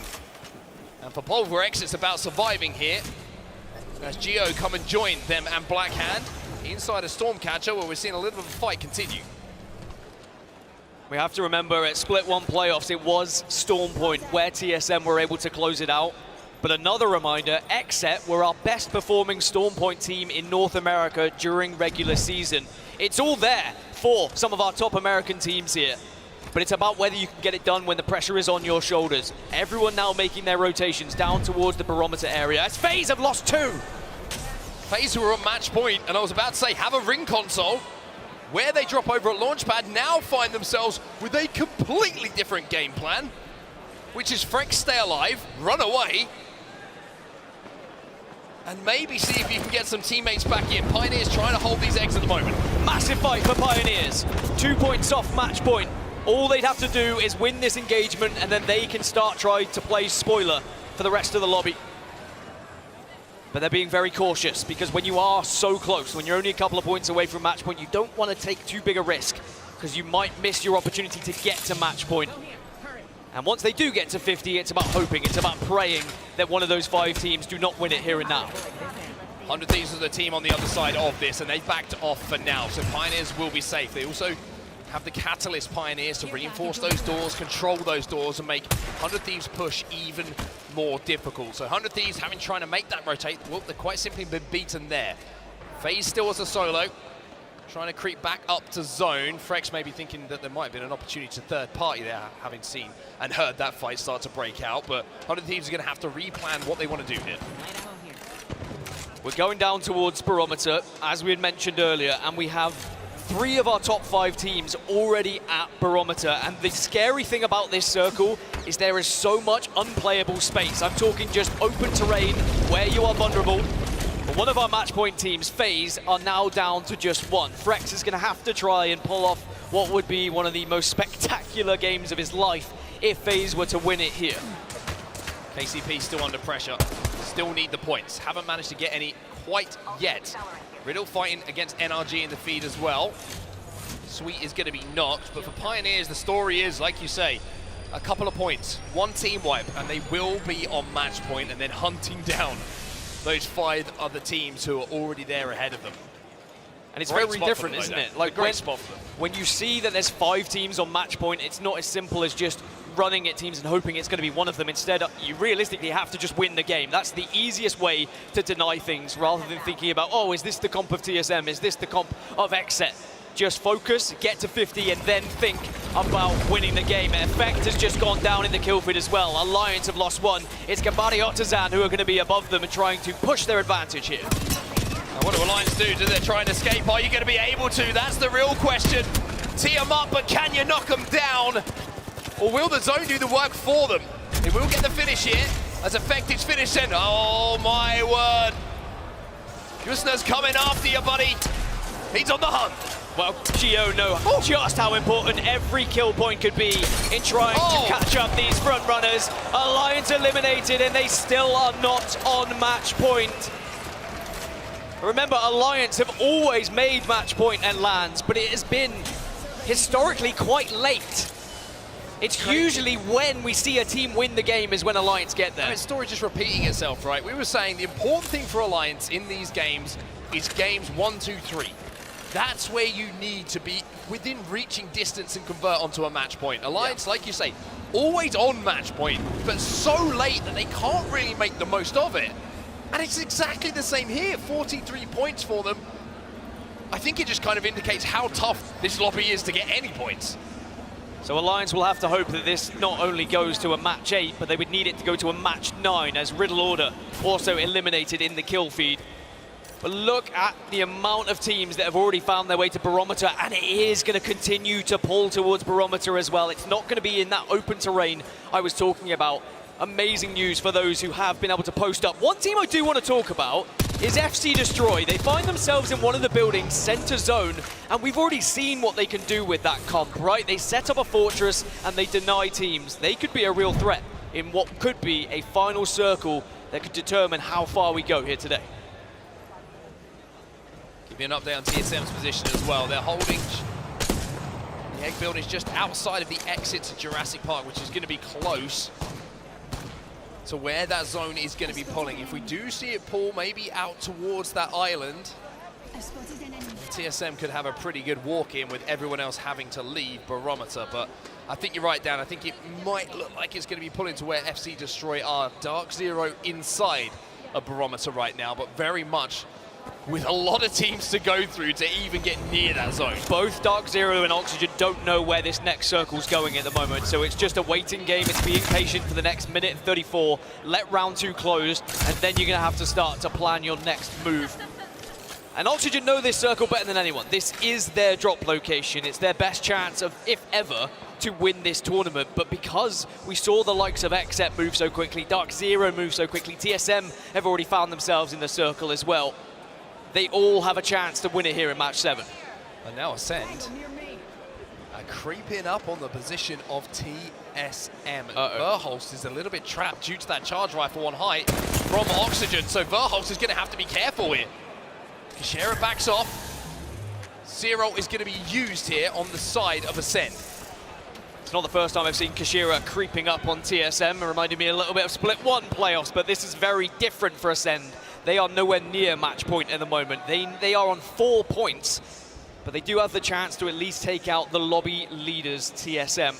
Are they going to try and push this one? TSM are posted up. They are ready and waiting and encouraging this fight. I mean, the difficulty here for Ascend is the fact that TSM's comp gives them so much value in team fights. You hit the CQ, you've got the black hole, you've got the ability to use that Dark Veil, and I think Ascend smartly have decided, you know what, this isn't a fight we can win in this position. So Ascend will back off, sensibly, but it has not been the same story for the EMEA Giants.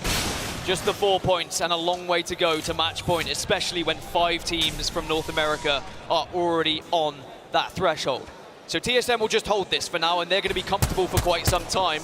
The action is probably going to unfold on either the southeast or southwest of this zone, as Frex is still on his journey, everyone. Still trying to toss that ring into some lava and hope that he can pull off a madness. Imagine. Imagine. Just saying, snipe down on phony. If Frex wins this, you're going to have to give him a bigger cut of the earnings.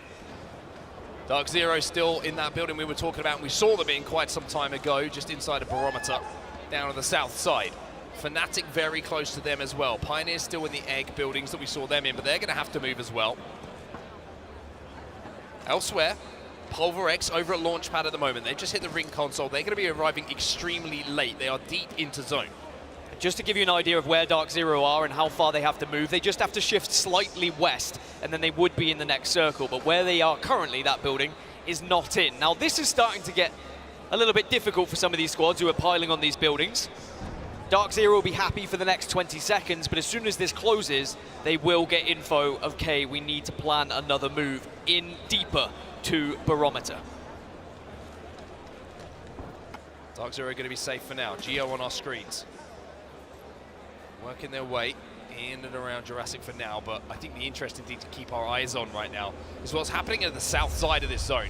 Pioneers, we mentioned, right? They only need a few points. They need 3 in order to go on to match point. LG are having a poke and a prod and a look, and behind LG is 100 Thieves. 100 Thieves get any damage and fighting breaks out, then Pioneers might make the call here to make their move. That spot's calling to us. Let's head down. The trouble for Pioneers is when you are this close, you're so reluctant to go placement heavy and force your way into a position which could be contested, because with just 2 points required, you need to just play with such little risk. They are starting to make their move now. They are being tagged up, but they should be safe under the bridge for now. But in 1 minute 30, they have to keep going. And as they approach the zone, that's where XET are. That's where Fnatic are. That's where Oxygen are. That's where everyone is right now. They have no choice, though. This is the only problem, right? I mean, the decision had to be made. Do we try and maybe look for a third-party opportunity? Do we try and rotate in towards zone? And using that Dark Veil, they have just about, Nasky 1 HP, survived. But Oxygen on that height, that's the problem for everyone in this lobby at the moment.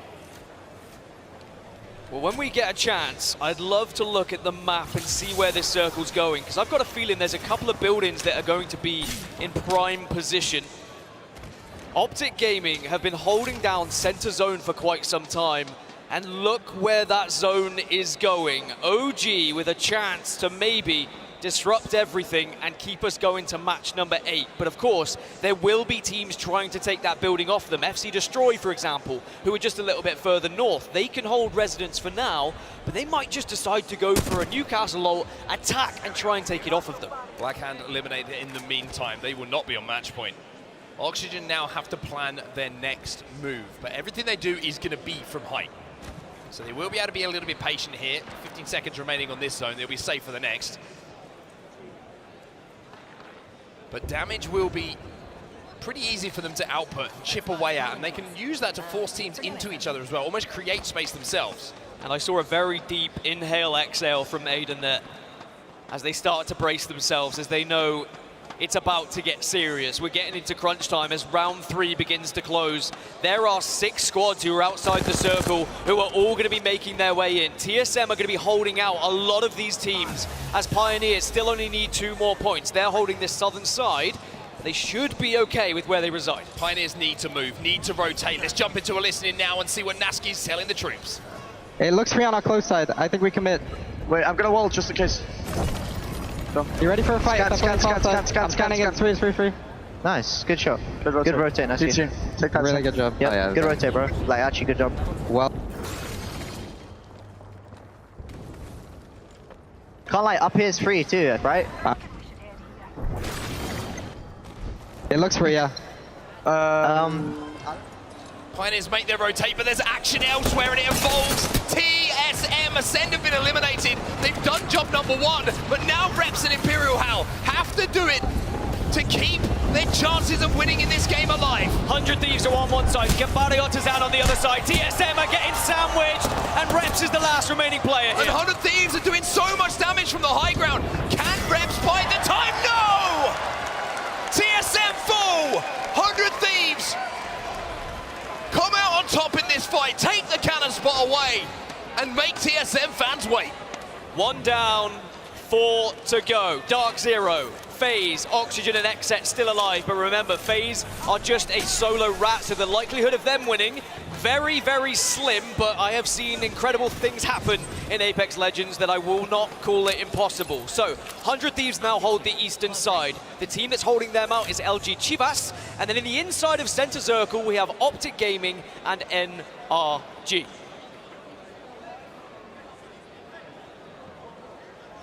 Don't want to sound crazy, but Frex kind of has that side of zone to himself on FaZe. Just saying. However, Pioneers might wrap on his position right now, and they might sniff him out. So FaZe fans, hold your breath. Pioneers need just 1 point here, Dan, and it's almost poetry that they would find Frex, right? I mean, FaZe fans, slow your heart rate and hope that Seer doesn't catch you out, because you are very close to the Pioneers. To give you an idea of where Frex is, he's just behind where Nasky currently is right now, just trying to rat away. Now, NRG are in the kill feed, but they've lost 1. OG have just lost 1 as well. Now, Fnatic have jumped on Optic Gaming center circle, and that is an incredible fight going down, because that could be the building where we finish this game. Xset making their move as well. One team who is on match point. Hemlock in the hands of Nocturnal as well, and I mean, what a story this would be. It looked like they wouldn't be here. It looked like it wouldn't make the grand finals, and now it's looking like they might just win the whole thing. Oh, no! Pioneers take FaZe out, and Pioneers hit match point. So 3 teams remain who are already on match point and could still win. As for Pioneers, they have to go into the next game for their chance to be called champions. So now it's about disrupting. Now it's about killing. Now it's about being cynical and taking the game out of the hands of the other teams. Oxygen are inside of the building, inside a zone, sharing it with Optic Gaming. taking damage as we jump over to their POV. They're trying to assault this building. This fight is potentially a tournament-winning fight if they come out on top, but Aiden cannot go down. If they can hold this building, if they can get inside of this building, then they will be in prime position. But look how they're being held out, because there is not just one team in that building on set. Both Fnatic and Optic reside in there, so it is not an easy push. Nocturnal taking damage as well, having a smoke, having to use all the utility in the world. Sykes is gonna peek, Sykes is gonna fry! The Jaguares is taken down from LG. XSET can hold this southeast zone. This is perfect. If they take down LG Chivas, then they should have a comfortable rotation in. A lot of damage is taken onto Fun, but this is going to be okay. Shield swap! Surely Shield swap! Oh my goodness! But it's okay. Teammates are there to save the day, but oh no, the grief!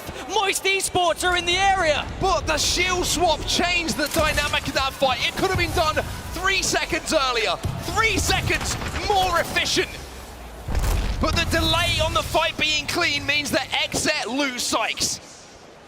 So now XSET's chances of winning here is also very much lowered.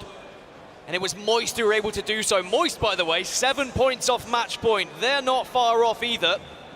But look at that circle. Look at the amount of teams that have found their way to that building. 100 Thieves, Optic, Fnatic, and most importantly, Oxygen. Now, Dark Zero have to move here from the southern side. They're trying to create some space here with a lot of these shots. They're poking, they're prodding, but then when they have to move, they need to find somewhere to live. Oh, Vayne gets the barrier off, but this is the problem now for Oxygen.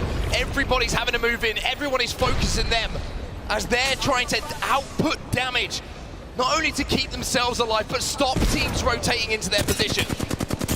Nice shots coming in, and I think that's XSET who are going to be trying to cross at the moment. Aiden the Destroyer, he's down, the Sky Nade! Decimates them on height, and Vayne is left on his own. Vayne left to try and just pull this one off for Oxygen. Dark Zero made it in! They've made it into zone! They found a position just on the southern side, and remember, Dark Zero are the healthiest squad we have now, who are on match point. They are going to hide away by that rock. They used the Dark Veil, they avoided all the damage, and now they just want to slow this one down. 11 squads remain. Dark Zero with the biggest chance of winning this one in this match number 7. Shots coming in from Jim Burton. All of Australia watching right now as Vayne, the last hope for Oxygen Esports, of one of the greatest underdog stories that we've seen in Apex Legends. XSET are a 2, Oxygen just 1. It's Dark Zero as a full 3. We also saw Pioneers eliminated, but they've got the job done. They will be on match point if we go into match 8. XSET's still here. XSET taken height. I will say, XSET also do have that banner, so if they have a mobile res, there could still be a chance they can get back up to a 3, but you'd imagine it probably would have been popped had they had one. So it may just be an attempt to win the championship here with 2. Little roof over their heads is going to keep them pretty safe for now. 10 squads remaining in the final circle, by the way. And now the fights break out. XSET as a solo. Nocturnal finds Fun, taken down, trying to survive, trying to avoid the piercing spikes, but with just 5 HP, XSET, they will fall. At the hands of Moist Esports, we're down to just 9, and Dark Zero is still alive. Fire Beaver's eliminated too, and look at this, Vayne's still alive! Vayne's still alive, smokes go down, but it's Dark Zero who push on in from this southern side. They're working together, they have so much cover from these Dark Veils, but there will be eyes. NRG have a great angle on Dark Zero as they move towards center zone. Vayne's still alive though, Vayne's still alive here, and will be alive for as long as he can. Dark Zero creeping up, slowly. Trying to avoid all of the carnage that's going down around them, but look at what's happening elsewhere. You've got FC Destroy taking on 100 Thieves. FC Destroy getting taken down. Moist Esports fighting as well. Optic Gaming watching all of this going down, as are NRG. If you are in this final circle, you cannot blink. Otherwise, you might miss a kill, you might miss the damage. Dark Zero are still center zone. They still hold the position. There is absolute carnage around them. Vayne! No way. There's absolutely no way. No way. He's still alive for Oxygen Esports. He's going to have to take zone damage. Can he get lucky here? Can he find somewhere to play? There's a player behind him. Now he goes on the grab lift. 100 100 Thieves out. Fnatic out. Vayne, he's out as well, but what an effort as Dark Zero now move in. Dark Zero, Optic Gaming and NRG, but Dark Zero are losing, they're taking damage, but no, here comes Zero! Zero, the captain, the IG out to send it back down under!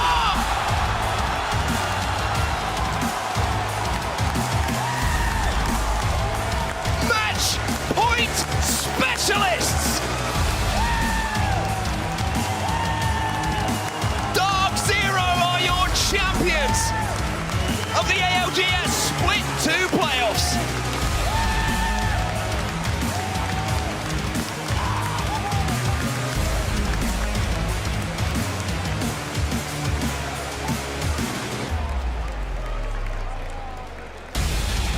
They've only gone and done it again. What an intense and incredible final circle we just witnessed. We had 10 squads going into that circle. I'm not even sure half the teams knew what to look at throughout. It was about trying to survive for so many of the teams, but for Dark Zero, they had a plan from the very beginning. It was push from the south, it was hold center zone, it was use the Dark Veils, but it was the team shot. It was the prioritization of every single kill as they all stayed alive and made sure that damage was done. And that young man on the right of your screen, Zainu, picked up his first ever LAN and his first ever championship as well. But I gotta say, Dan, for as well as Jen Burton played, for as well as Zainu contributed to that endgame, the IGLing and clutch factor of Zero in that final game is indisputable.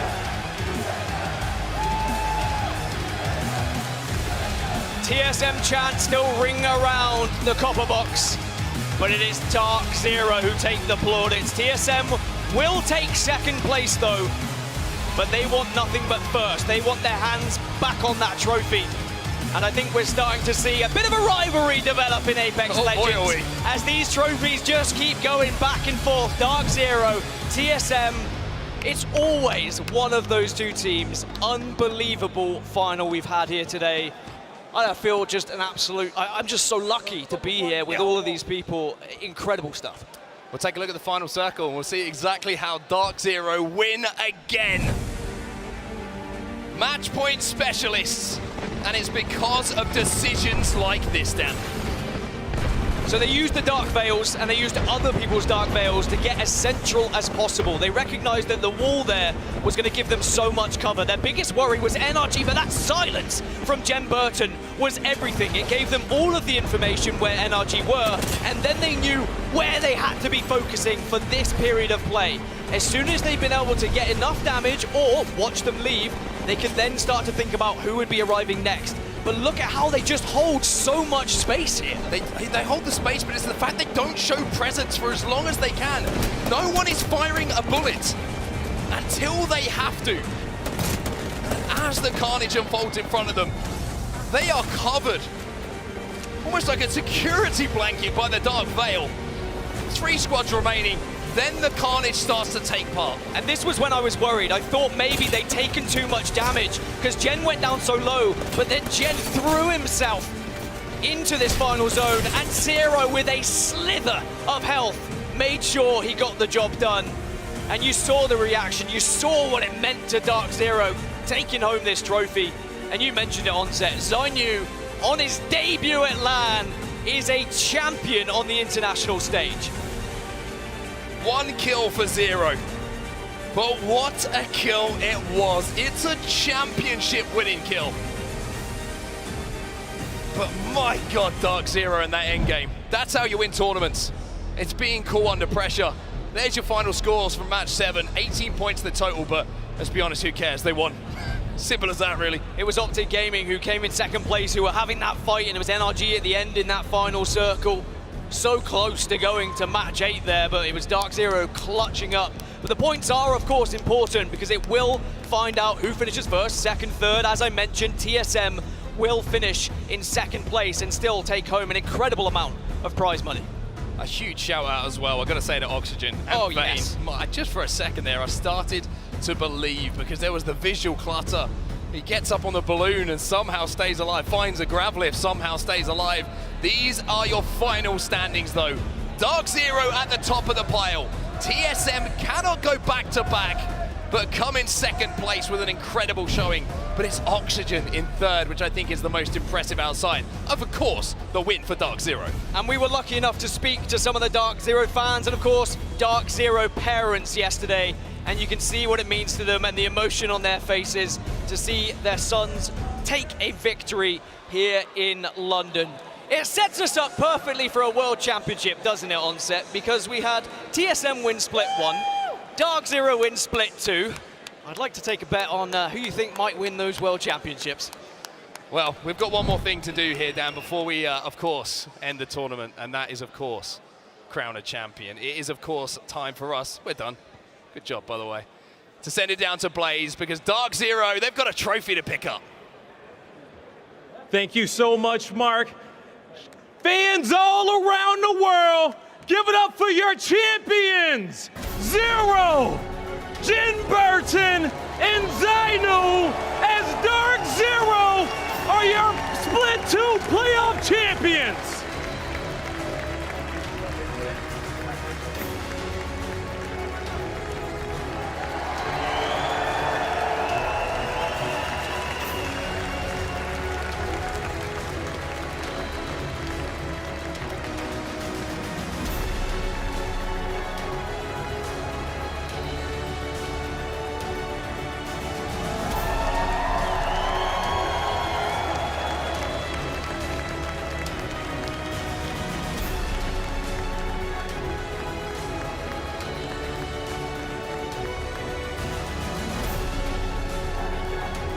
Wow, wow, wow.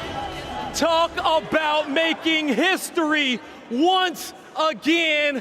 Everybody, one more time, give it up for your champions, Dark Zero! Oh, Zainu, talk to me about how it feels to become a champion for the first time. It's insane, man. I can't believe it. I never thought I'd be here, you know. Shout out to my teammates. Third win for them. Third win. They're insane. What was it like having to be in that lobby? It was absolute chaos in that final circle, but now you become a champion once again with your family in a crowd. Yeah, it feels great to be the best again in the world. And big shout out to my parents. I had to, my brother's here, my dad's here, and my mum is here, so I had to win this one. For the family. And I know the family is so proud. I'm gonna move on here down the line because I gotta talk to the three-time champ Zero. And in this moment, I would like to let everyone know around the world that Zero is your MVP.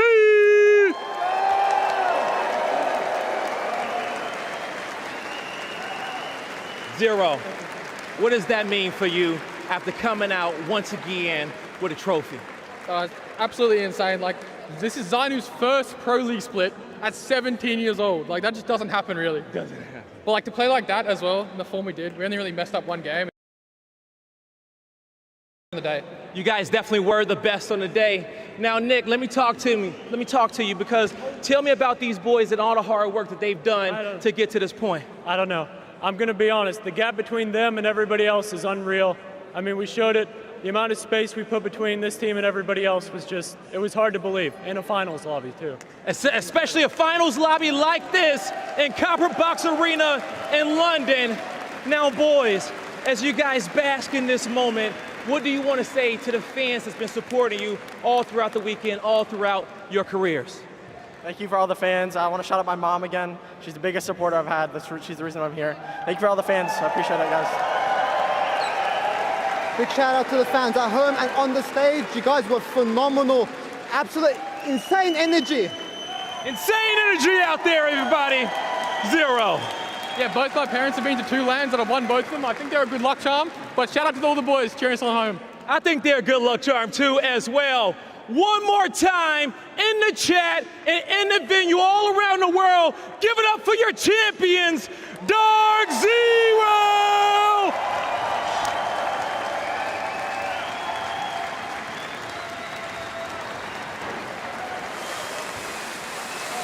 They do it once when we come back after 900 and something odd days in Sweden. They shock the world. We go to championships and get a rematch. And we think there's no way it could happen again, and they do it again. We come back, it feels like TSM is back on top, and they can't be stopped. But in Split 2, Dark Zero say, no, we are here, and we are here to stay. The journey, the destination, they've got it all. Dark Zero, your winners here in Split 2 playoffs, and what a story they have seen. What tremendous moment for them, Glitter, to have that behind us. I mean, phenomenal performance across the entire weekend. Obviously a team that we talk about all the time, being the land specialists, now tied in this kind of back and forth competition, this rivalry they've got going on. This is going to make champs so much more insane. Yeah, and it was a chance. I'm gonna go straight to you, Tiff, because we had been talking about Dark Zero right beforehand. It was a chance for them to step up, and they certainly took that moment. It was quite impressive, and they had their work cut out for them. When you break back that zone, they didn't have the easiest rotation to it. If anything, Xset and Oxygen had really good positions in that zone, but you know, things happen, frag grenades happen, and next thing you know, Dark Zero's got a pretty solid rotation off a catwall. And Dia, you are such an analyst of this game.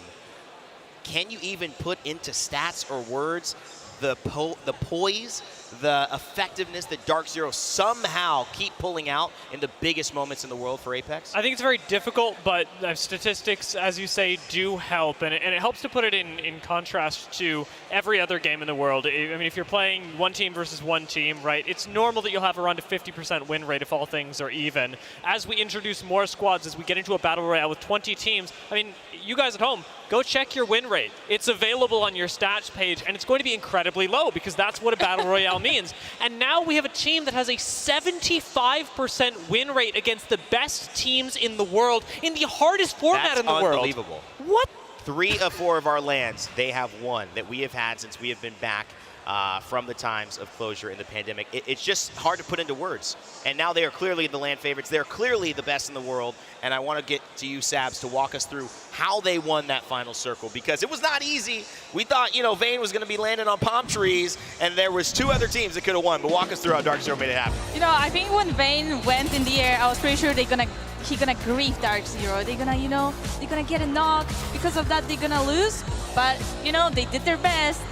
Then they just walked through. They walked so easily. They showed how easy it is to win. Yeah, I think one of the things that we did notice here in the end was the fact that the positioning that Dark Zero was able to hold here kept themselves in the right spot for the right amount of time. We talked about those catwalls going up and how important this zoning off this area was for them here, Tiff.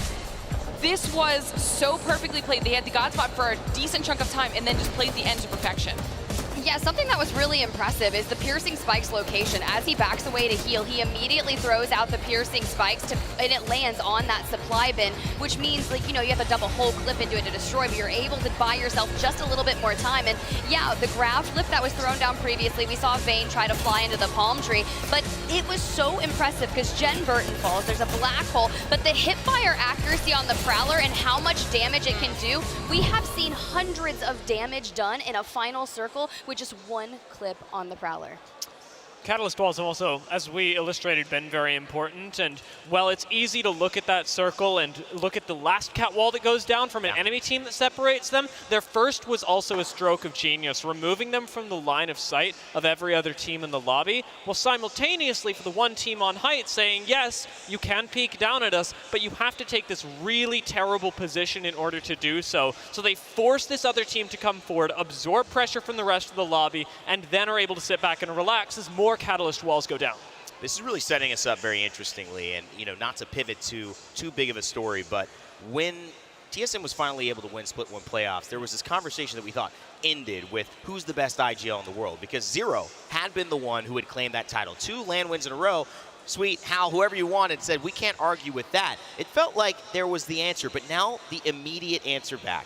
I mean, that's just performance. And Glitter, I want you to talk about how Zero has led this team, with JMW as a sub getting a win, with losing Sharky in the middle of a season, moving to North America, an originally APAC South team. Let's talk a little bit more about Zero and just what he brings to the squad. Honestly, any single one of those changes could rock a squad, right? And the IGL is the glue that's going to keep them all together here, no matter what change that is that's coming their way. He's the one making sure that they're handling all of it. Not only that, but walking them through all these strategies successfully. Then not only that, but also slaying out with these stats. I mean, come on, he's literally doing every single thing he possibly could for this squad. Phenomenal choice in MVP, in my opinion. Yeah, Zabs, talk to us about it. IGLing is not easy, and Zero seems to do it with the... It's really not. I think Zero is perfect for match point system. I think every single time they're shining, they're literally one of the best. You know, I feel like everyone can be a good IGL. Think that they're good, but the thing is to prove it. I mean, listen, it's hard to argue with anything that's gone on here, Tiff.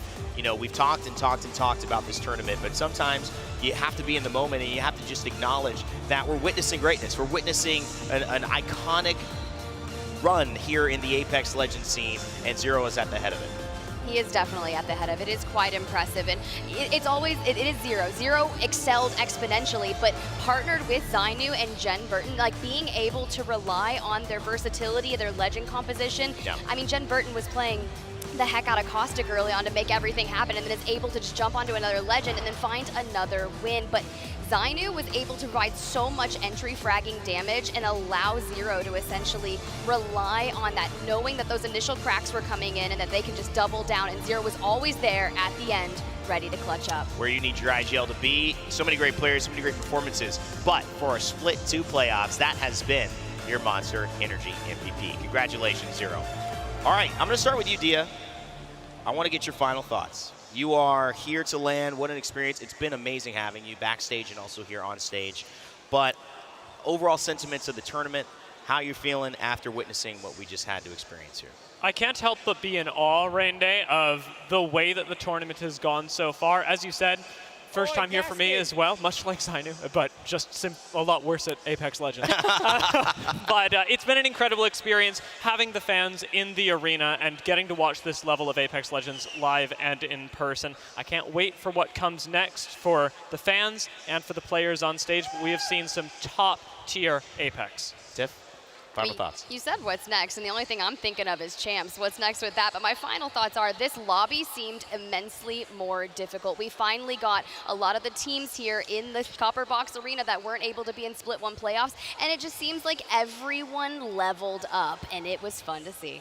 Zabs, it's been so great having you and RKN. I got to give them a shout out as well in this desk position as pro players, as people who compete but took a break at this tournament. Talk to me how it's been for you and what you've taken away from this event.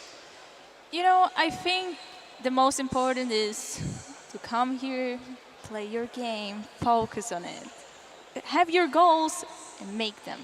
That's the most important. I think we're going to see a lot of people coming from LCQ. We don't know who's going to qual.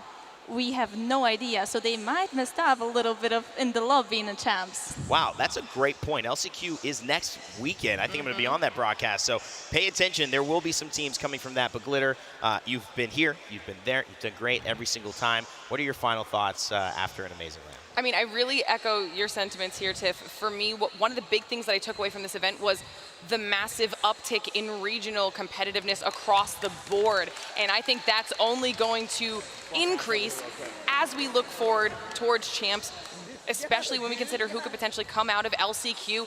But then again, I'm also looking at that rivalry, okay? Now I'm still keeping my eyes on DZ, TSM, heading into champs. Will it come down to them yet again, or will somebody else step up to the plate? You know, champs is kind of interesting. I might have something to say about that. But you're going to have to wait a little bit. Guess what? Because you have to wait not too long for something fantastic coming around. We've mentioned it twice. We're going to close a little bit of the show by giving you a sneak peek of the brand new stories of the Outlands from Apex Legends, dropping tomorrow at 11 a.m. Eastern Time. It's called Kill Code. Take a look.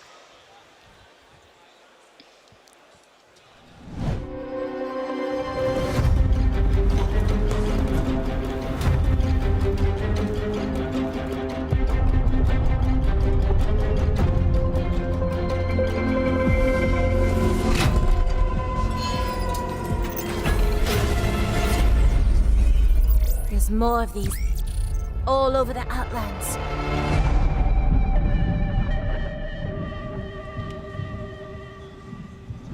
Always love knowing what's going on with our lovable characters in Apex in the Outland. So stay tuned for that on Play Apex socials and especially on YouTube at that time. It's pretty hype when you're there for the live moments of the release. All right, everybody has been waiting patiently to find out this information. The next tournament we've got this year is none other than the Final Championships, where we will crown an actual ALGS champion. And it will be happening September 6th through 10 in Birmingham, UK at the Resorts World Arena. That's right, make some noise. Tickets will go on sale starting Friday, July 21st at 8 a.m. Pacific Standard Time. If you thought playoffs was great, wait till you see what we have storing champs. Here are some of the teams that will definitely be there. Glitter, phenomenal lineup already. I mean, these are teams that we literally have been talking about all weekend. So many squads that are going to be able to use what they experienced here this weekend, look back at some of these VODs and use that to really up their play coming for champs. I mean, we've got LG. We have TSM. We have Moist. It goes on and on. I cannot wait. Is it September yet already? Yeah. Hey, I would know. That's my birthday month. A lot of things are happening in September, and I cannot tell you how excited I am, and I know everyone watching at home is excited as well. Listen, from the bottom of our hearts, we couldn't do this without you. Whether you're in the stands or whether you're watching back at home, no matter whether you got a blanket on you, you're driving, maybe not driving, maybe paused in your car, or somewhere with a tiger in front of you. Yeah, that's right. Someone was watching with a live tiger in front of them. We know that just means that you love this Apex Legends community as much as we do. And we will continue to put on a great show and be there for you to tell these stories and support these players and support you with the best events possible. From everyone in the production side, all of my talent, everyone who has been here in the stadium, in the Copper Box, all the fans waiting to sign and see their favorite players. We miss you. We love you. We'll see you at championships. Remember to never give up, never stop gaming. We'll see you next time.